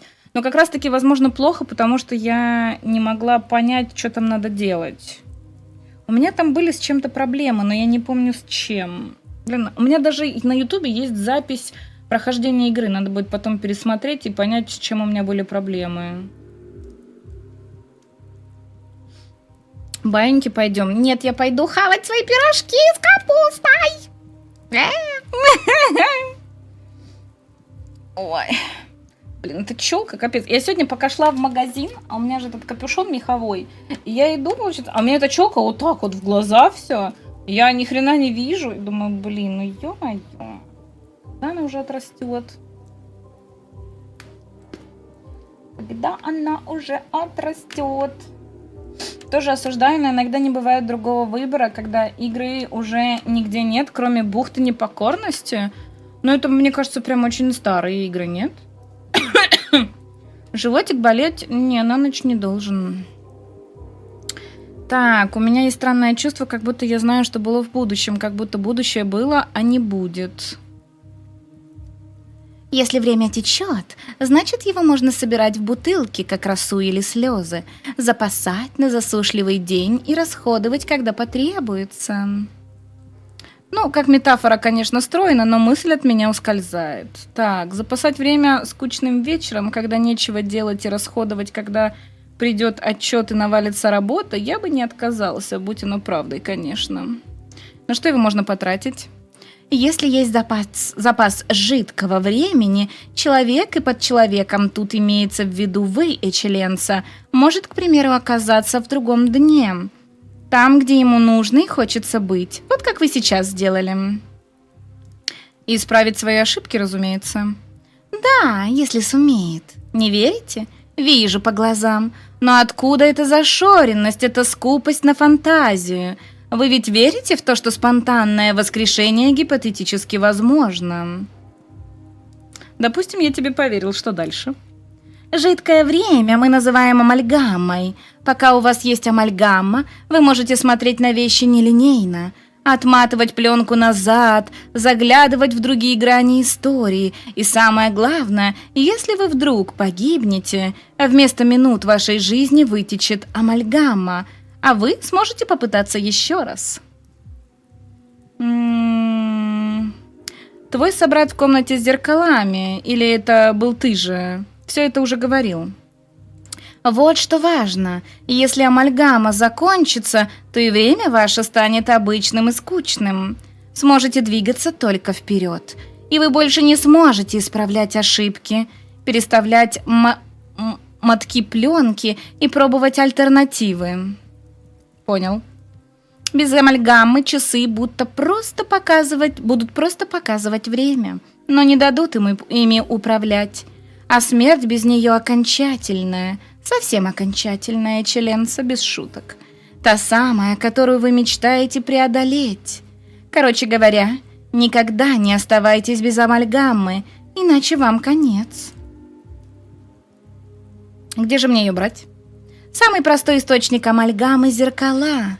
Когда человек в них отображается, часть времени его жизни остается внутри. Соответственно, если разбить зеркало, это время можно выпустить и забрать себе. Так, а мир в зеркале при этом дробится на грани. Понял.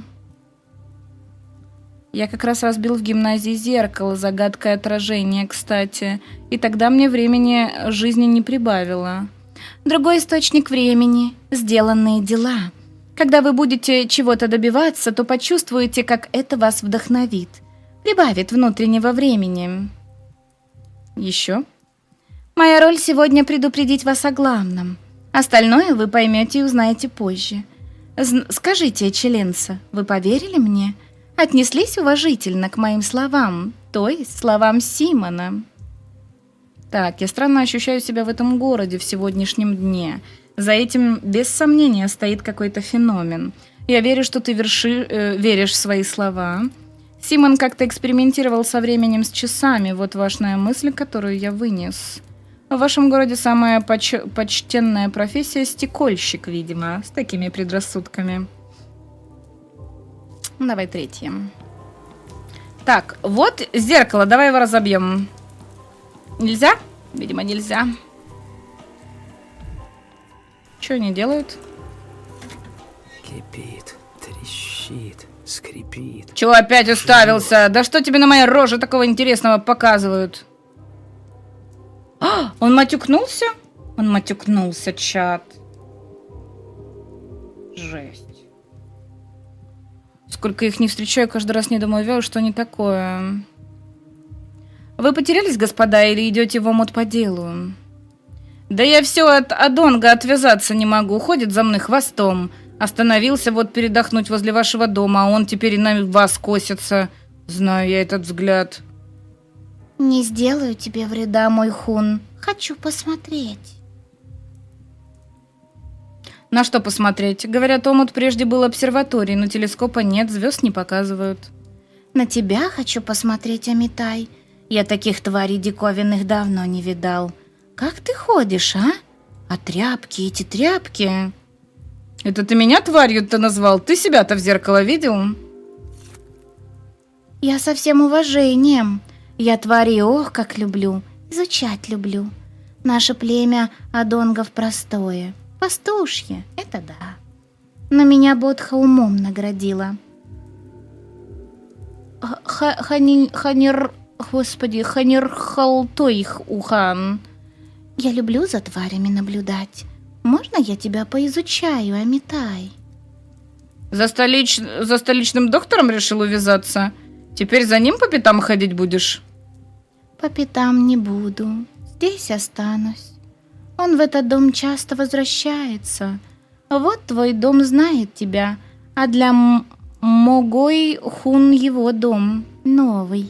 Поизучаю его, и как дом его примет. Я его раньше не видел, у нас мало гостей.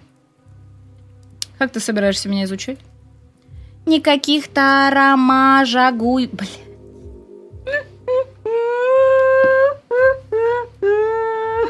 Господи! Никаких тарамажагуй байдал. Я бы просто в уголке стоял, досмотрел. Такая ты тварь удивительная. Столько в тебе табаринут. Я и пользу приносить могу. Ты не подумай, я могу быть полезен. Эхету хатай. Ты предлагаешь какую-то сделку? Вот ты тряпку свою заморал. Маленькие капельки к ней пристали. Юнгешеб. Нечто желчь быка. Тебе она для дела раз заморался? Нужная вещь? Могу достать, если нужная. Нужное. Бычьей желчью я заправляю прототип. Полезное устройство. Еще белладонной и новокаином. Знаешь, что это?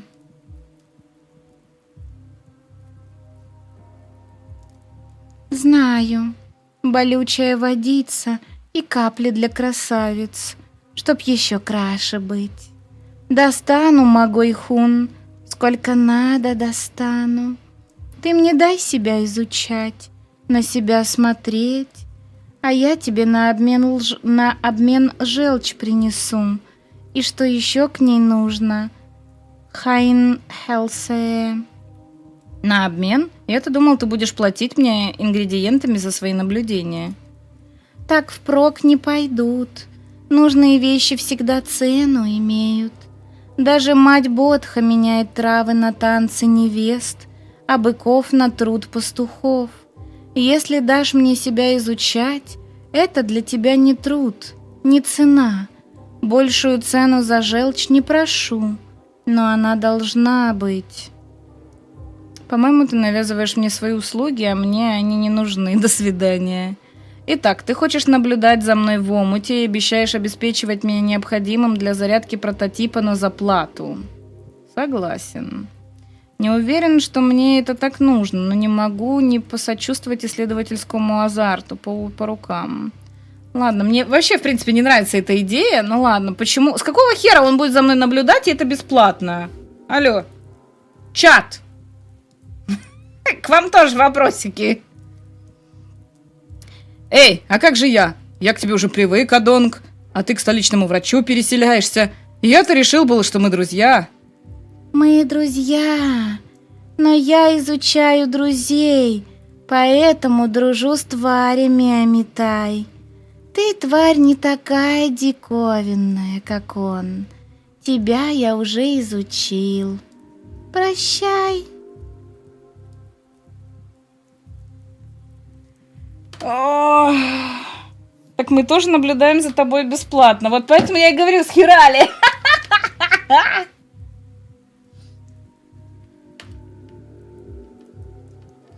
Так, интересно, я со своими исследованиями выгляжу таким же бессердечным.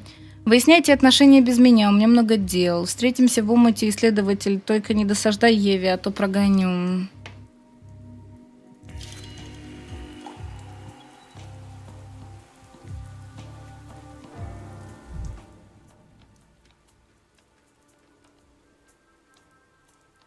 Так, мне нужно в управу, да?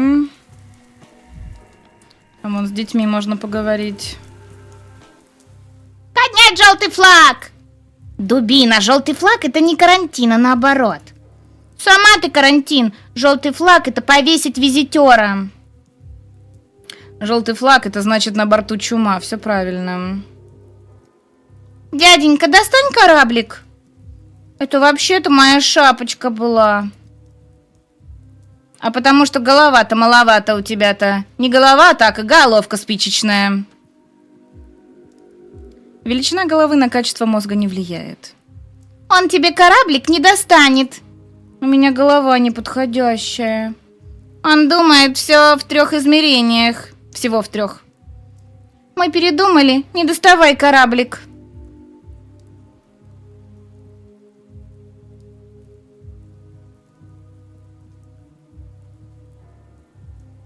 Я и не собирался.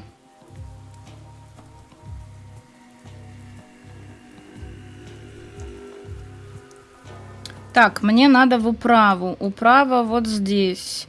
Мне надо выйти отсюда вот сюда. То бишь мне... Ой, а что это здесь? Что это за зеркальная башня? Ой, давай сходим в зеркальную башню, а потом в центр, да?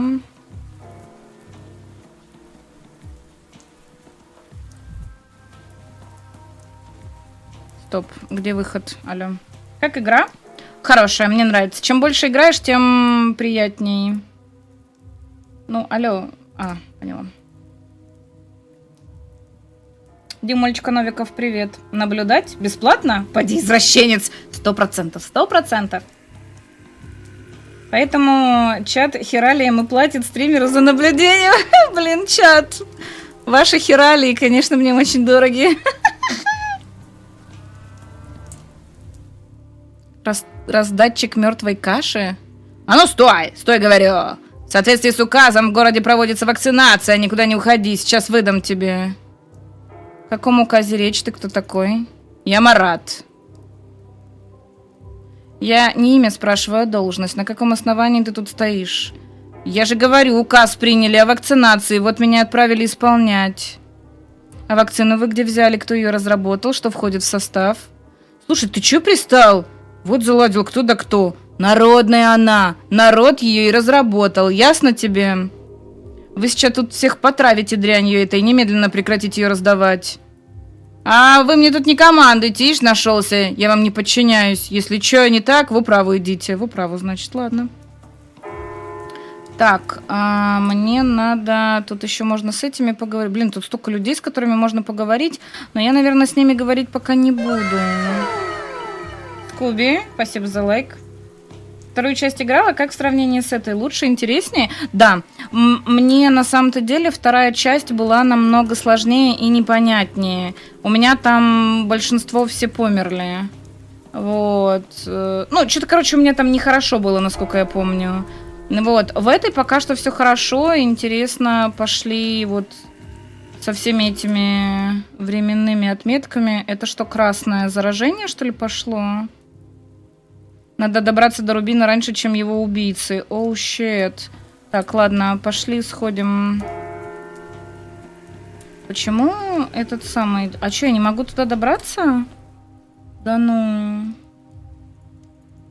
Что за фигня? У них спросить, что ли? Дед, ты куда собрался? Тебе туда нельзя, дед. Тут только детям есть проход. Какой тебе дед? Мне 28. Ого, а выглядишь ты... на 82. Гляди, малая, какая развалюха пришла. Песком тут все засыпали и говорит, что ему 28. Ну-ну. Ха-ха. Здорово, Скуби. Ох, эти народные вакцины, а потом ковид шагает по планете. Так. Скорее уж, что 28. Или 228. Такой старый, небось, еще и динозавров видал. Признавайся, дед, видал динозавров? Динозавров видал. Они вам привет передавали. Спрашивали, что вы тут стоите. Мы тут не стоим, мы тут живем. А ты стой, потому что ты стар. Старым сюда ходу нет. Тут мир детей, понял? У вас, стариков, свой мир, у нас свой. Мы к вам не лезем, вот и вы к нам свой песок не тащите. Выметать его потом после вас. Ясно. А этот ваш мир, он откуда взялся? Многогранник, на чем он держится? Да на много чем. На добром слове, на стихах, на считалочках, на песнях, на слезах. На орехах, на слюнях, на жуках, на муравьях, на мертвецах, на маминой любви. На отцовской злости, на дождевой воде и на крыжовнике. Крыжовник. Ха! Нет такого слова. Ты только что его придумал. О, господи, слушайте, а можно с кем-то из старших поговорить? То есть вы не знаете, на чем он держится? Да мы ж тебе только что ответили, на чем голова ты дырявая. Совсем на старости ничего не задерживается в тебе. Можем повторить. Спасибо вам, ребят. Вы сейчас напомнили мне, почему я не хочу заводить детей. Не надо повторять. Про доброе слово и крыжовник я усвоил. Но я же про другое спросил. Он скрипит, вы слышите? Я же не один это слышу.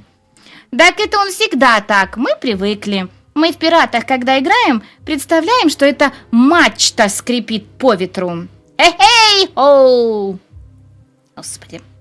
Так, а если многогранник упадет, кто его построил-то вообще? Он же, поди, не сам тут возник из соломы и света? Не сам. Его джин построил. Джин из бутылки. Великий джин. Великий джин, король бутылок. Рад, что вам весело, но я вообще-то серьезно спрашиваю. Кто за ответами и чудесами лезет в бутылку? Джин. А имя у него есть? Какой глупый вопрос. Имя есть у всех. Бедный дед, совсем плох мозгами. Вот, возьми орех.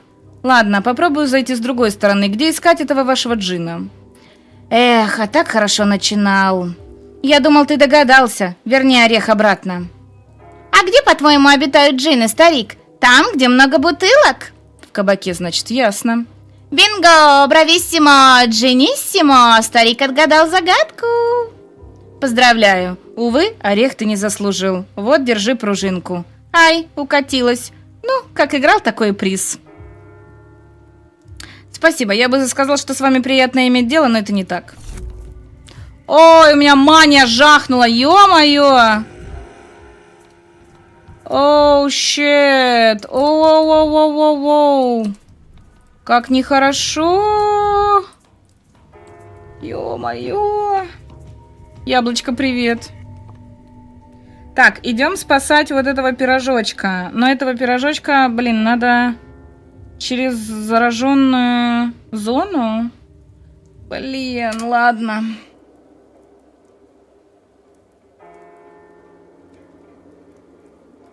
Кайнфет, Мишка, здорово. О, опять ты. Вот ты зачем сюда лезешь? Я разве непонятно сказала, что она тебя сожрет? Я врач, моя миссия исследовать болезнь. Это не сделаешь, если не от нее прятаться.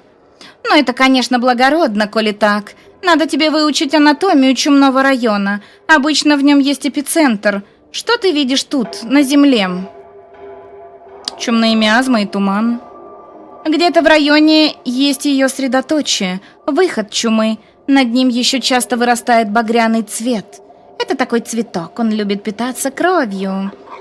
По нему выход легко заметить. На твоем месте я держалась бы от него как можно дальше. Очаг, ты хочешь сказать? Звучит логично, у заражения должен быть источник. Я хочу сказать выход из земли. Тебе объяснили же ведь, что гнев, смерть и шабнака земля рождает. Ну вот. Иными словами, где-то в этом районе очаг бактериальной грязи, а рядом с ним заметный цветок. Надо собрать пробу. Ты дурной? Если бы к твоей матери кто-то полез, ты бы так реагировал? А ты бы как реагировал? Потревожишь землю, и шабнак-адык никого, кроме тебя, не будет видеть. Не слезет в тебя, пока не придушит. Мне кто-то однажды посоветовал не относиться к своим галлюцинациям слишком серьезно. Вот и я не буду. Как я пойму природу заражения, если не буду его исследовать? Прямо сейчас она где-то бродит. Может, у тебя и есть минутка. Найдешь цветок, поскобли грязь под ним. Но в следующий раз шабнак будет рядом, имей в виду. Придется тебе ее как-то останавливать, чтобы собрать свою пробу. Ну или уворачиваться, я не знаю. Короче, лучше бы ты дома сидел. Отключите мне YouTube. Решил на 5 минут зайти, чтобы одну фигню посмотреть. Увидел один шорт и понеслось. Ой, ты, конечно, гонишь. Здорово, Алексей. Что за? Бахнуть надо что-то на апатию, может, чтобы так как-то скинуть манию. Но ее ж надо полностью скидывать. А мне сейчас нужно добежать до района достаточно быстро, поэтому я сейчас скидывать ее пока не буду. Вот. Шортс про АС4 от Леоны Кики. Жесть. Что тут происходит? 400 онлайна. Это рекорд? Скорее всего, да, но я не вижу, сколько там онлайна. Мы в новинку играем просто. Сегодня релизнулась. Может быть, поэтому такой онлайн, не знаю. Тут пестеля и ножа нет, чешой. Пестик есть. Ножа пока что еще нет. Не видела. Пестик есть. Так, мне же может навредить то, чего на самом деле нет. Мне же не может навредить то, чего на самом деле нет. Нужно просто не воображать ничего лишнего. Ага, и словом убить нельзя. 100 000 раз люди говорили другим людям: «Пли, ненавижу» или там «объявляю войну», и никто потом не умирал. Так, я соберу образец, там видно будет. Но это же совершенно другое. Убивала правда, ни слова. Ладно, соберу образец и видно будет. Ой-ой-ой. Очаг заражения. В районе есть очаг заражения. Мне нужно его найти. Чем громче звук прототипа, тем я ближе. Ой, бляха-муха. Я убью тебя, смерть.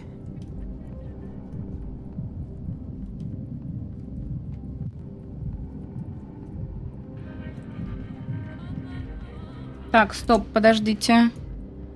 Спички сюда, это сюда и это сюда, на всякий случай. Так.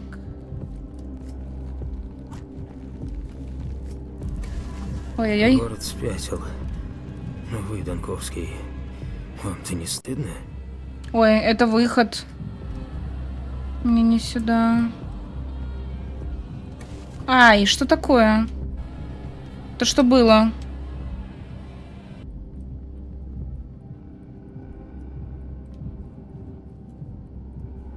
За мной она идет? А в Танатике было тихо. Тихо, тут что-то есть полутать? Нет? Кипит, трещит, скрипит, живет. Где-то близко уже. Ой-ой-ой, надо похилиться. А! Ах ты, коза! Уходи. Что, у меня как будто лагает? Или нет? Или меня глючит просто? Пойди разбери, это глюки или нет. Ой! Ой-ой-ой! Ой-ой-ой! Ой-ой-ой! Меня сожрали, бля! Ой. Она меня потрогала.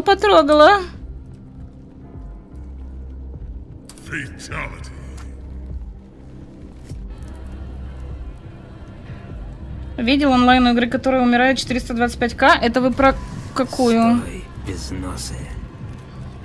Я тебя не пущу. Это вы про какую? Да что ж меня так шторит-то? Я не понимаю. Ой-ой-ой-ой. Ой-ой-ой-ой-ой-ой-ой-ой-ой. Ой-ой-ой-ой-ой.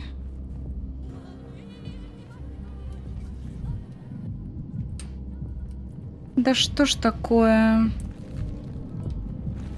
Кажется, она идет за мной. Я застряла!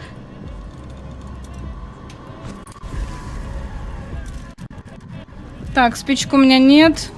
Да ядрен батон.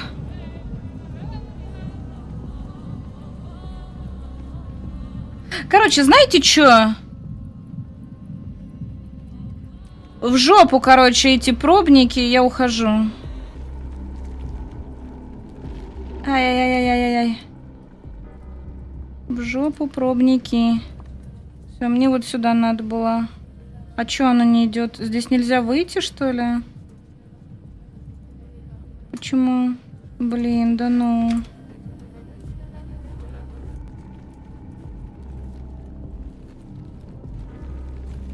Ой-ой-ой, ой-ой-ой, ой-ой-ой, ой-ой-ой, ой-ой-ой. Я не хочу умирать. Я не хочу умирать. Где я? Я не туда ушла. Боже. Кошечки. Нет, она идет за мной! Бежим! Фух. Так, что вам надо? Уходите, я вас не звал. Его как ягненка зарезали, ты понимаешь? Он за водой вышел, чуть за порог, а ему горло вскрыли.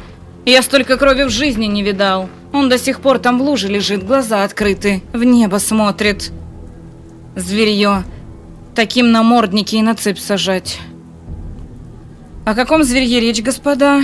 Поставили нас за порядком, значит, следить, а оно выходит, что следить уже незачем. Порядка шиш.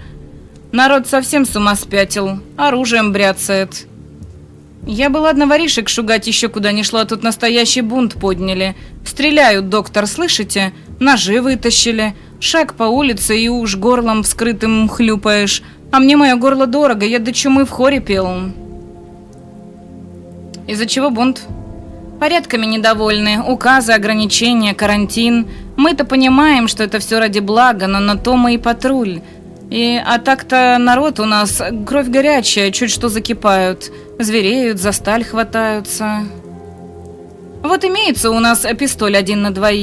Да только стрелять из него куда? В людей, что ли? Я не буду. Пугать, гонять, пожалуйте. Убивать не стану, нет. А если вам вдруг не имется, ваше право. Да только нас увольте. Револьвер вот прямо сейчас вам и сдам.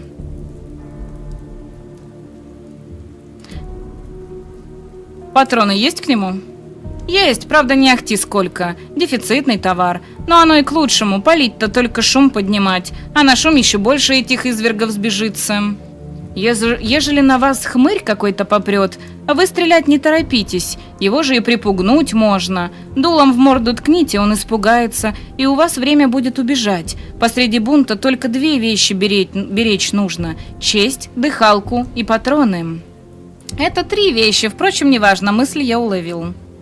Ладно, давай, спасибо за револьвер и советы. Здесь опасно, я должен быть готов защитить себя. 2 на оружие. Хорошо бы зарядить барабан патронами, но местные не знают, заряжен ли он. Они видят лишь револьвер, когда тот поднят. Они боятся, выстрелы в воздух и смерти товарищей рано или поздно заставят их остановиться. Главное не дать им понять, что стрелять нечем, когда можно убежать. Но скорости хватит только на стимуляторах. Так, запретить покидать место жительства без крайней необходимости. Так, мне надо вот сюда, получается. А я здесь не пройду, получается, мне нужно вот так, да?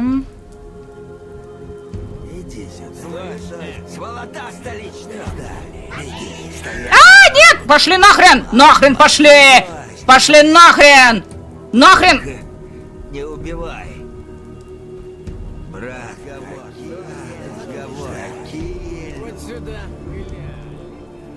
Я и забыл, что мира так много.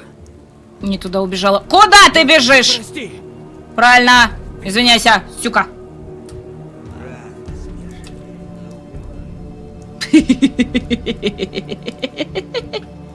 Так, вы что тут забыли? Крамчика, привет.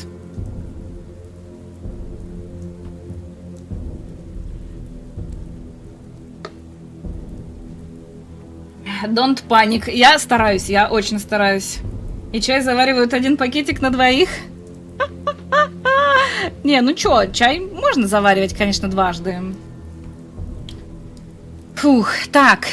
Бывалый, слышь, чё жалом водишь? Ищешь кого? Бывалый, это что за обращение такое? Где вы взяли это словечко? Бляха-муха, да я ж тебя знаю, ты этот... Врач из столицы, Данковский. Автографа не даю, без обид. Может, поможешь нам? Мы тут коллегу твоего пасем, Рубина. Мне птички напели, что он тут шкерится. Я подумал, может, если ты его позовешь, он дверь-то и откроет? Постучаться пробовали? Да заперся он. Дверь подпер чем-то. Вот ждем, сидим, думаем, чего делать.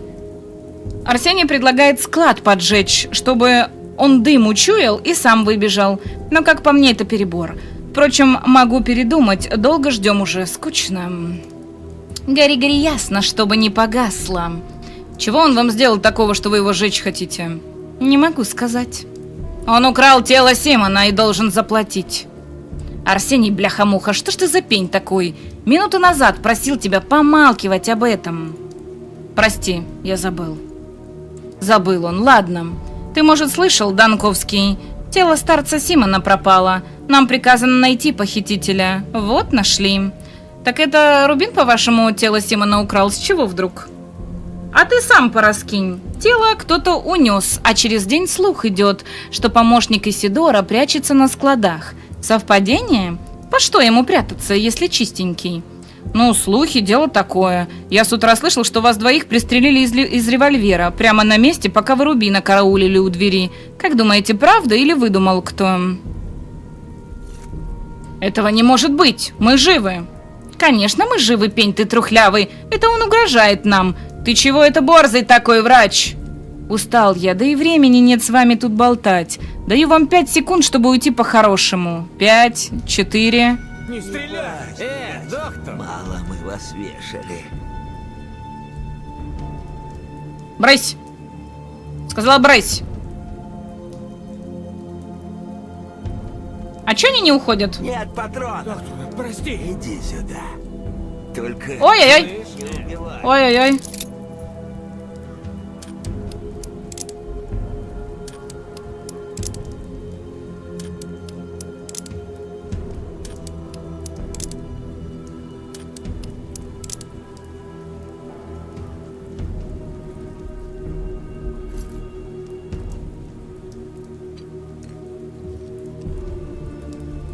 Гля, лепил ты! Доктор! Не убивай! А чё они не уходят? Нет патронов? Доктор, Это бета, что ты за все... Только не убивай. Вот не стреляй. А чё ему ни хера не происходит? Мало мы вас. Доктор, ты. Только слышь, не убивай. Доктор, прости. На понт берешь. Блин, их убить, что ли? Мало мы вас. Гля, лепил. Что-то во мне замолчало.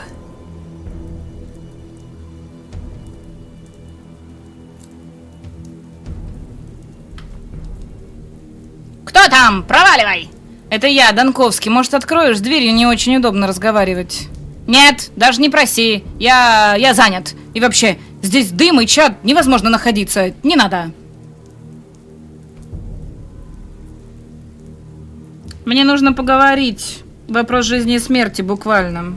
Донковский, я сказал, нет, не пущу. Не сегодня. Приходи в другой день. Да что тебе там творится? Не твое дело. Не суйся, пожалуйста, у меня револьвер. Рубин, тебе еще повезло, что это я. Вообще-то твое убежище осаждали бандиты. И что с ними? Я разобрался, угрозы больше нет. Если ты баррикадируешься от бандитов, можешь расслабиться и впустить меня. Ты не лучше их. Тоже каинский прихвостнень. Даром, что позавчера приехал. Я приехал к Симону Каину, хочу разобраться в его смерти и слышал, ты можешь помочь с этим. С какой стати? Бандиты были убеждены, что ты забрал тело Симона. И ты поверил? Рубин, ты понимаешь, насколько подозрительно ты себя ведешь? Ты не скрываешь только одно, что тебе есть что скрывать. Донковский, я сказал тебе, у меня есть револьвер. Приходи завтра, а лучше послезавтра. И мне не придется наставлять его на тебя.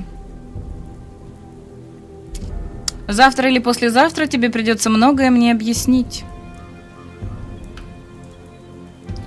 Что-то он, короче, не особо, да, алло. Так, это что такое? Обычно Петр прожигает... А, нужно в бар сходить. Так, но перед баром, наверное, мы пойдем в этот...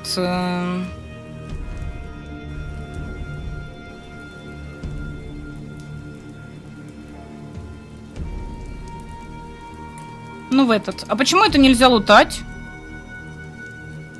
Не поняла. Лол. Ну, ладно. Обидно, конечно. Может, холостые? Да вроде нет.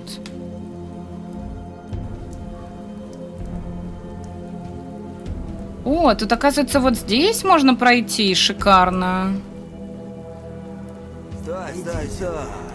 Нет, это идите нахрен, блин! Брат, не убивай. Сразу, брат, я вам. Мало мы вас ждали. Капец, сучки грязные. Слышу, иди нахрен. Вот сюда. Нахрен, пошли все. Мало мы вас. Все. Не бойся.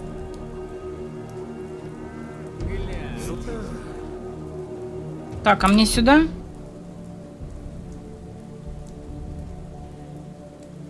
Мне вот туда, да?